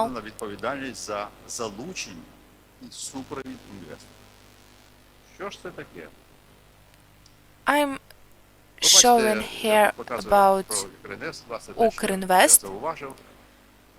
We have been formed relatively recently, but only since April of this year the legislation has been designed and the legislation has been working. What does it mean? The legislator created a situation where such a political situation that determines that the investor who has and can make an investment in Ukraine of 12 million euros can result from certain actions that I characterize to receive compensation for the return of the state of Ukraine up to 30% for the use of engineering and transport infrastructure, for introduction of new equipment, of tax, land, custom, etc. I will show you in detail why it is important. І ви спитаєте, чи це працює тільки для іноземних інвесторів? You only think it works only for foreign investors, but not for national. Well, of course, the law cannot provide priority of either land-based or national business entity, and it is naturally about any investor, including Ukrainian. What we do, we cooperate and show the general business of the Ukrainian foreign investment field of Ukraine. Attractiveness of Ukraine from the point of private investments, an opportunity to join the reconstruction of Ukraine in this area. We show the investor that the state of Ukraine, according to its investment legislation and the law of application, is such that corresponds to the European and world tradition of the law on state support of investors, significant investments. With investments, it is pro-European in spirit, and for the content of such agency that Ukraine formed in individuals of Ukraine Invest function is almost all countries of the world. Of course, they are not at all similar to us in terms of their quantities, because we have today total 33 specialists, and if you open, we recently signed an agreement on cooperation with the Japan Foreign Trade Agency. Japan has its divisions in 176 countries, and this is a huge 100 employees who work for you to invest in Japan. We only on the beginning of the path. I once again will emphasize, in April this year, the Ukrainian investment legislation in this part worked. What we can give to our potential errors? First of all, we give them legal support, consultative support. We provide them with analytical support. We have small analytical units If you open the site, I will provide you with this information at the end. You will easily see what analytical materials we offer to the investor and what picture do we have in the world in the field of investment analytics. We support them free of charge. That is, if there are any agencies in the world that work on a parity base, if the budget and the revenues from business entities are the interests of which are protected, whether they are presented or accompanied, then it is free. On this slide, we showed you the basis for recognizing the investment, meaning you see 12 million euros plus 10 new jobs, and I will give you examples today how it worked in Ukraine. And on the right, you see the scope of the law. I won't comment for a long time now because I don't think there's an urgent need for it. At least you will be able to read all this on the investors website of Ukraine. Whether it is a key in English or Ukrainian, that in fact the entire economy of Ukraine. Well, with the exception of some, there is no electricity here, of course. There is no electricity yet. Some types of energy are, if we talk about energy, the level of biogas, biometal, but everything else starts from the processing industry. I end the mystery of culture, tourism, and healthcare. It means that the investor wants to build a high-tech rehabilitation center for the recovery of our heroes and will invest in these indicators. He will not only will he build such but he receives 30% compensation from the state of Ukraine after fulfilling all the requirements. A law regarding this area, this is briefly described to you because I really appreciate your support time. Here they are specially here described, some of them. I told you, you again can read more deeply on the website. If you open this material there, you will be able to see specific regulatory acts. This is the construction of engineering and transport infrastructure. There are great costs, and this is all done, and this legislation is made for a new business or for some business entities or something for new investments. It is clear that this law provided that an investor can claim to receive compensation from this if from the moment of submission of application, and we'll see how it's still done. Is it deducted to the past 18 months? If for 18 months, then the submission of an application of the Ministry of Economy with the support of the investor, this application submitted by investor withstands a period, then he will spend 18 months, can be entitled to reimburse. They will be interested in this map, but this map shows several examples of investors who work with us and receive investment supports here. Since we maintain a confidential regime with investors, only those investors who wanted to be led, they got a place on the card. And everything else, this is our work that is done with them confidential. We sign relevant agreements about it. I see the only thing I will pay your attention on the right corner, 70 million US dollars, signed by Astarta Kyiv on October 4th this year. The first history of Ukrainian investment legislation, the government considered it appropriate to teach special investment agreement with two business entities, one of each is me, which will build high-tech soybean processing plants that are provided not only national and XT similar projects. I could name to characterize by other. Well, I will not waste your time on this again, and I will only tell you what for that to receive this compensation.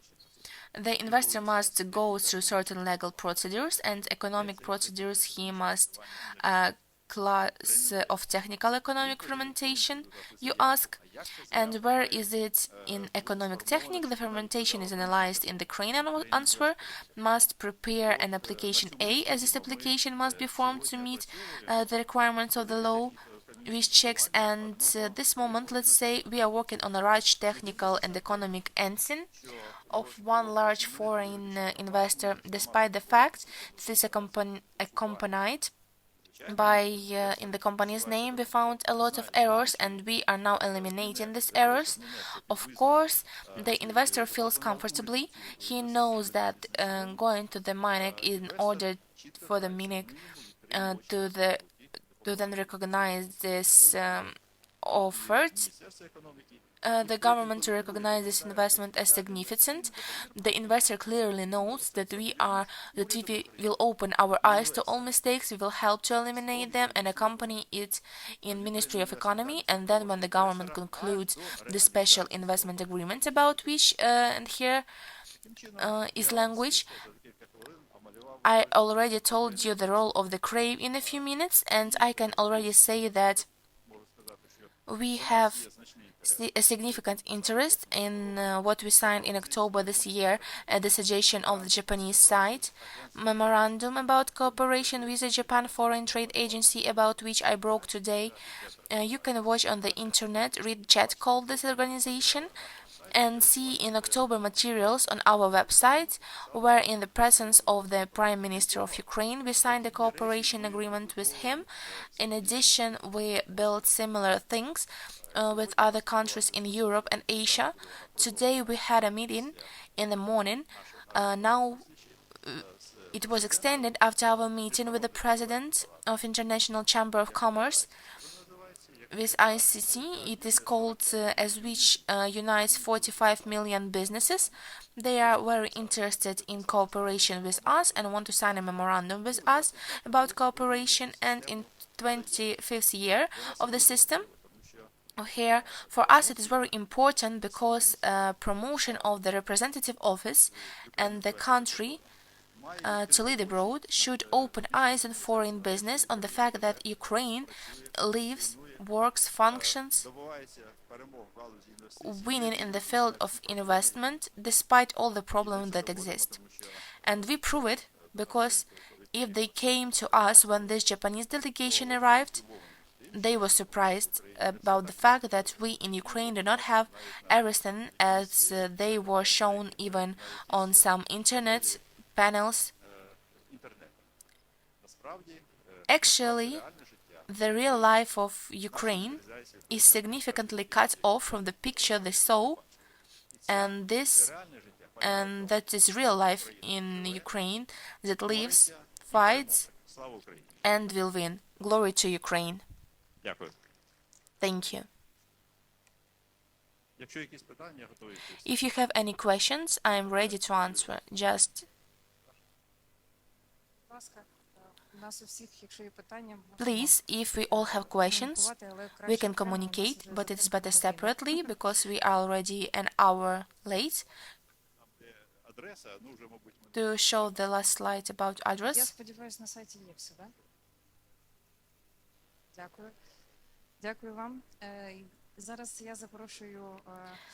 Thank you. Now I'll invite our partners with whom we have signed memorandums to cooperate. Thank you for the co-organization of this panel, Alexander Yurchak Cluster Alliance. I believe that is the most powerful organization that is currently engaged in important initiatives at the community level and businesses of municipalities, and today we asked them from a practical point of view to show specific practical cases of clusters in Ukraine. Alexander, thank you for the wonderful panel. I am sure it will be interesting to you. Thank you, Yulia. Congratulations, colleagues. Thank you to the Mayor's Club for the invitation. We have been cooperating for a long time in the development of cluster development regions, and really the topic of cluster development of cooperation with the business on locally, that's what our panel is called. It is really very important, very interesting, and Yulia has already mentioned it in advance. Characterized our panel as a great, but I think it will be great thanks to great speaker. So I am pleased to invite you to the stage Oksana Donska, a member of the board of Ukrainian Association.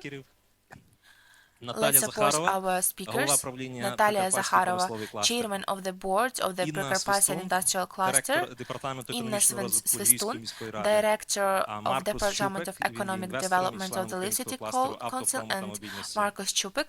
He is an investor and a member of the Ukrainian cluster of the automotive industry and mobility. Olga Zmievska-Vasilikovska is the director of LLC Scientific Expert Center of Construction Technologies. And well, Mr. Alexander has already been here. Before us we have already spoken, I will make a brief introduction if possible, including the presentation, why cluster topic and how it is positioned or correlates with the topics on this conference. We will discuss here.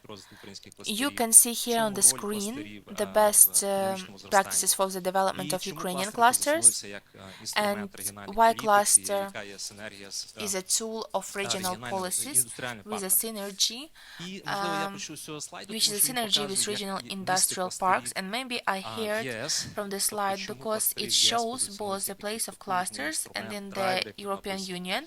That is why clusters in the European Union are positioned as such a powerful driver tool, as it says here. Economic development grows well, for first of all, because you see here some indicators, for example, labor productivity. According to this indicator, Ukraine is far from the first.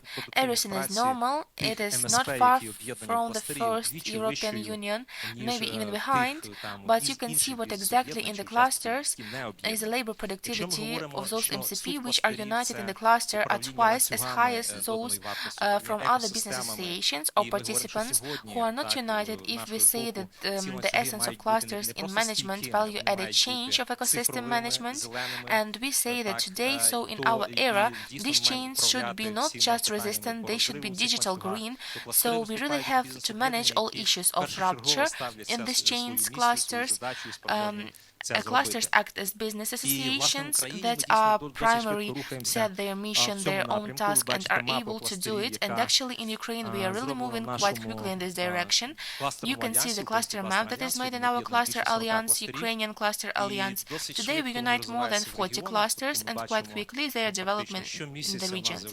That is, we see well, in fact, every month we have new cluster initiatives and question whether indeed they can become European. And the answer to this question is far from obvious, because we will be honest to say that in fact the fourth wave of clusters is already underway in Ukraine.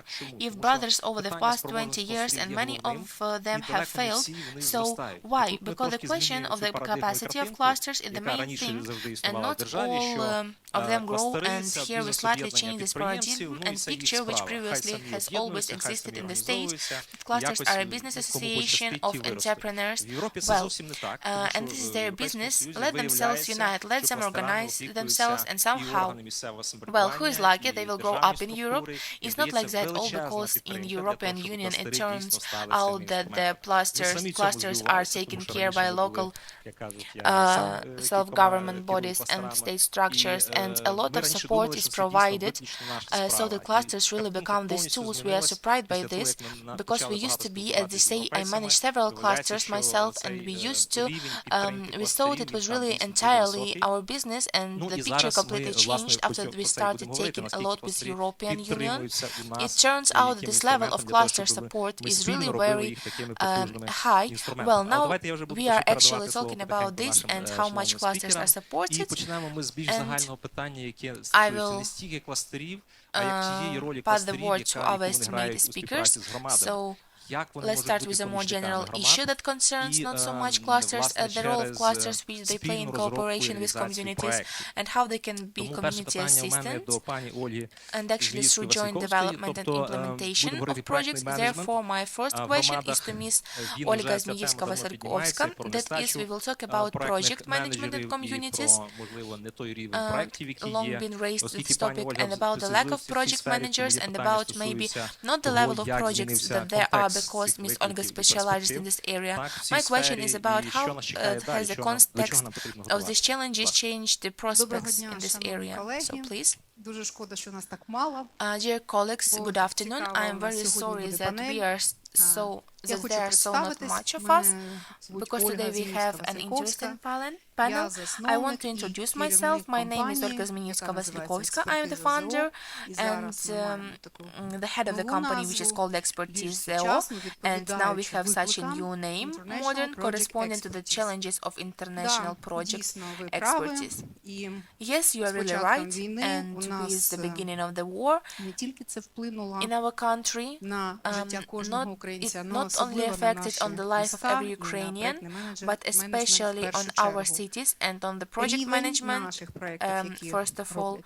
чи приватні, level чи of our державні, project that are він, done either private or скажімо public, чесно, він well, дуже to be високий, honest, дуже is багато not very high, помилок, very many і нам mistakes, треба and we need працювати to в цьому work русі, in this для чого way робляться for what всілякі all навчальні educational програми. programs Зараз are нами being made в now розрізі нашої зустрічі, in в the context розрізі of our цього meeting, саміту, який in the є, context of який ми this теж summit, which будемо презентувати we трошки will пізніше. also present a little Ну і later. далі це Well, експертиза and then проектно-кошторисної this документації, examination of яка design у and нас estimate в Україні, ви documentation, знаєте, є which we в have in двох Ukraine. видах. Вона You є know, it is in two forms. місто чи будь-яка A організація city може or any звернутися organization до can apply державної to the експертизи, state а може звернутися examination до приватної or can експертизи. apply І for це a вже в private Україні більш ніж examination, 10 and років this has been in Ukraine існує for more than 10 years. така послуга. There is І such я a вважаю, service, що це, and I believe that незважаючи на те, it is що despite the fact українська that the Ukrainian система system дуже is very корумпована, corrupt, і те, що ми and the потопаємо fact у that корупції, we як are сказав drowning in Генрі, це corruption, слон у кімнаті, as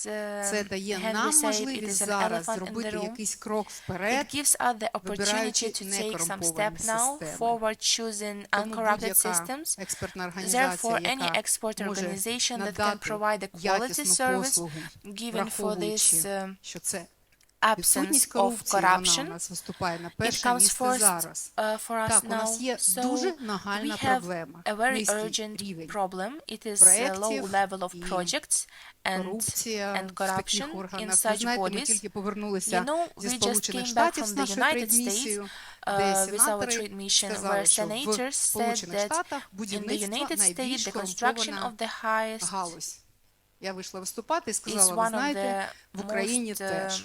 highest Тому це corrupted дає надію spheres. на те, що щось в And Україні you у know, нас I йде, said in хоч Ukraine щось у also, нас добре. it gives hope that we have something in Про Ukraine корупцію я where кажу.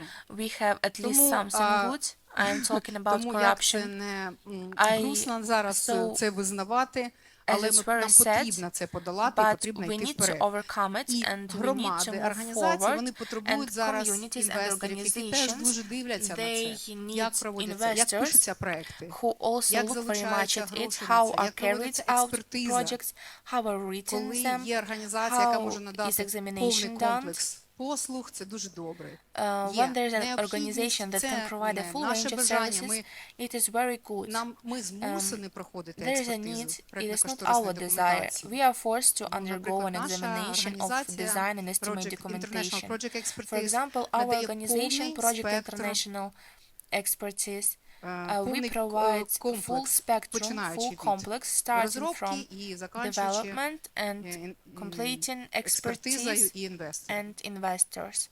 Дякую, пані Ольга. Thank you, Miss Olga. Давайте тепер вже розглядати Let's now чисто consider кластерні тематики. purely cluster Я topics. зараз хочу передати слово I Оксані want to Донській. give the Оксана, word ваша to асоціація дійсно, Oksana Donska. вона Oksana, your позиціонується як національна association is асоціація, але really фактично it вона is positioned as a сповідує national такі кластерні association, but in техніки і fact it практики. professes such В cluster Українському techniques кластер альянсі and ваша асоціація practices є in фактично Ukrainian cluster чемпіоном, alliance.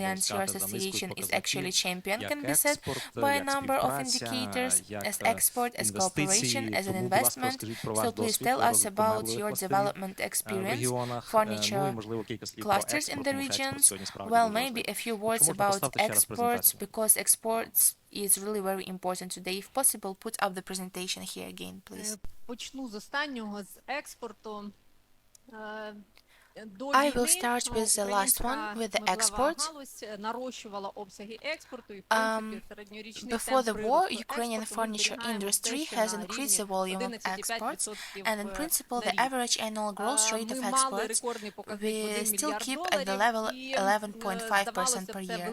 We had a record figure of $1 billion, and it would seem that a huge number, but compared to the neighboring countries, we can see how huge the prospects for us. For example, Poland has exported 12 billion to the world, Germany is 15 billion, and we will be able to maintain these indicators, including thanks to our active position as a national cluster of the Ukrainian Association of Furniture Promoters, promotion furniture of Ukraine.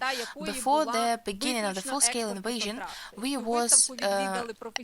as an association of furniture manufacturers held an international exhibition for those whose purpose was to exclusively export contracts. With the exhibition was visited by professional buyers from 33 countries of the world, and right during the exhibition we signed million contracts. Unfortunately, the next exhibition was not possible, and we as an association they were forced to go on tour, and at the beginning of a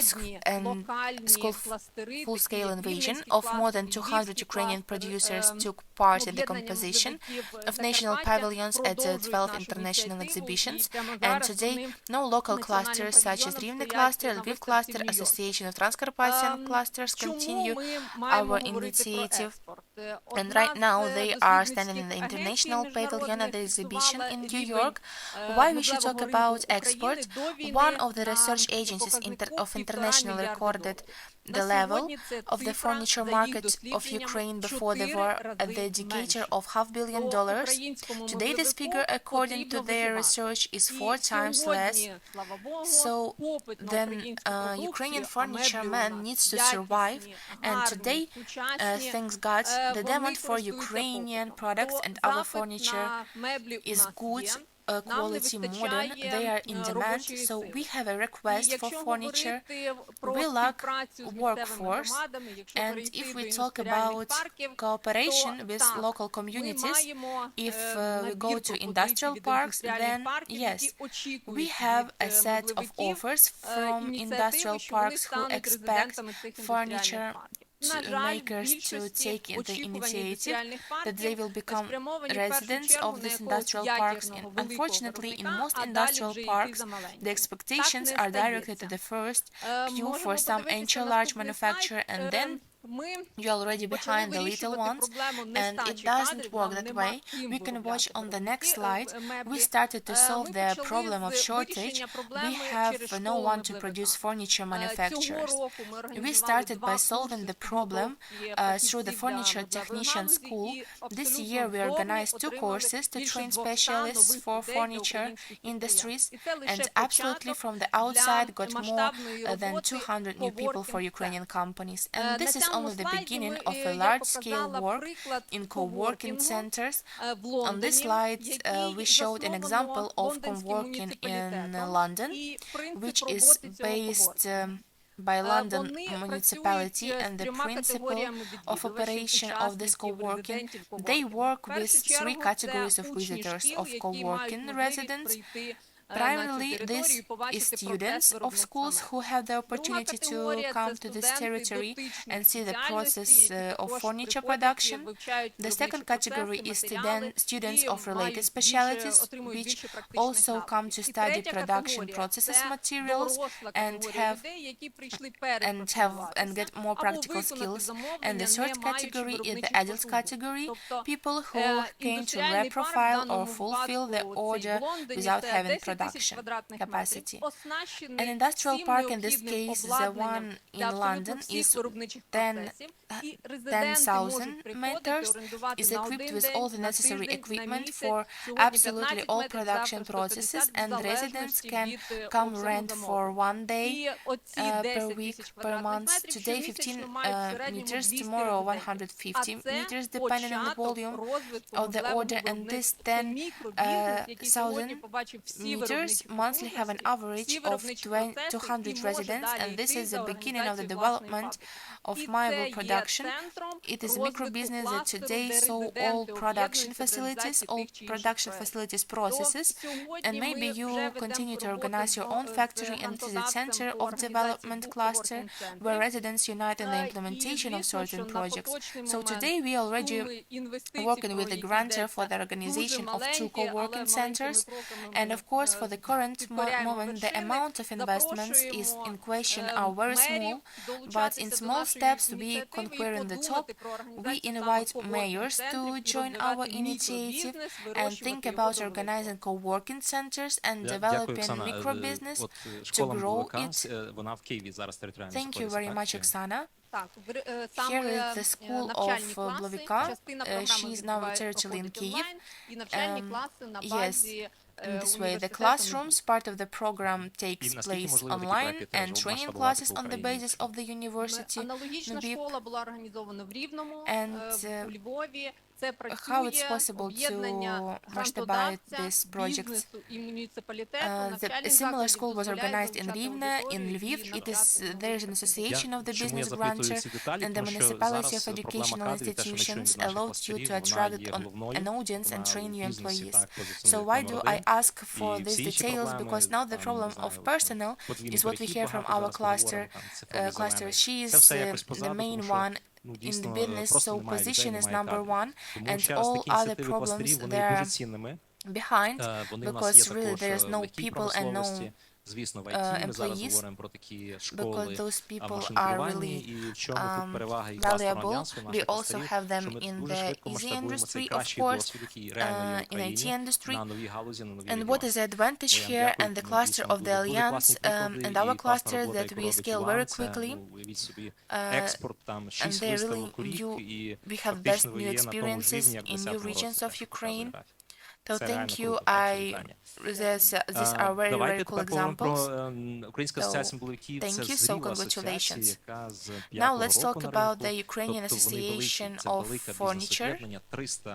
It is a major association that has been on the market since the 5th year. It is a large business association of 300 members, and most clusters are young and small. The average cluster size in Ukraine is about 30 small, medium-sized enterprises from Kalish or Prekarpathian Industrial. The cluster is exactly created last year, and Ms. Natalia Zakharova is the chairman of the board. She represents Kalish, and what's great in this case, in Kalish 1, the cluster was created and maintained, including thanks to the support of the city council, thanks to the support of the mayor personally, Mr. Andriy Naida. So unfortunately he was not able to come today. So Miss Natalia, tell us a little more about your condition. What are the prospects for the development of the Prekarpathian industrial cluster? I'd like to just say hello from the city head. He is now going to Brussels, so he couldn't join, and our cooperation is an example of how the city authorities can really influence and help businesses. We have weekly meetings that are on Wednesdays. We can come to the mayor and we can voice the questions that the business needs. So, dear, there are many city heads here and also village heads, and I recommend you to communicate with businesses in that way because it really works. Actually, if possible, I would like to tell a little about the Kalish community and why we position ourselves as an eco-industrial capital of the west of Ukraine, because, well, for this we have all the bases. We have, unfortunately, now the biggest. I'm telling unfortunately because we have a war, and now we have the largest industrial zoning, and in general it is relatively safe. It is more than 10 hectares of such industrial zone. We also have deposits of potassium salts. It's not all like today's topic discussions, but I constantly talk about it because it is very important, since part of those sanctions that were cancelled for Russia, this is due to the fact that it sells fertilizer to Europe, but in principle potassium fertilizers are in Ukraine. They are in the Kalish community, and not only in the Kalish community, because they are also in Lviv and in Ivano-Frankivsk region, and we can provide this kalium fertilizers in principle in Europe, and not only in Europe. So once again, using this audience, I also want to say that this is important, and who can spread this information, please reach out to those people who you can reach. And what I want to say further, why did we create the Precarpathian Industrial Cluster? And actually, Mr. Alexander said that we are quite young and small cluster. It was formed in 2023, and it was actually in 2003 we have established a step that we made already, because the regional state administration began to ask us when we will we officially unite, because you do a lot, you meet a lot, you do a lot of different projects, but why you are not officially united? And now we are officially united. So what I would like to say about cooperation, and why it is important to cooperate, and why do we want to talk not only about such narrow cluster associations, when, for example, there is only one enterprise of very, very narrow specialization. We position ourselves at the Precarpathian Industrial Cluster.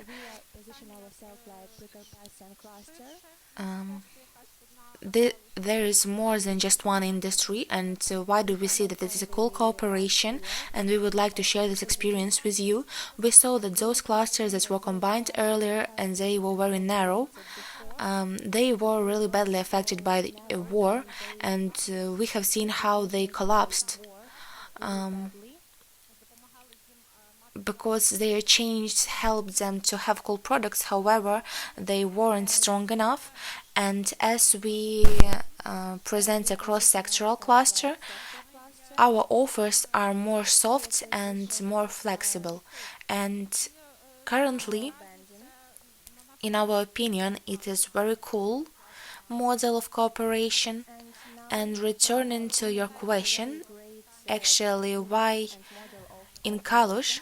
Because, as I already said, Kalush it's one of the largest industrial zones in western Ukraine, and in general in Ukraine.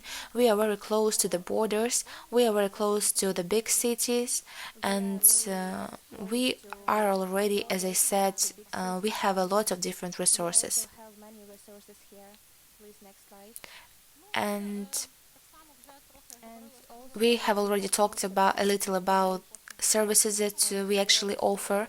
We offer direct contact with local authorities, and with city council, and with the regional council, with various trade and industrial associations, trade chambers, and such things, such as networking and protection of interests, representation of interests, and access to state organizations such as ministries and development office, entrepreneurship development office. So for the city heads, we would also like to announce, it will be certainly interesting for you. We have long-term cooperation with the export office, and this cooperation led for Kalush that we will have our own export strategy. Why Kharkiv? It marked Kharkiv.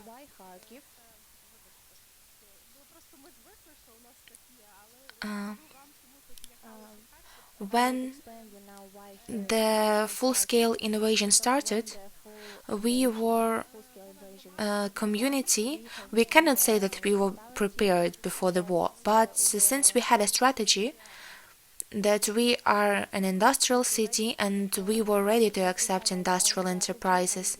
Currently, we have more than 40 industrial enterprises in relocation, smaller, medium, and completely small. And it happens so that we have such a small Slobozhanщина in the Carpathians, well, because a lot of enterprises moved to us from Kharkiv or Kharkiv region, and we decided to contact our mayor in accordance with Kharkiv mayor, so that our cities become twins of what become the. We also need the train that will go from Kharkiv to Kalish because there are very much connections between us. Thank you. Why did I also mention the Kharkiv? I'd also like to comment a Kharkiv cluster of engineering. Now it is called Ukrainian Industrial Cluster. And this is a trend that concerns such regional clusters from particularly eastern, southern regions when they are relocated, and they are relocated all over Ukraine and they lose this regional binding. It's such a trend. But from the other side, it is also interesting where they integrate, what services are integrated with local authorities, because as a rule, the local authorities begin to take care of the to provide different types of support, and it is really important because we have a lot of questions about that, and not only about the provision of premises, including personal issues, adaptation issues, search of contractors. Well, I want to say that the actually Kharkiv cluster came to us. They looked to Kalish, but here it's just like, I want to support Ms. Oksana. We talked outside this discussion about the fact that the actual industrial parks would be good if they were formed not just as themselves. It would be good to form them as specific clusters. It would be a good tendency. I understand wishes or expectations of Mr. Henry Sternberg and our partners from the mayor clubs. Let's be honest, for now these trends are going parallel, that is, industrial parks are coming in parallel in Ukraine. Clusters live their lives at the same time, but theoretically we can really put it as a goal. It will be very good if clusters will begin to enter industrial parks with their projects. The participants will usually intensify. We still stay in Western Ukraine, and I will now return the slides back. And I'd like to give the word to Miss Inna Svistun, who knows history very well. We have regions that are just starting their cluster path, and there are regions that have been developing for many, many years. Cluster politicians, for example, Lviv itself, it is such a region. If you look at this map, you can see in the West Lviv region, there is a rather high concentration of clusters. It is not inferior to Kiev, and it's not because the Lviv region is so very industrial. Well, look how much clusters we have in the Dnipropetrovsk region, in Zaporizhia or Mykolaiv region. And when we can see the level of these clusters, everyone knows the famous Lviv cluster. But there are other clusters that are quite stable and growing. And why the situation is like that there? My answer is very short, because Lviv is one of the first cities that introduced a cluster policy since probably 2005. Good afternoon, dear colleagues. I am Inna Svistun, Director of the Department of Economic Development of Lviv City Council. In Lviv, we have 14 clusters today. If they totally have 700 businesses, 700 enterprises that are included in different clusters. Maximum number of the largest cluster, it is cluster IT that has 500 participants, and if you look back, how did it start? There is an interesting correlation between how the city defined the strategy of various sectors of the economy and the development of clusters. Why? In 2008, the city developed a strategy of competitiveness, where should the city move, which industries should be a priority in the city, and when the strategy was developed, was determined one of the priority industries, and it was the IT industry. And then probably we started the creation of an IT cluster, and today it is a really powerful player and industry in Lviv. Now, from the beginning of a full-scale innovation, in our city, we have also done a strategy of 7 priorities in connection according to the changes, and one of the direction we realize that it will be important to make innovative economy, and we realize that in this innovative economy, it is important to us to support defense production, and we from the side of the city, we took different steps. We have many grant programs to support business, which we have also presented as one of the cluster city support tools. And among such grant support programs, we have several 3 programs that are aimed to helping to develop themselves and innovative developments in the Miltech sphere, and we have also a tech cluster that is now the second largest, and it has 66 participants. And why do they grow in our city, these productions? Because from one side of our city, we give such powerful financial support. We have the program for today, where it says if you have good innovations, development, got a certain level according to the results of grade 1, we will give you 2 million hryvnias, and you can continue to work and improve. In this way, we try to support the development of such developments, innovative ones. We also have a voucher for 1 million.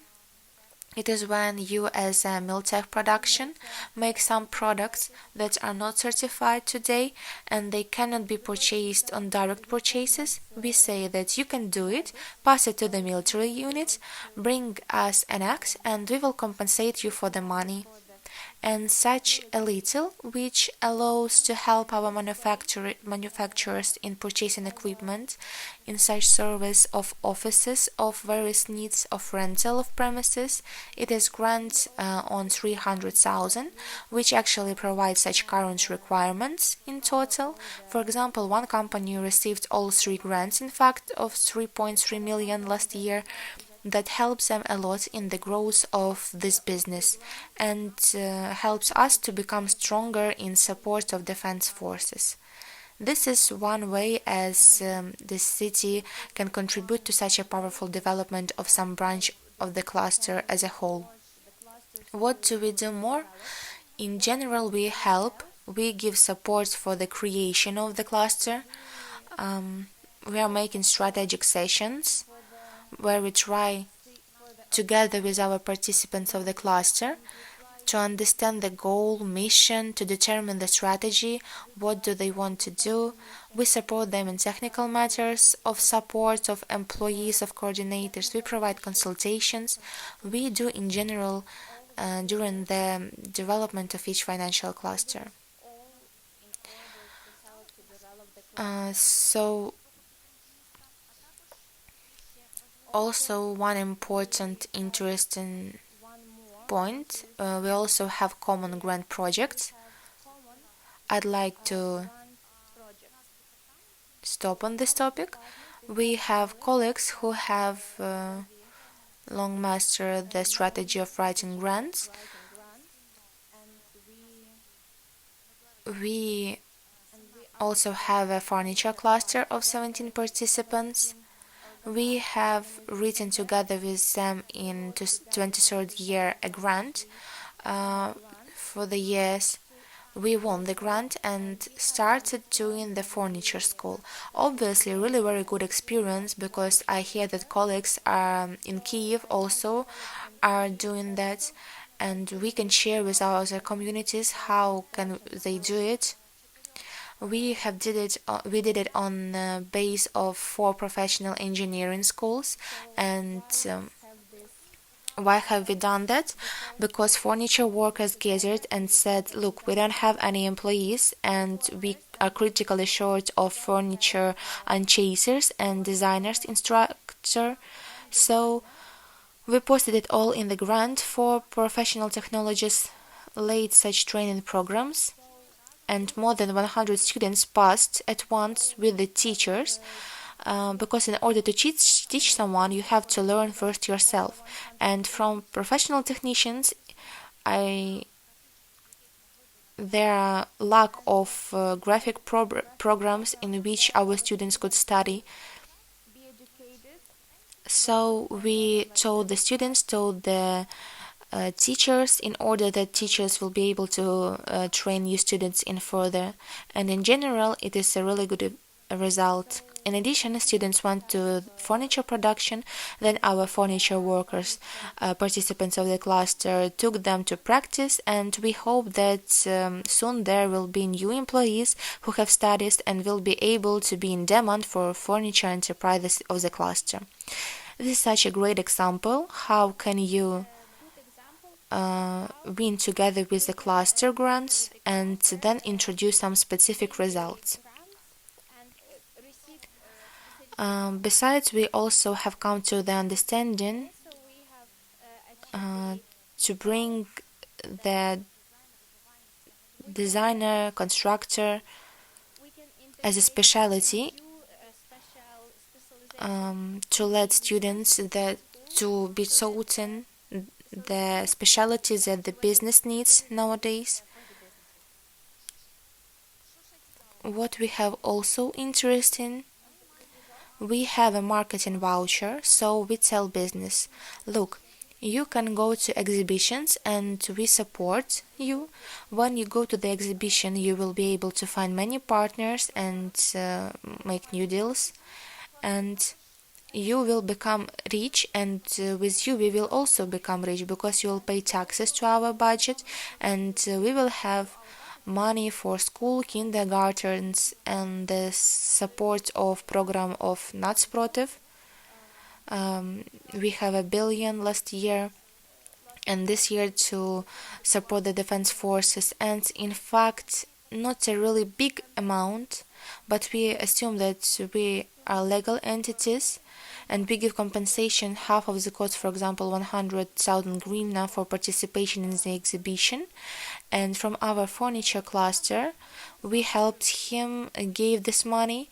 He turned to the partners of ASAD, and he went to Las Vegas to the exhibition, and after the results he made a contract for $8 million, and from the side of the city the support is small, but we try very flexibly to react to different requests and demands and adjust to what the business would like to get, to have a result of becoming strong, rich, and together with him we also became stronger. Thank you, Miss Inna, and thank you to the whole Lviv City Council. As we said, there are a few regions of Ukraine that have a similar level that provide system support to cluster. I remember our conversation with one of the officials of the Ministry of Economy in 4 years since we came to them with proposals of national cluster program and asked about their support. The answer was, so, well, you are business, so you need it. So you should solve your problem yourself. And it was 4 years ago, and now many things have changed, and we are now cooperating with the Ministry of Economy on a creation of a national cluster policy and strategy, and approximately the same format we start in the regions. And again, Lviv region is the first with whom the Ukrainian Cluster Alliance have signed a memorandum of cooperation, and now we have created a working group, and we are working to unify and develop better cluster policies of the regional level to bring them to the really best European samples, and well, similar work in as continues today with other regions. In total, we have signed about 5 memorandums. That is important to raise clusters together if we want to make them so powerful. A tool of economic and industrial development. While continuing the topic of industry, I want to convey the word to Mr. Marcos, who is our great friend of Ukraine, and I would like to thank the Czech government for the support that it gives to Ukrainian business, to Ukrainian clusters. We are a participant of the program of the Czech government, which has been for the third year. I visited the Czech Republic in a row, and these delegations are sponsored by the Czech government, and visits to the Czech Republic and reverse are large delegations of Czech entrepreneurs who come to Ukraine. But well, besides that, of course, there's a personal position, and Mr. Marcos is just one of those investors and great friends of Ukraine who are making a lot of efforts so that not only new investments came here, but at least those Czech investments remained here, especially in automotive industry, since Mr. Marcos is a member of the Ukrainian cluster of automotive industry and mobility. And questions from the perspective, from your experience, which are today your priorities in cooperation with regions and communities, since more of our auto industry plants are in the regions. So what are your expectations when it comes to attracting investments, preserving those that already exist? Good afternoon, ladies and gentlemen. Вітаю, леді та джентльмени. Дуже приємно бути запрошеним на цей форум. I would like to spend 2 minutes or 1 minute to explain a little bit the background of myself. I'm German.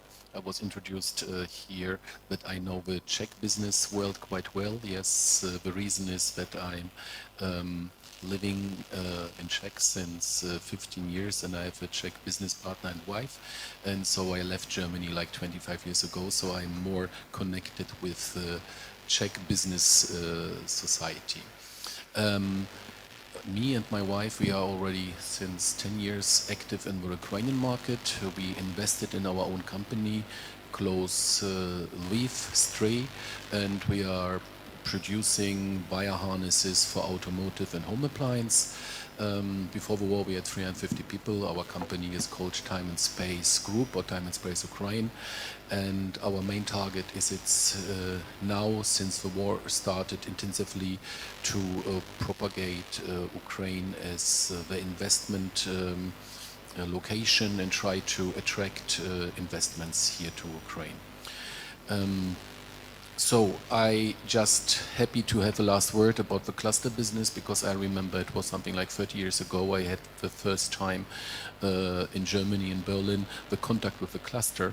I became a private member of the cluster for electronic business in the city of Berlin. So I can only say, from my perspective, regardless how it's developing very good in Ukraine. A lot of dynamic in the cluster business in the developing of clusters, and it is working. I can only say from a perspective how it's working in Western Europe, how it was developing the 30 years in Germany, what I see. So you are on the right track. Clusters are helping for businesses in general, so please continue. What cluster can do in Ukraine for investors, or different how to attract investors with the help of clusters in the regions and help the communities to grow. A good example was now Mrs. Natalia. She spoke about the cluster in Kalush. We had the chance to see the cluster. That means the cluster members, like 3 weeks ago, there was a business forum, and I think the first step is, it's good that the clusters existing, but the clusters must work with the municipality together and to show what they're doing, how they're doing, and to invite, like to be visible. Please do these kind of forums to attract investors, foreign investors, because by being invited, you see how the surroundings is, you see how the business is going, and this is important. If you want to come in into a foreign country, if you want to attract a foreign investor, he wants to see something. He wants to understand that business is working, that the structure is in that region. This is very important, and this is also what we see when we speak with foreign investors. Like we try to attract to let them come here. Important is to make this business contact. It's not only B2B. B2B forums, it's super. You can sit, you can discuss, but you also want to see the infrastructure. You want to understand how the business is done in that region, to understand, to have a vision how my own business can be done maybe in the region if you want to invest. So this is very important, I must say. Regarding the clusters in general, how it's working, we are a member of the Ukrainian Automotive and Mobility Cluster. As Alexander already said, active member means this is a small cluster which is concentrating for automotive business. I think not more than 35 members, but importance, even if the cluster is small, like for example here Kalush, we heard they have maybe 10 members, it's the starting point. And important is to give the opportunity to be seen and to be visible. And I think this is also very important to understand, because you have a representative of a cluster who is trying to promote the members, the region, and because the cluster member cannot be everywhere. And as a cluster representative, or if a cluster is organizing something, so there is representing the cluster is representing the businesses which are behind. So therefore you have a multiplicator effect, and this is very important, because you cannot promote your company or the region everywhere by yourself. So you need someone who is helping you. So that the cluster structure is very important. And I think, looking from the experience which I see from Western Europe, where cluster management and clusters are very popular, it's 25 years ago it was starting with the buzzword cluster. I now see that since several years you have it also here in Ukraine. Important is here to have a clear strategy what you want to. This is important.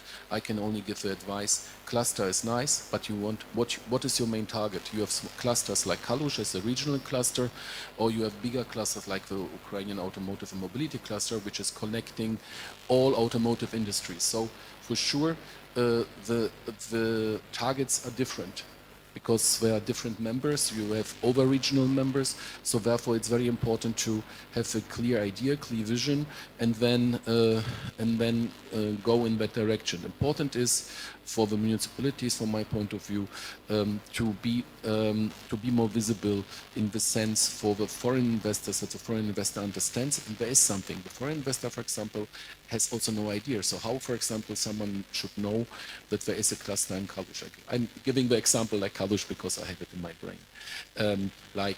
So it's important that it should be transparent for outside investors that there's something like that is existing, because not every investor is even knowing that there are clusters. Besides, there is a huge history of clusters in Western Europe, but not every investor knows that cluster management exists, first of all, and secondly, that there are clusters in Ukraine, because so you have to promote it. And I think it's in general, if you're speaking about regional clusters, a very good step in order to coordinate everything what is necessary, and to attract also new companies, because you can speak concentrated with a region if you're interested in. So please continue like that in Ukraine. Yeah, thank you. Thank you.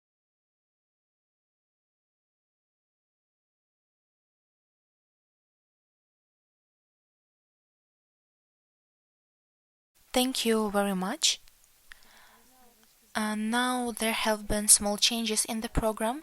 I invite the mayor of city of Slavutic with his speech, so that we can let him go to an important meeting. I have something here. Hello everyone who I haven't said hello yet. They said I have 7 minutes, I have 25 slides, and I'll have time. and I'm glad to see everyone. Despite the 7 minutes, I still want to start by thanking the organizers of our event, Miss Yulia, to you personally and everything that happens here. Well, it's cool, friends. Watch, the Mayor's Club grows and becomes a very powerful force. We have already today a great event with cool speakers. I see just people's deputies, powerful people, and I will not delay their time, your time. The pitch will be short, in fact, and please tell me who are the city mayors here, because I don't really know everyone from local self-government. Raise hands so that I understand audience. Okay, I have seen competitors. We fight for investments together, but small king will be business is a relocated business from Mariupol to Slavutich. They were 5 kilometers from the Belarus border. And this is a real Mary Poppins, not freaking bok. It is a very tasty borscht, as a grandmother cooked. An honest word. It is kept for 2 years.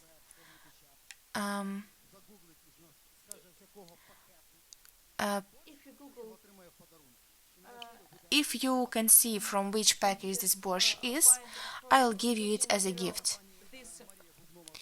You can order this food from Miss Maria Bubnova. She has a stand there. By the way, very cool material reserve in the shelter. We take there, just warm it up, and you don't need to do anything else. Just warm up. It is real meat. So, Slavutich.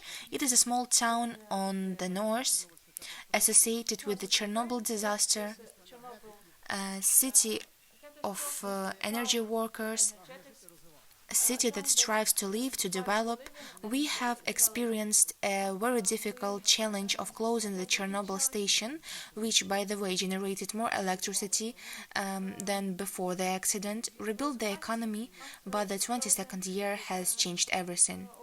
How many of us also? Many of us became frontline, just border ones. And Slavutich also has lost logistics with the city forming enterprises. The Chernobyl station, before people who lived and worked there, drive there 40 minutes approximately.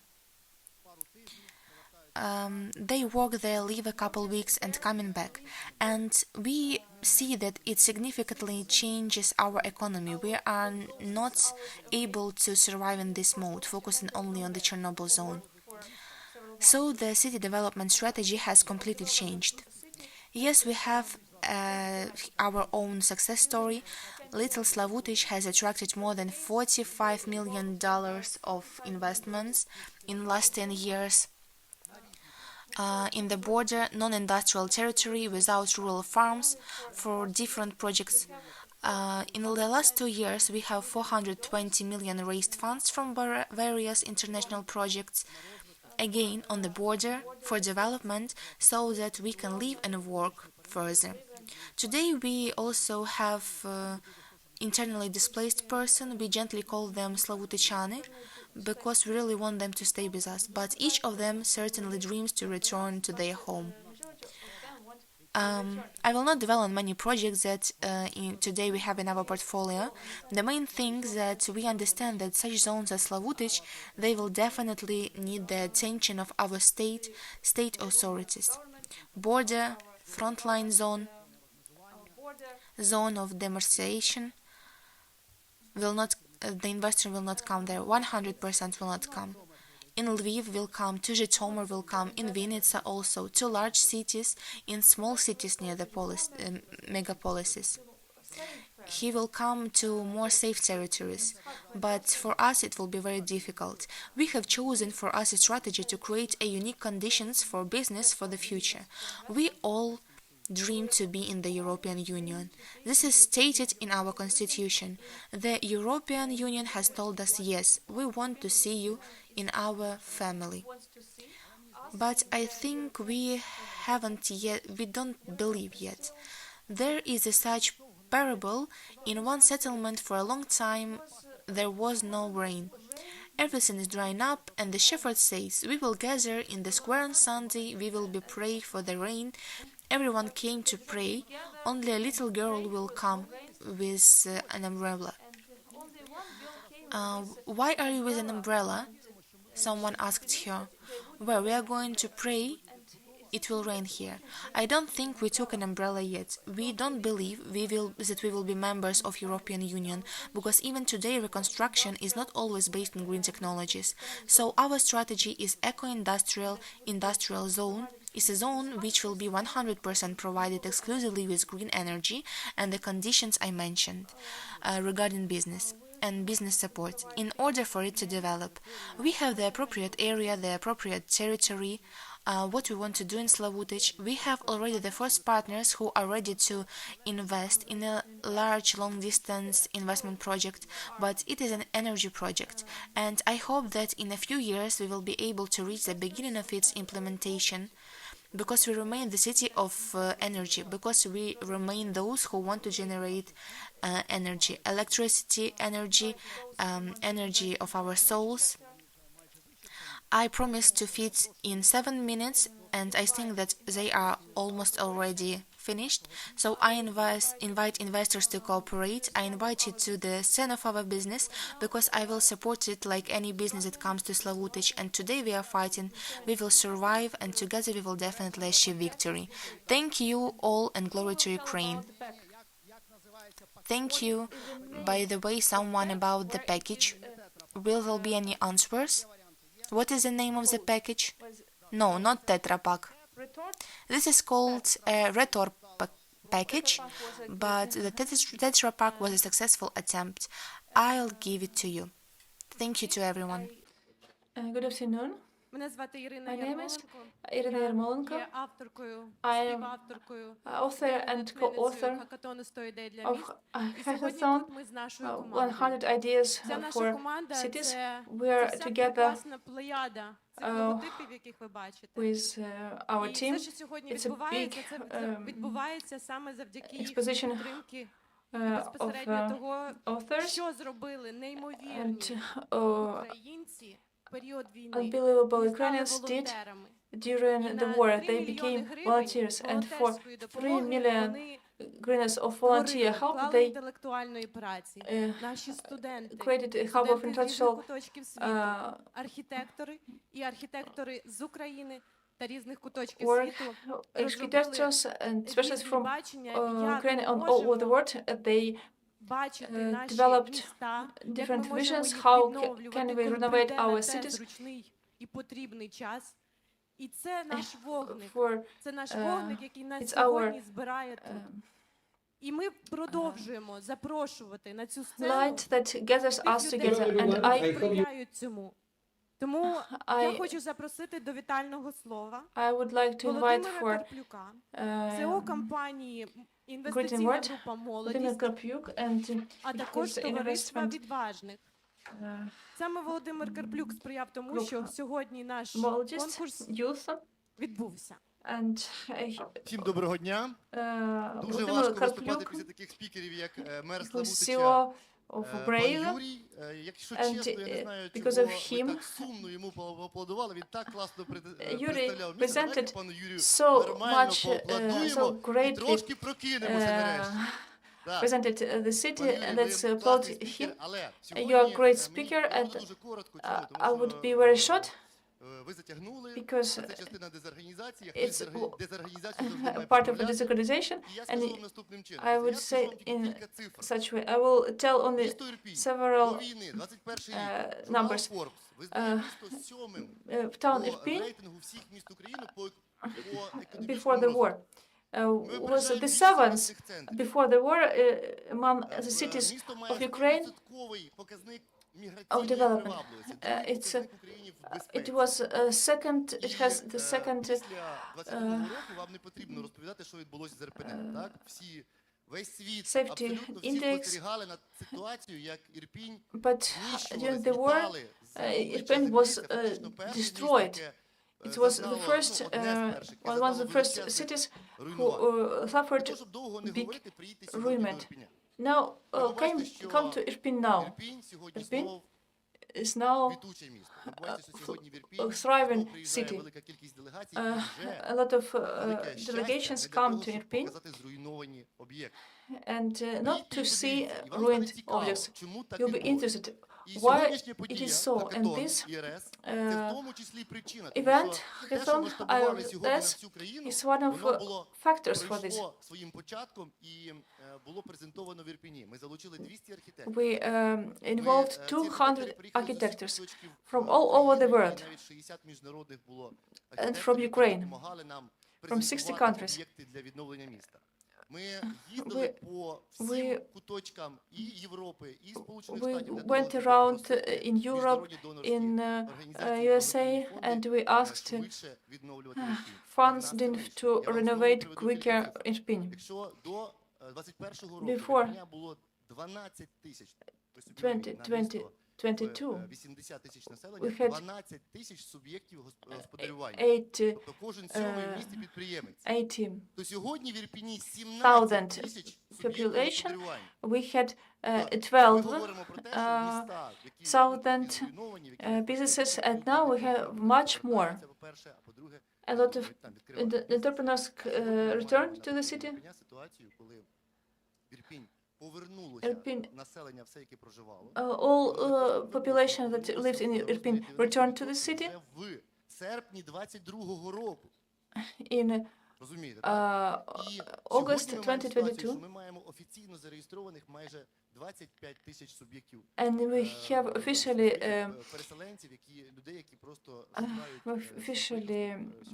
25,000 internally displaced people. Perhaps they won't stay in Irpin later. But today's example with hackathon is just for all towns and cities of Ukraine which are ruined. We are welcome to take our experience. We are ready to share with all international contacts and Ukrainian contacts in the direction of architecture. And Irina is a very good organizer.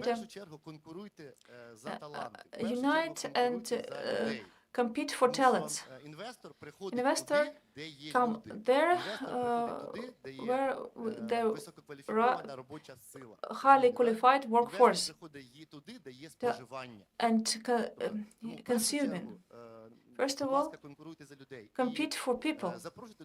Invite designers that can create special traits for your communities. And I want to say that we're glad as a brave society, and we gave money awards for those who took part in these projects. Thank you for everyone. Have success in development of your communities. To make this project, we needed to have many partners, and also I would invite some other organizations. We got 250 applications from 25 cities of Ukraine. To this stage, we have 63 projects, and we have 10 project winners, and they will get consultations from Canadian companies, from Corporation of Builders of Ukraine, and I invite Mr. Lev Partshaladze, who is the president of Confederation of Builders of Ukraine, to have a greeting word. Good afternoon.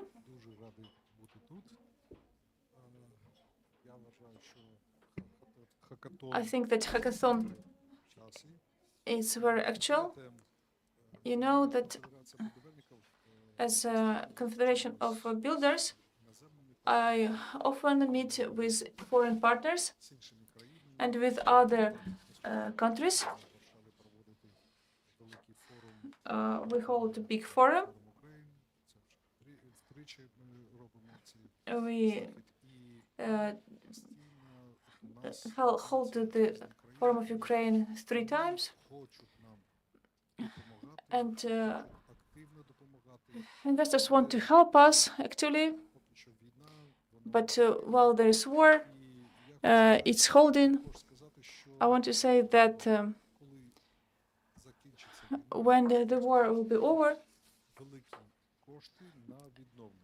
we'll need big funding for innovation. And we are going to get ready for this time. Every city, town should have complex plans of space development of territory.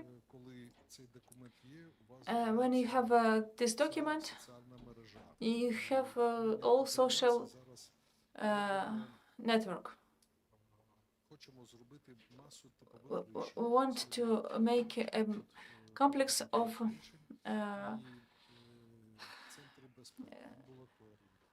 decisions about projects for schools, kindergartens, hospitals, administrative buildings, and not to do one project for school for 120 children.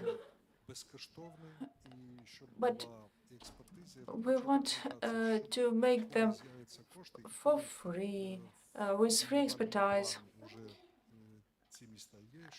So this town should be in general plan. So I want to remind that after Second World War, now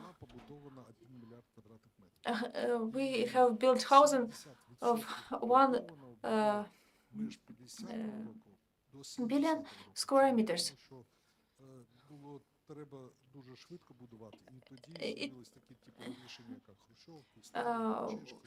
We needed to build for a long time and for a quick time. That's why we had a house named after Khrushchev, Stalin, and according to Czech project. And now we have hackathon. We are searching for new ideas.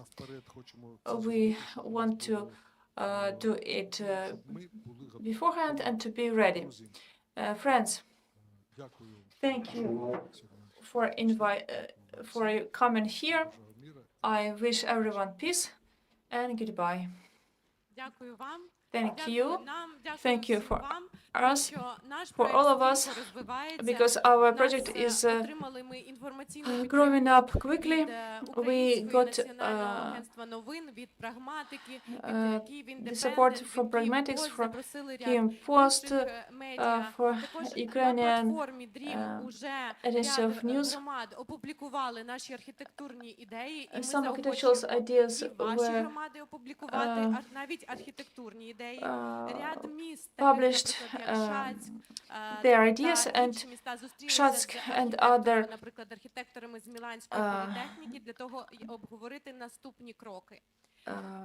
cities representatives met with Milano architects to discuss the further steps to renovate the city. We would like to develop other cities too. I would like to pass the floor to an architecture. Яка виступить модератором наступної панелі. Ми запрошуємо до сцени наших поважних експертів, who is creative director of IRS, Innovations and Reconstruction for Society. Після цього ми продовжимо процедуру нагородження. Who is going to hold the next panel, and after that we are going to hold a procedure of awarding. Please name our speakers.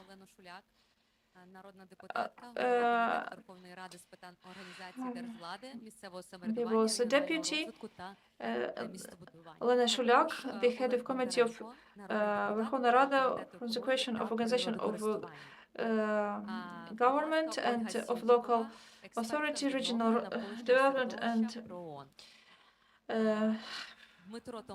town building. Oleg Bondarenko, People's Deputy, head of Committee of Ecology and usage of nature. Olga Sutikova, expert in restoration of environment. Prone Dmitro Tomenko, analytic in involving youth and volunteers from Ukraine. I'll give word to our dear experts. Which actual terms we have? I want to hold this discussion in context of our contest hackathon because it's important to understand how to, at the stage of creation of conception, we take decision and how architecture must involve different parameters, aesthetic, ecological, and other in our projects. Positively,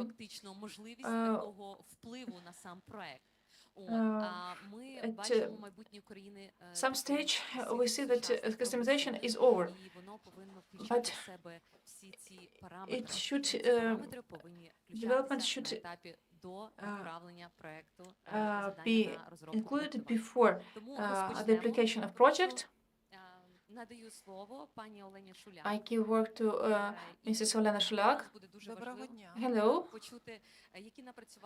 Which workings do we have nowadays? I thank you for invitation. I was told that 7 minutes maximum. What shall I do to show the presentation? I would like to share with you conceptual things. On the base of our committee, we held consultations which law terms should be when and we involved more than 600 participants. We held 3 sessions of online discussion. Every session was for 4 or 5 hours, and I want to meet you with basic things. We know that the World Bank numbers at the beginning of 2024, it was a report that fixed the damages in 2023. 152 billion was direct damage that Russia destroyed for 3 years of war, and we need $486 billion to rebuild it. I understand when World Bank was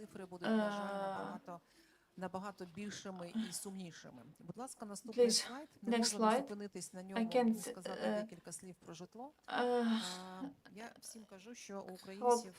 stopping here. This slide. The first desire for all Ukrainians is to have victory. The second desire is to have work with good salary or good circumstances for work. We need to have good conditions of living with our family. We have now crazy numbers.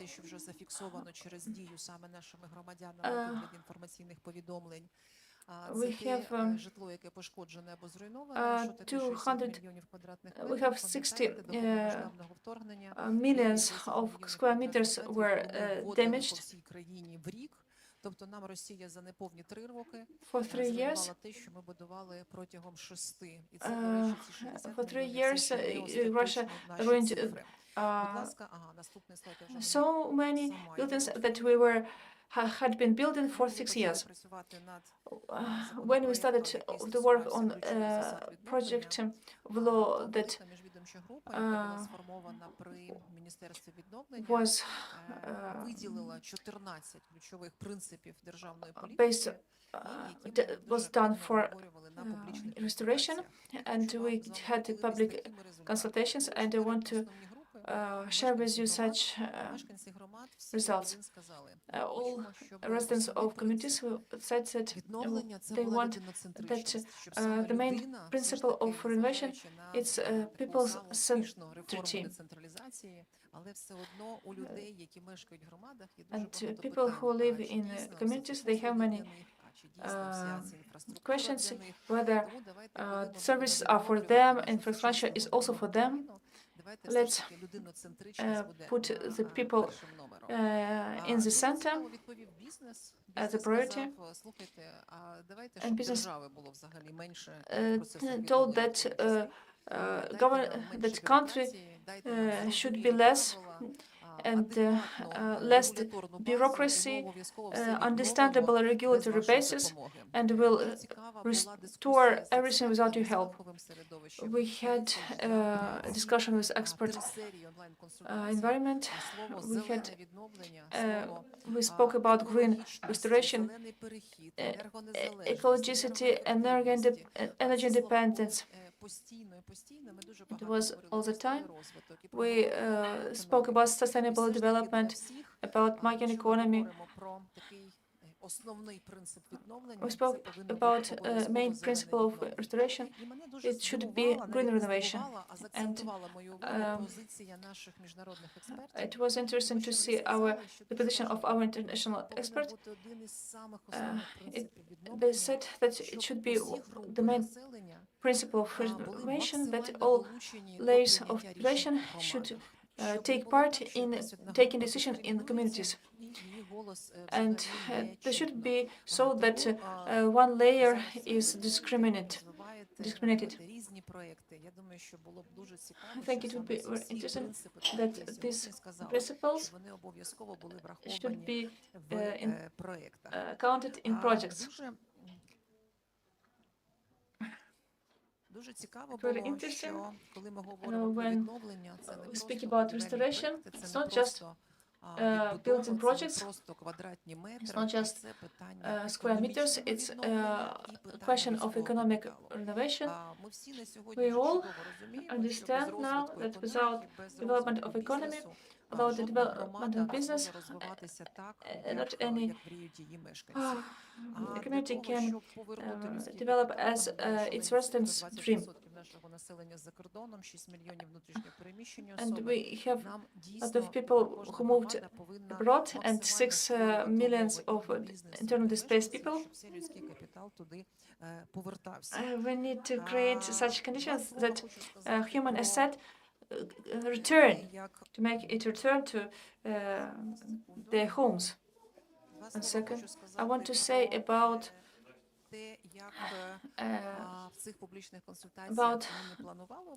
public consultations, and business proposed a very important thing about economical renovation. We will have territories who will always have borders with Russia.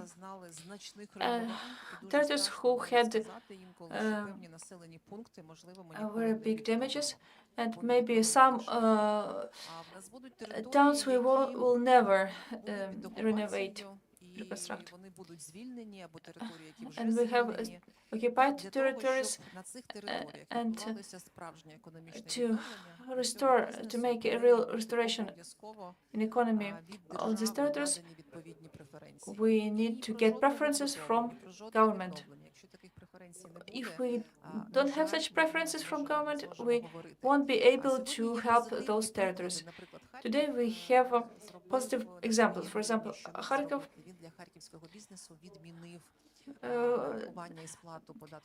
abolished payment, the tax on land, on profit. Харкov did what he could on the local level. For government, it's a task with asterisk. We have a law for investment and other laws, but they are not sufficient to make a real economic growth. Of course, on public consultation, we discussed system DREAM. Thank you about the presentation of the program, the system, and there are more than 80,000 projects there.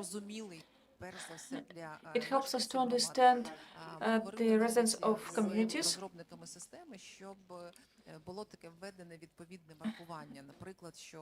It should be marking that the project corresponds to European standards, to modern requirements of energy efficiency.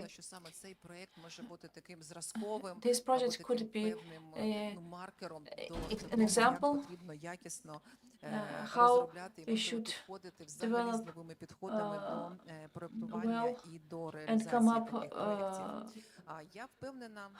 with the realization of this project. The question of transparency, of accountability, it will be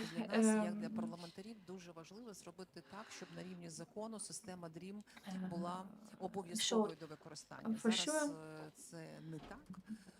На рівні експериментальної постанови зафіксований певне використання, але коли на рівні закону парламент проголосував, ухвалив і всі в ній працюють, це була б дуже такий добрий знак для міжнародних партнерів, в тому числі, тому що все ж таки ми розуміємо, на відбудову ми будемо отримувати We understand that we will get for innovation funds not from the core of our country, but from our foreign partners. About control and supervision and international cooperation.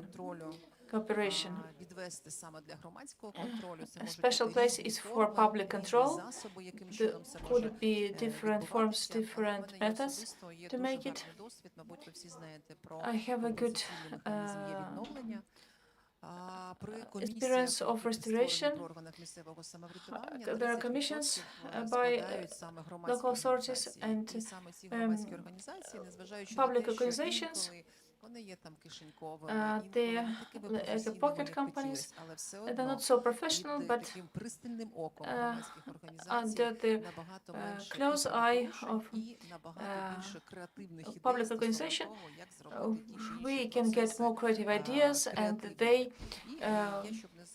follow with precision the realization of this different project. There is a last slide. The first position, recommendation. Principle not to harm the environment. We highlighted it with green to fix it as a constant one. Ініціативи. Звичайно, хочеться всім, щоб, я думаю, тут не потрібно навіть проводити соціологію жодну. Це громадськість, всі мешканці хочуть бути максимально залучені до процесів відновлення, і тут мало врахування, participants should take part in renovation. There are different public platforms, DIA, and other capabilities at local level. They can provide the possibility to vote for projects, to spread information.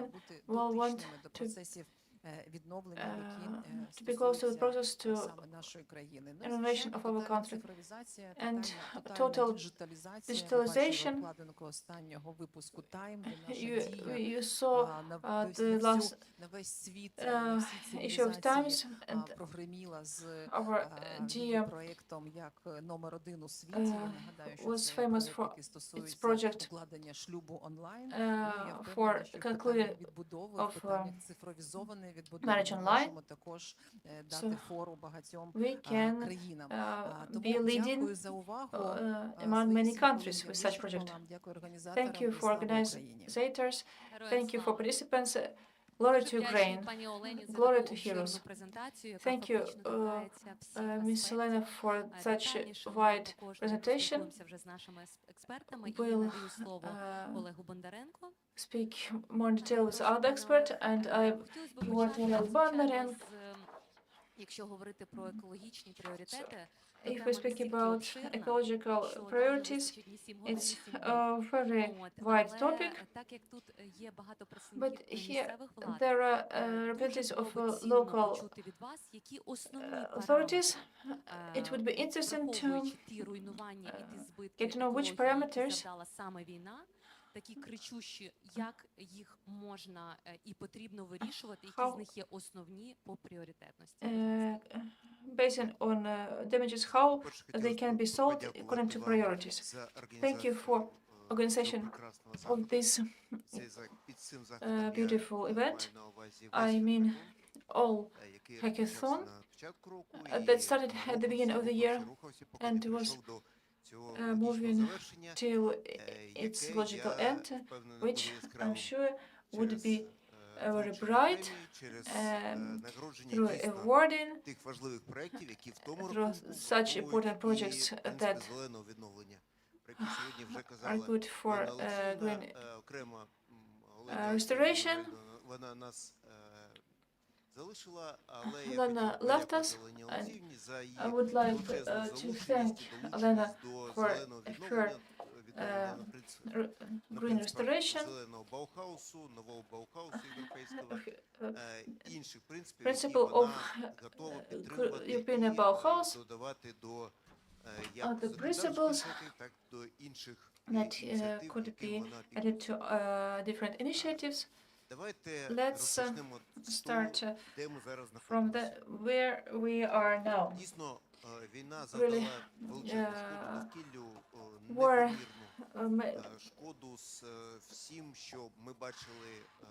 brought big damage to Ukraine. For you to understand, when we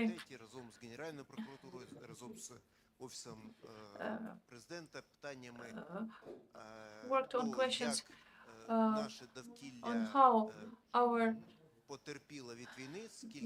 environment suffered from war,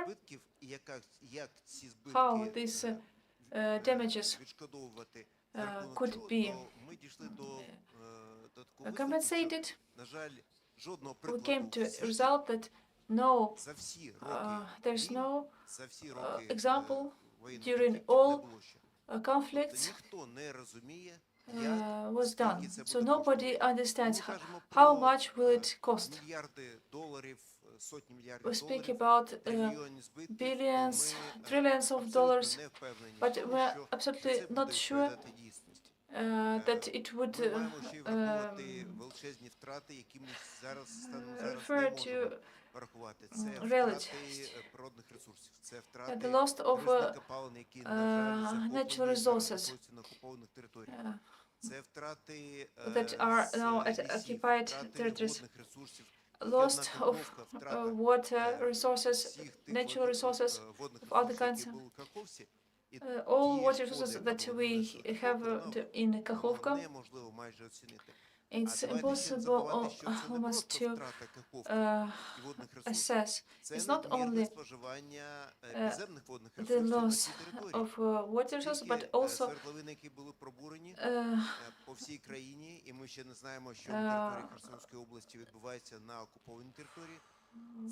loss of wells that were made, and they use underground waters, the damage is very big. Let's speak about environment in general. It's all intertwined things.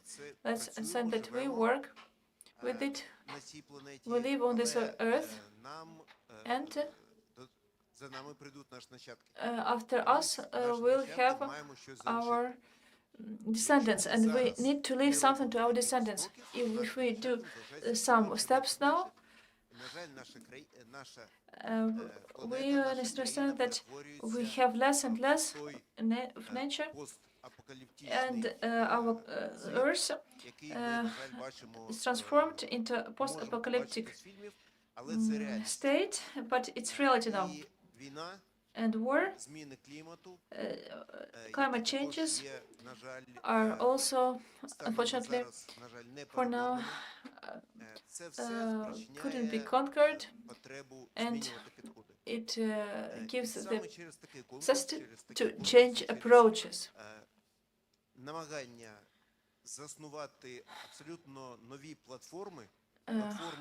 We wanted to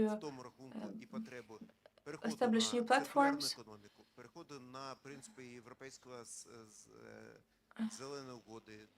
We have to move to green treaties, to renewable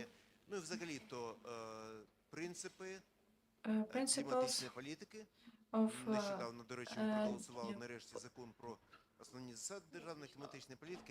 climatic policy that will be in all policies of Ukraine.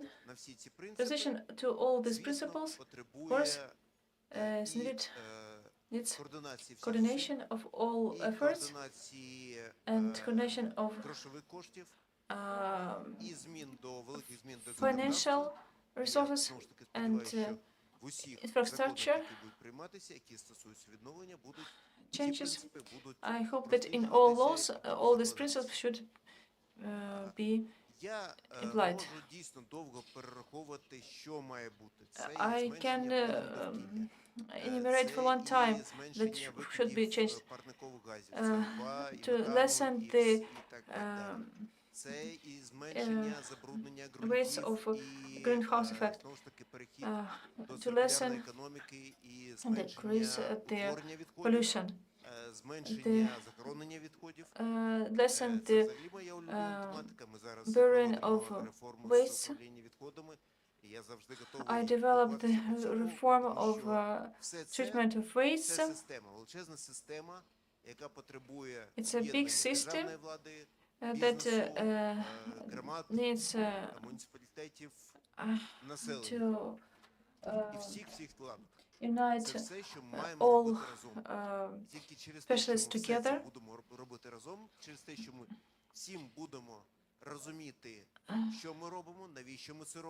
We all should understand what we do, why we do it,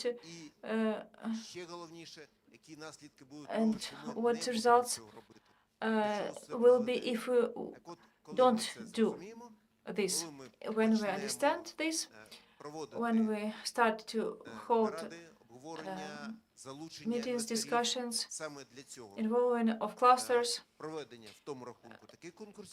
we'll hold contests. And hackathon was one of the first ones. All projects that were considered here, all initiatives that were held here, they couldn't be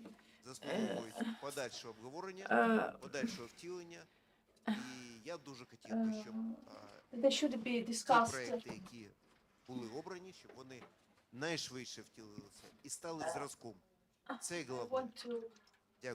Thank you. Thank you. Пане Олег, дійсно важко переоцінити те, що означає це слово пріоритет. Тому що the word high priority, невидима історія, яка насправді дуже впливає на such invisible history influences on our lives, on the life of business, на наші насущні проблеми. Тому що ті питання, яких не on our essential problems, наприклад, в одних регіонах, Сьогодні там жаркі регіони потерпають від повеней.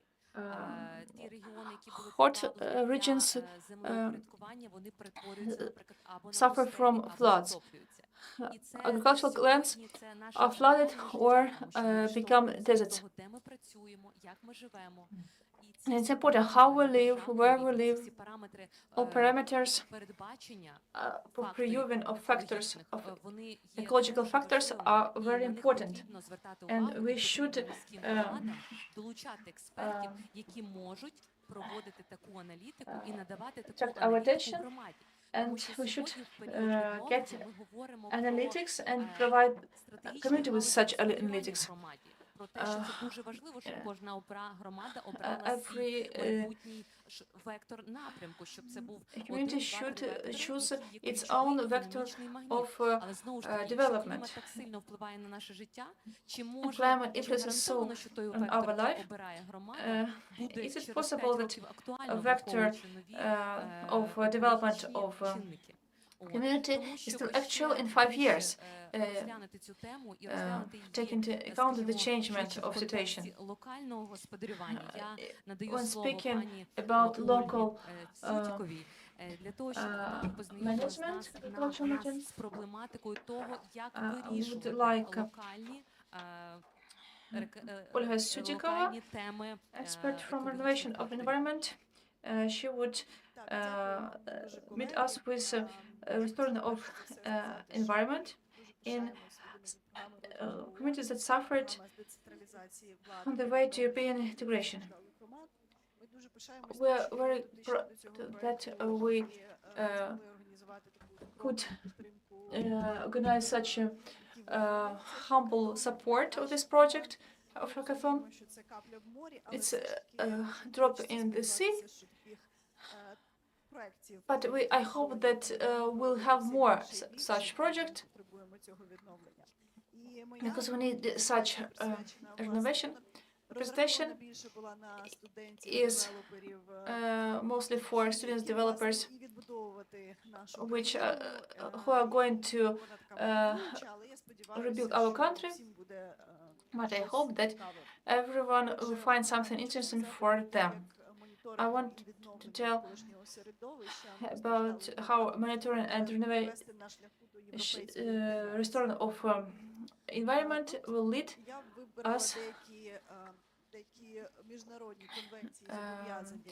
I chose some international conventions that should be implemented in Ukraine. We can, it's last word, convention about trans-border pollution of air.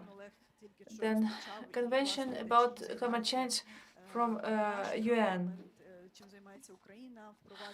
Our parliament implements these initiatives into real life.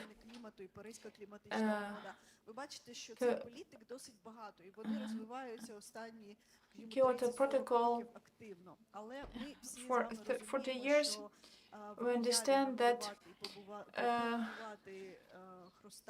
we cannot build the Crystal Palace. Just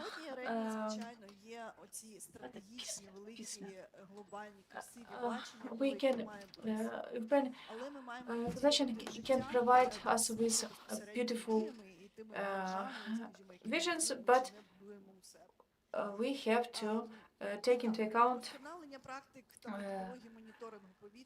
other parameters. Improvement of practice of improvement of air state. And people who are going to build. And this map in European cities from the cleanest to the most polluted, rating in many from black to gray. Gray is where we don't have data. Country of Northern European countries, we have they are more polluted, and we don't have data from Ukraine. But we're starting to gather those data.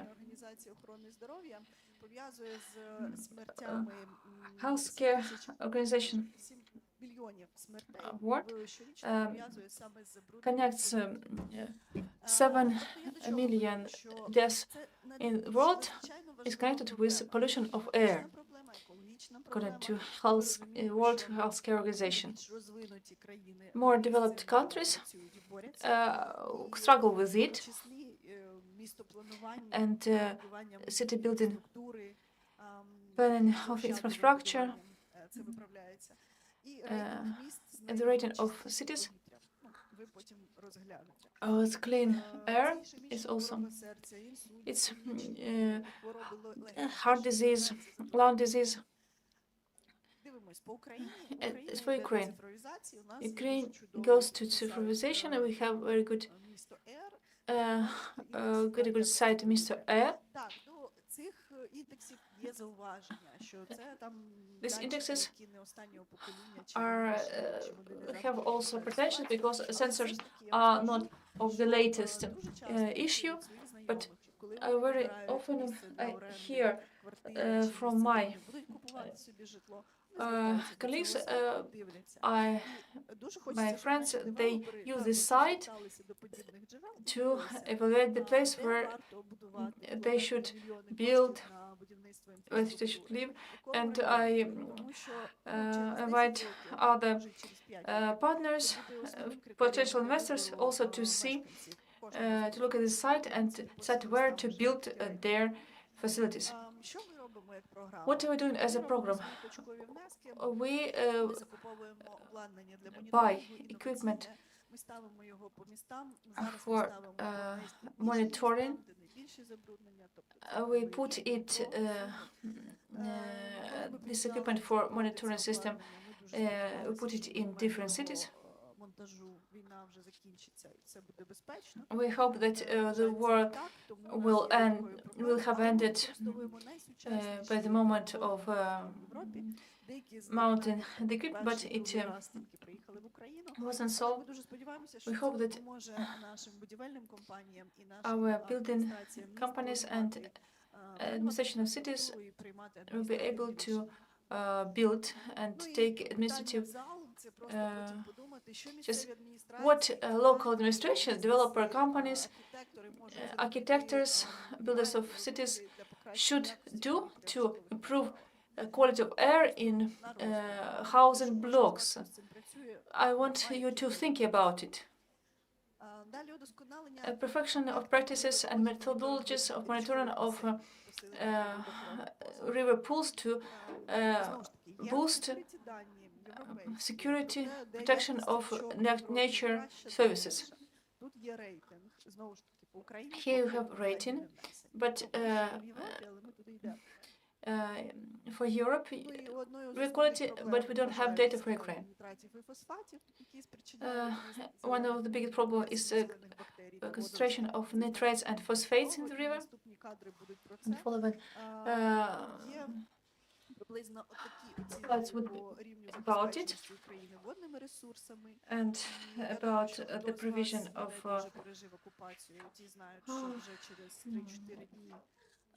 those who undergone the days of occupation. Remembers that after some time it was impossible to find drinkable water. The question of water is critical for surviving. It's a question of living, of existence.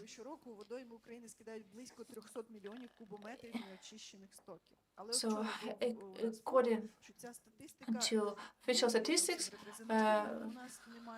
every year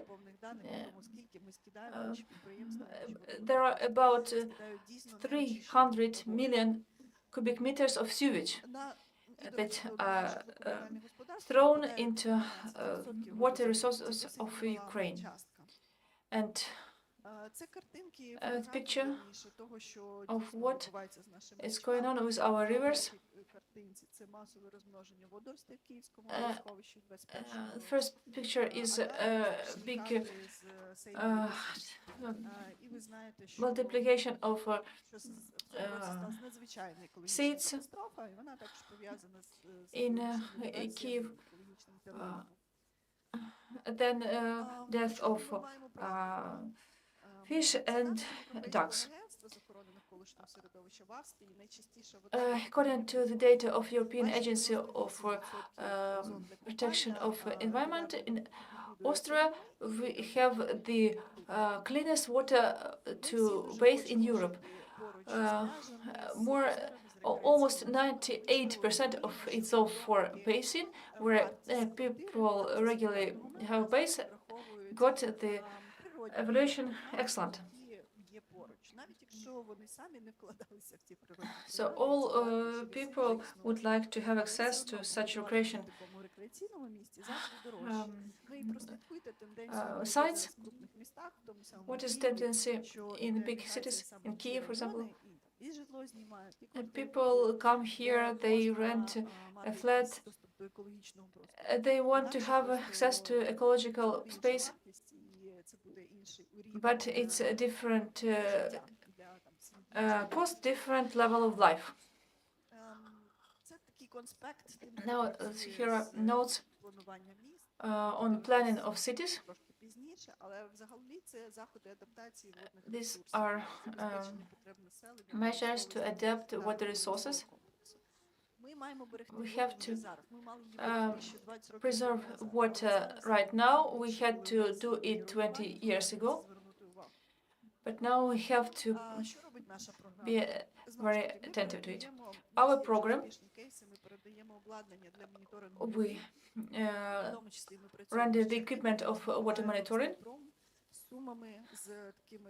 We cooperate with Sumy region.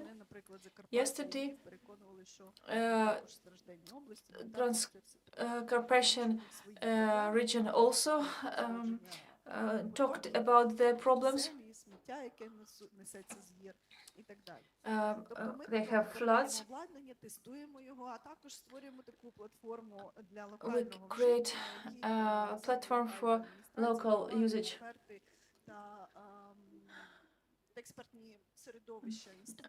Expert environment institutes. I understand that I exceeded the graphic. What local administration, developer companies, architects, of those should do to improve the quality of rivers and lakes. Then law about sewage management. We return to it again. I know that Verkhovna Rada has been working on it for several last years. What every community can do to get containers, we should plan such quality processing plants. Our best process plants should be in our city. We shouldn't be afraid of it. It could be beautifully placed in the interior. In the Mykolaiv region, we worked on the project of compost clusters, and we hope that it would be realized. We get the organic waste and it used for fertilizing soils. Also, we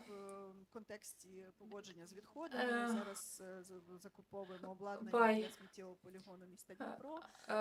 the equipment for rubbish polygon of town Dnipro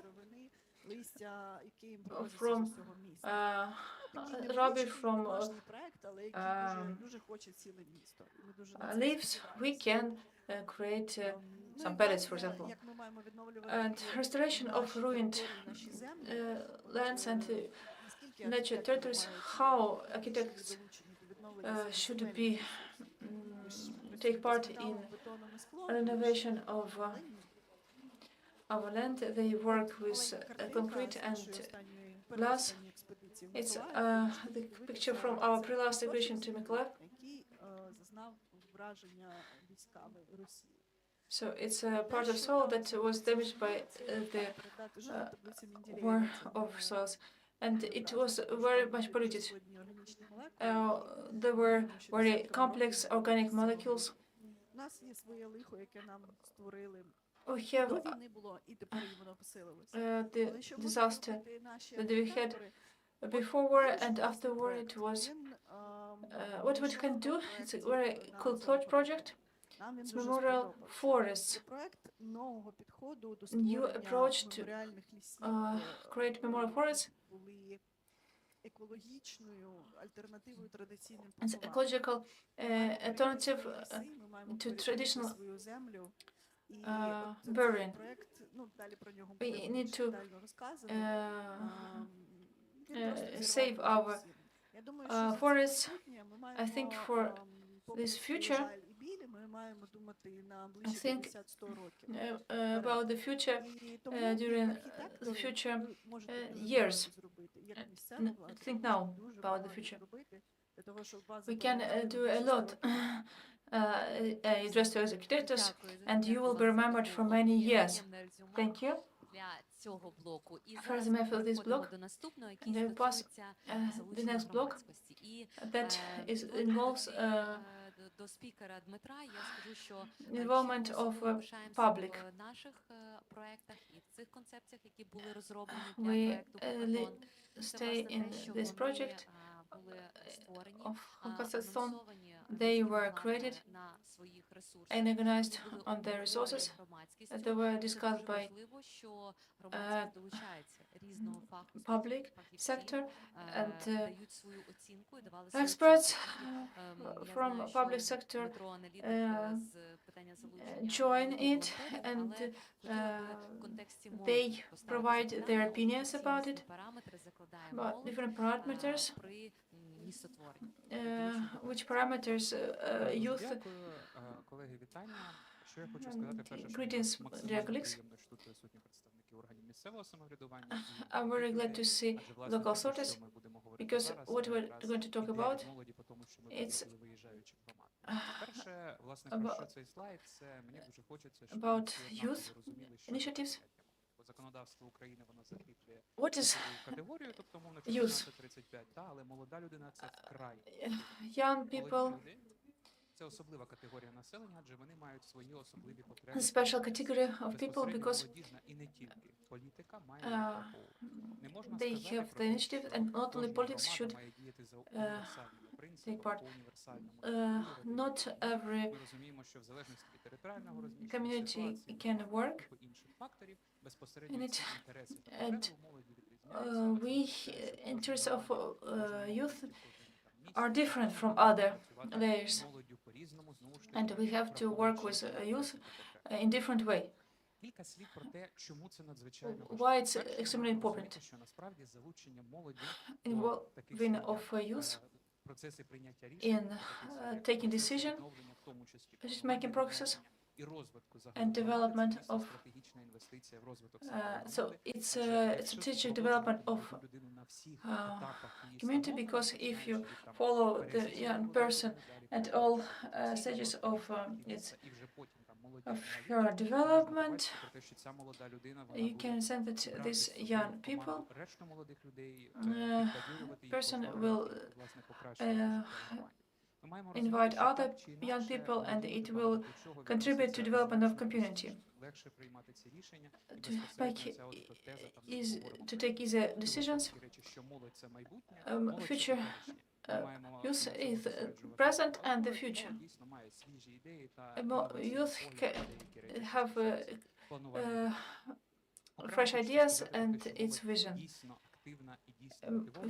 youth are not all are publicly active. We can see that youth leaders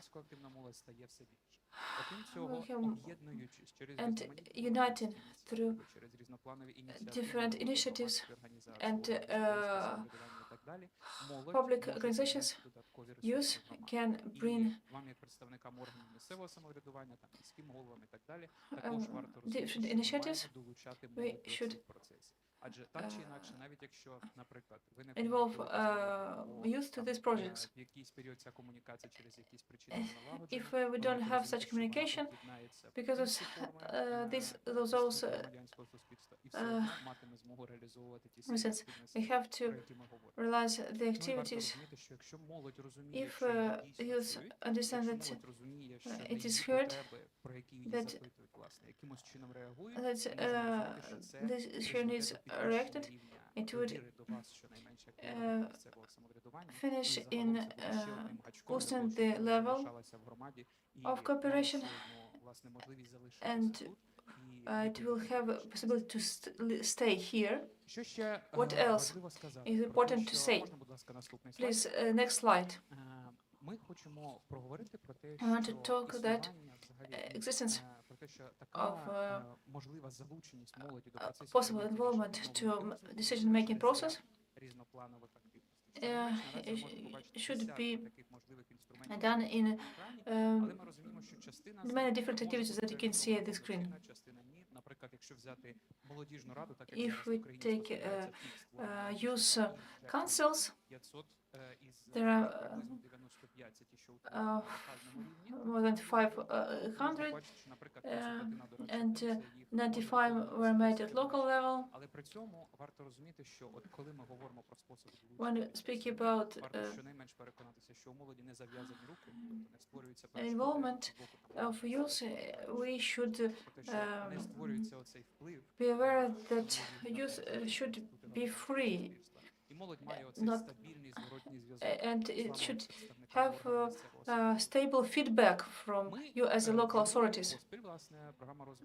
Annually, we cooperate with Ministry of Youth and Sport in Ukraine, and with youth of abroad, we investigate how war influences the youth in Ukraine. So more youth can influence personally changes on society, and they are 32% abroad. Ukrainian youth abroad gave the question 34%. Volunteers, there are about 13 volunteers in youth on a regular basis, and there are 15% of youth who are volunteers abroad. Ukrainian volunteers abroad are they are 15%. And the youth who take part in activity of regional public councils, it's a third column. Youth is ready to join the process of renovation. 58% expressed their preparedness for it. And 70% of youth abroad also said about it. It's majority were asked what should be done to improve the involvement of youth. 47% said that you have to support youth projects for and with youth.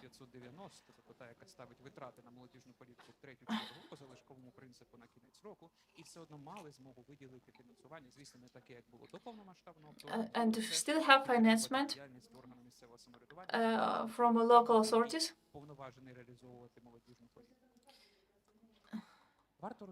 We have to understand that youth now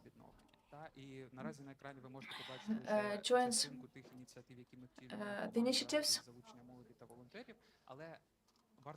We have to understand that restoration and taking process on decision making are interconnected. Або вже потім ми будемо говорити про те, що там із застосування build back better, або там інших підходів будемо говорити про те, що відновити на краще, так, типу зробити краще, ніж було. Але молодь сьогодні долучається до чималої кількості активностей, в тому числі на національному рівні, про час Joins many kinds of activities. For national company of youth employee, we should understand that about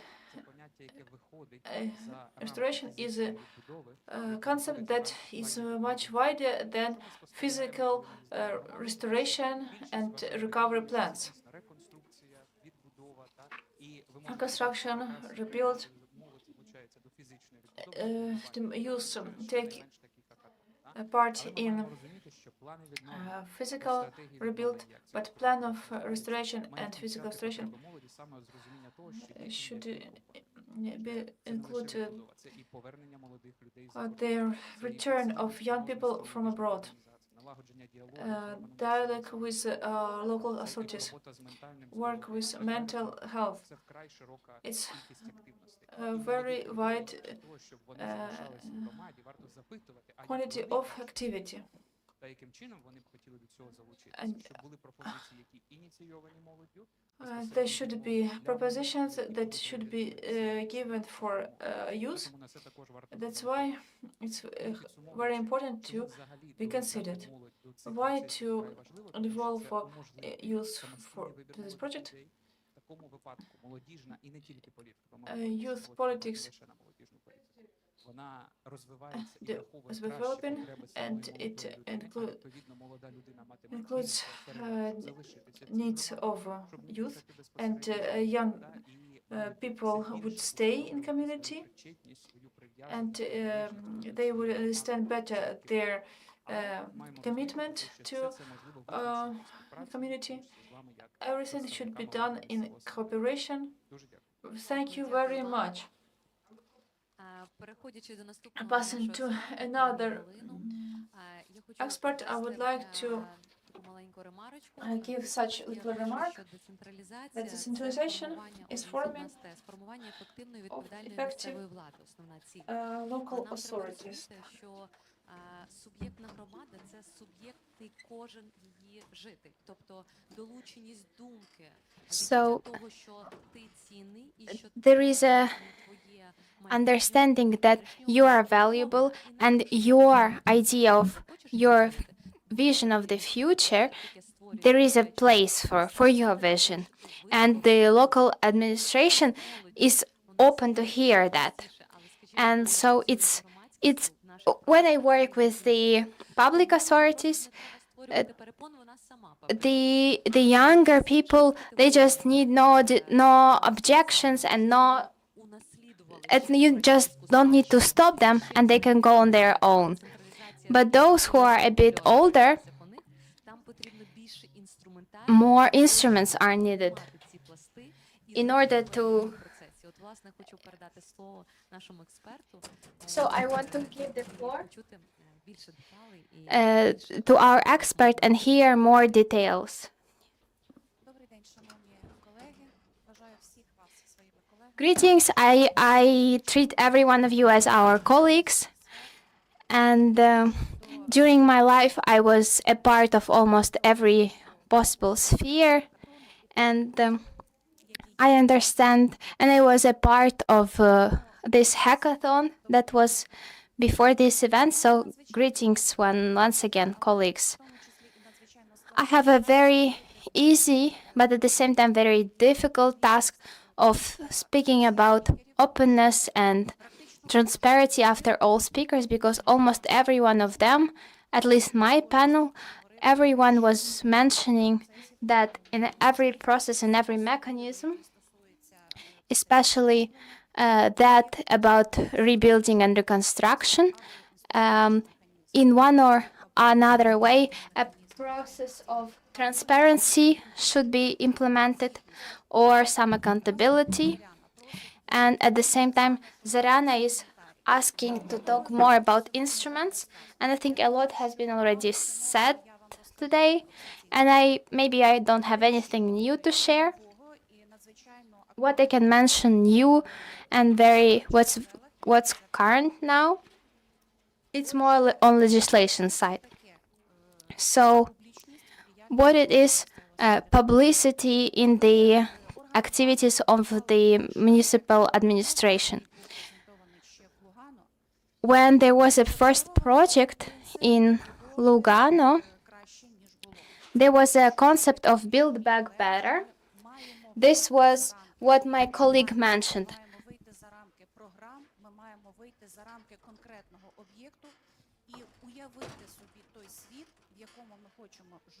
Is that we should extend our barriers, and we just need to imagine, and we should just imagine.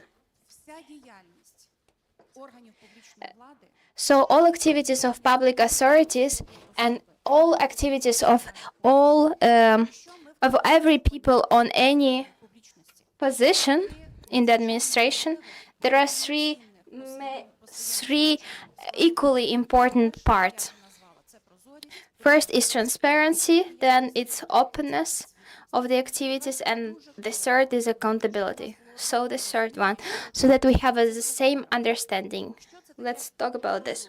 So what is transparency in the activities of the municipal administration?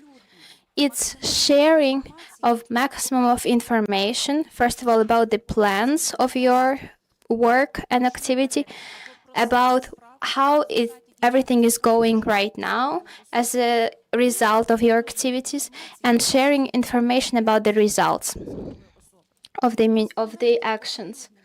There are many instruments of sharing this information, for starting with official websites, then social media, of course. So sharing information about plans, about current situation and results are many ways.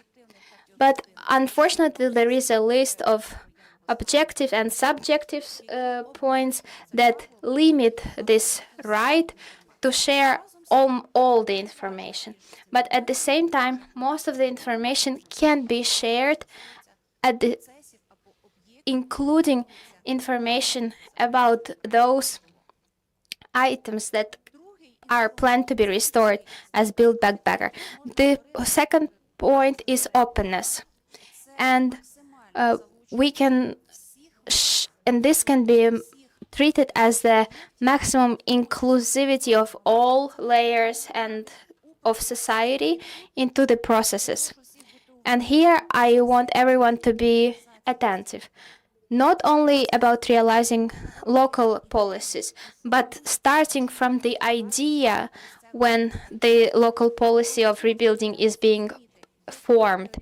Here, you should understand what is the priority of each individual and each citizen. Identify what are the needs of people living there. And here, it doesn't matter if the citizen is active or not, about every business, no matter how active he is, or the size, no matter the size, and as well as some associations or public organizations that are located on the territory of the municipality. So this is the process of maximum inclusivity of the process.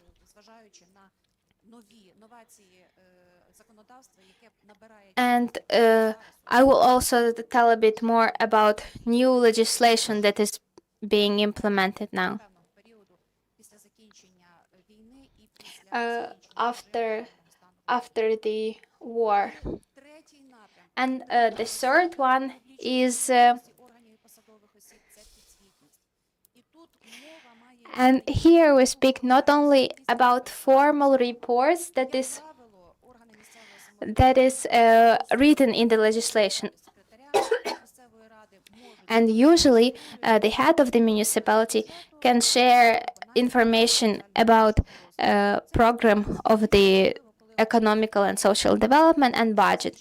Budget is, of course, official kind of report, and only very experienced financial experts can understand what is written there. And a common person, like an ordinary citizen, cannot understand it. I tried to do it personally. I managed to do it, but it was pretty difficult. So here we should speak about the reports, but in a clear and simple form so that every citizen can understand these reports. What results are done by the actions of the local administration? If it's about rebuilding or reconstruction of some facilities or something else. And now about some updates in the legislation. When we were preparing the first project of the rebuilding plan, we were planning to rebuild back better. But now, as we have discussed a lot, when Olena started her presentation, the first principle which citizens highlighted is being centered around the human, around the person. So I think it would be great to add to the Build Back Better, but also take example of the European countries, of nothing to us without us.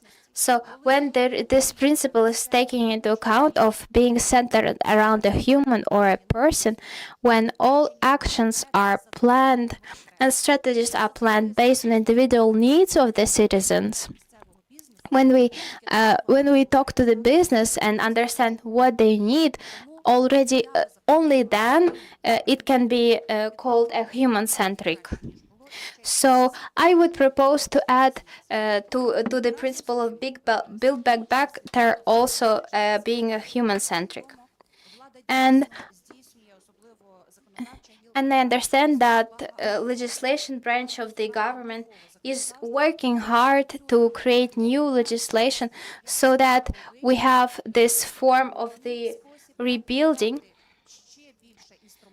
and to give even more instruments of what moderator Zarana mentioned, so that municipal administrations and all municipal leaders had maximum instruments of being transparent and accountable. And about transparency, now we have a legislation that is now current. We have also a new one that is created so that municipal administrations are transparent and all of their actions. So what are the updates?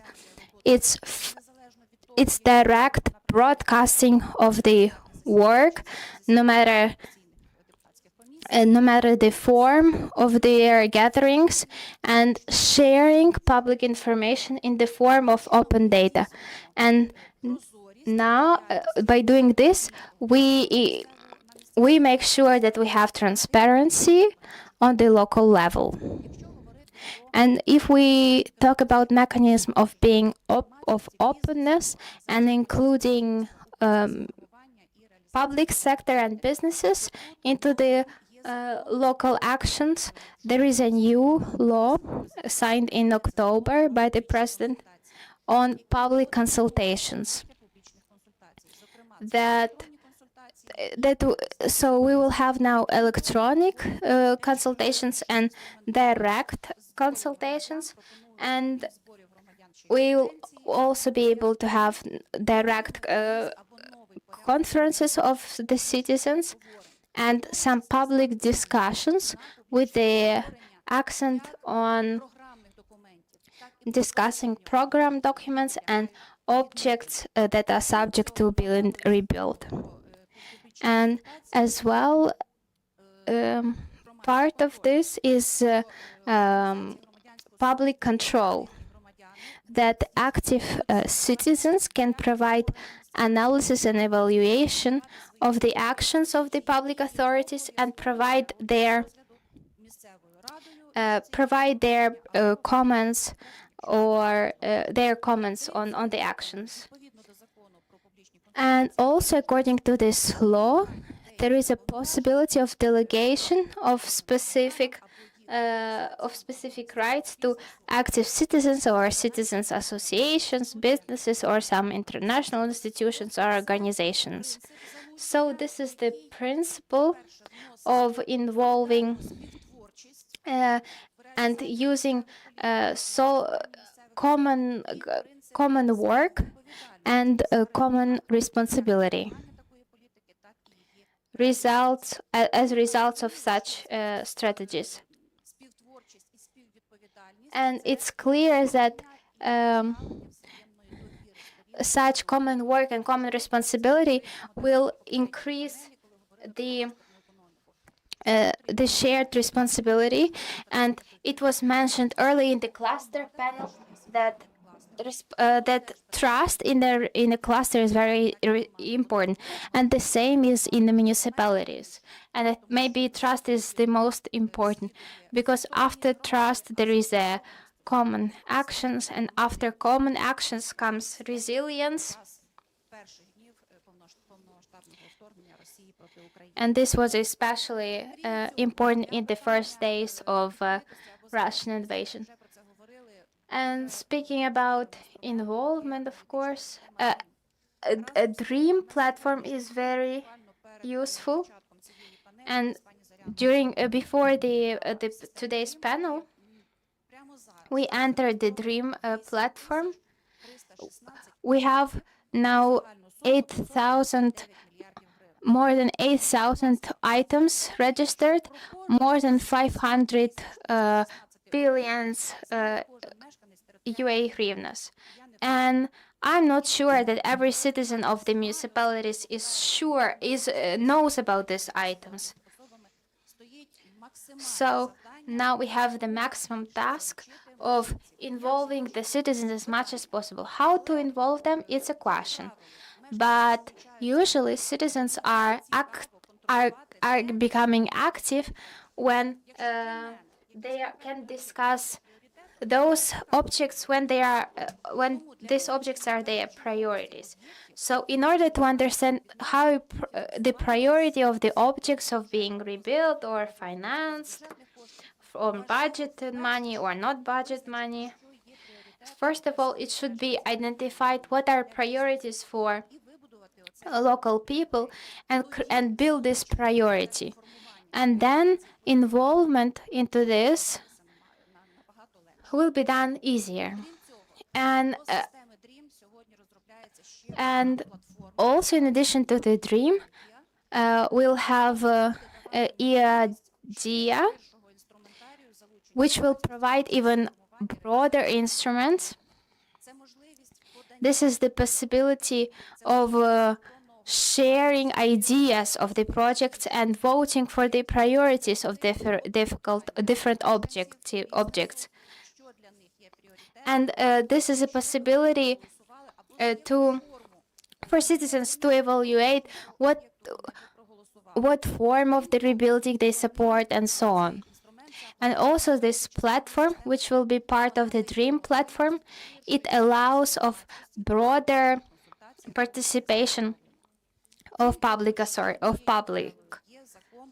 And also there is a law about the citizens having the power.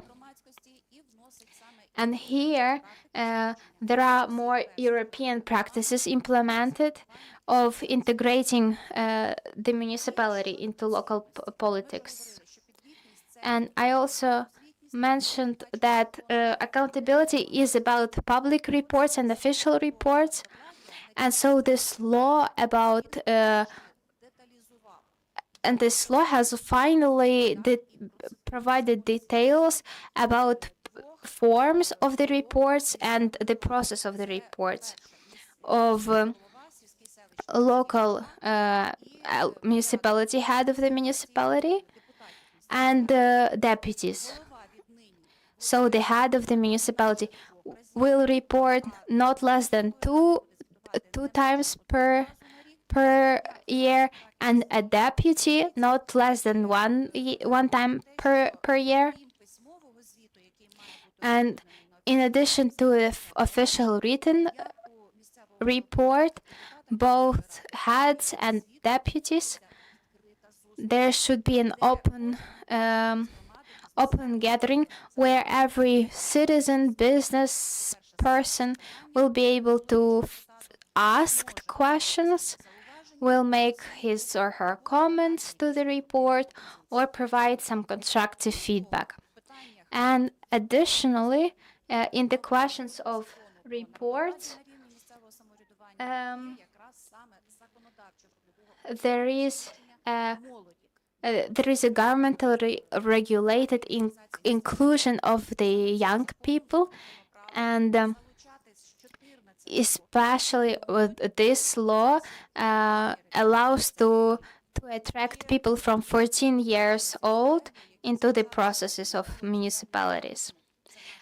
Because young people are our future and our today, because we are now rebuilding country not for ourselves but for future generations who will also be rebuilding, because we have so many damages that not one generation will be rebuilding it. And based on this accountability and transparency, we now have a chance to build a democratic and inclusive and very resilient model of municipal governance. Thank you, Galina. And now I would like to introduce very important our partner, whom we attracted right after the occupation of the Irpin. It's international organization Gensler. This is American organization that is implementing projects all over the world, and they became our partners, and they are actively engaged into rebuilding and creating the master plan of Irpin city. And they are coordinating some of our projects. And now let me introduce Nadia, who is the main strategist of the company Gensler. I'm so humble and so Доброго happy to ранку join з you, and I'm Вашингтону. Для happy that мене I couldn't be there честь in person, приєднатись but it до вас. absolutely На жаль, warms я my не heart to змогла be a part приїхати особисто, of this forum, even for a couple of minutes, to hear your ideas це and важливо to be для encouraged мого once more серця that бути Ukraine will have частиною навіть a онлайн. future and will have, there's a Тому що sense це of дає мені optimism розуміння і and a sense надію, of, again, що focusing on the в future, not on Україні the past. є майбутнє, і фокус не на минулому, а на майбутньому. І як Зоряна сказала, я працюю з компанією Gensler, яка фокус якої на відновленні, і ми робимо все від громад до районів, до окремих будинків.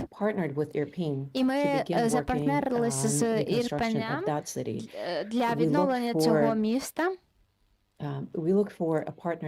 Ми шукаємо партнера, який буде так само залучений в відновлення і буде шукати можливості відновлення громад і міст на рівень, який буде на рівень, який буде зорієнтований на майбутньому, і там, де фокус буде на якості життя. Звичайно, нам потрібно пам'ятати про минуле. І є багато важливих моментів, які сьогодні зазначали, як прозорість і залучення всіх сторін, те, щоб робити це зосереджено на людині, залучення талантів. Я повністю погоджуюся з усіма цими концептами.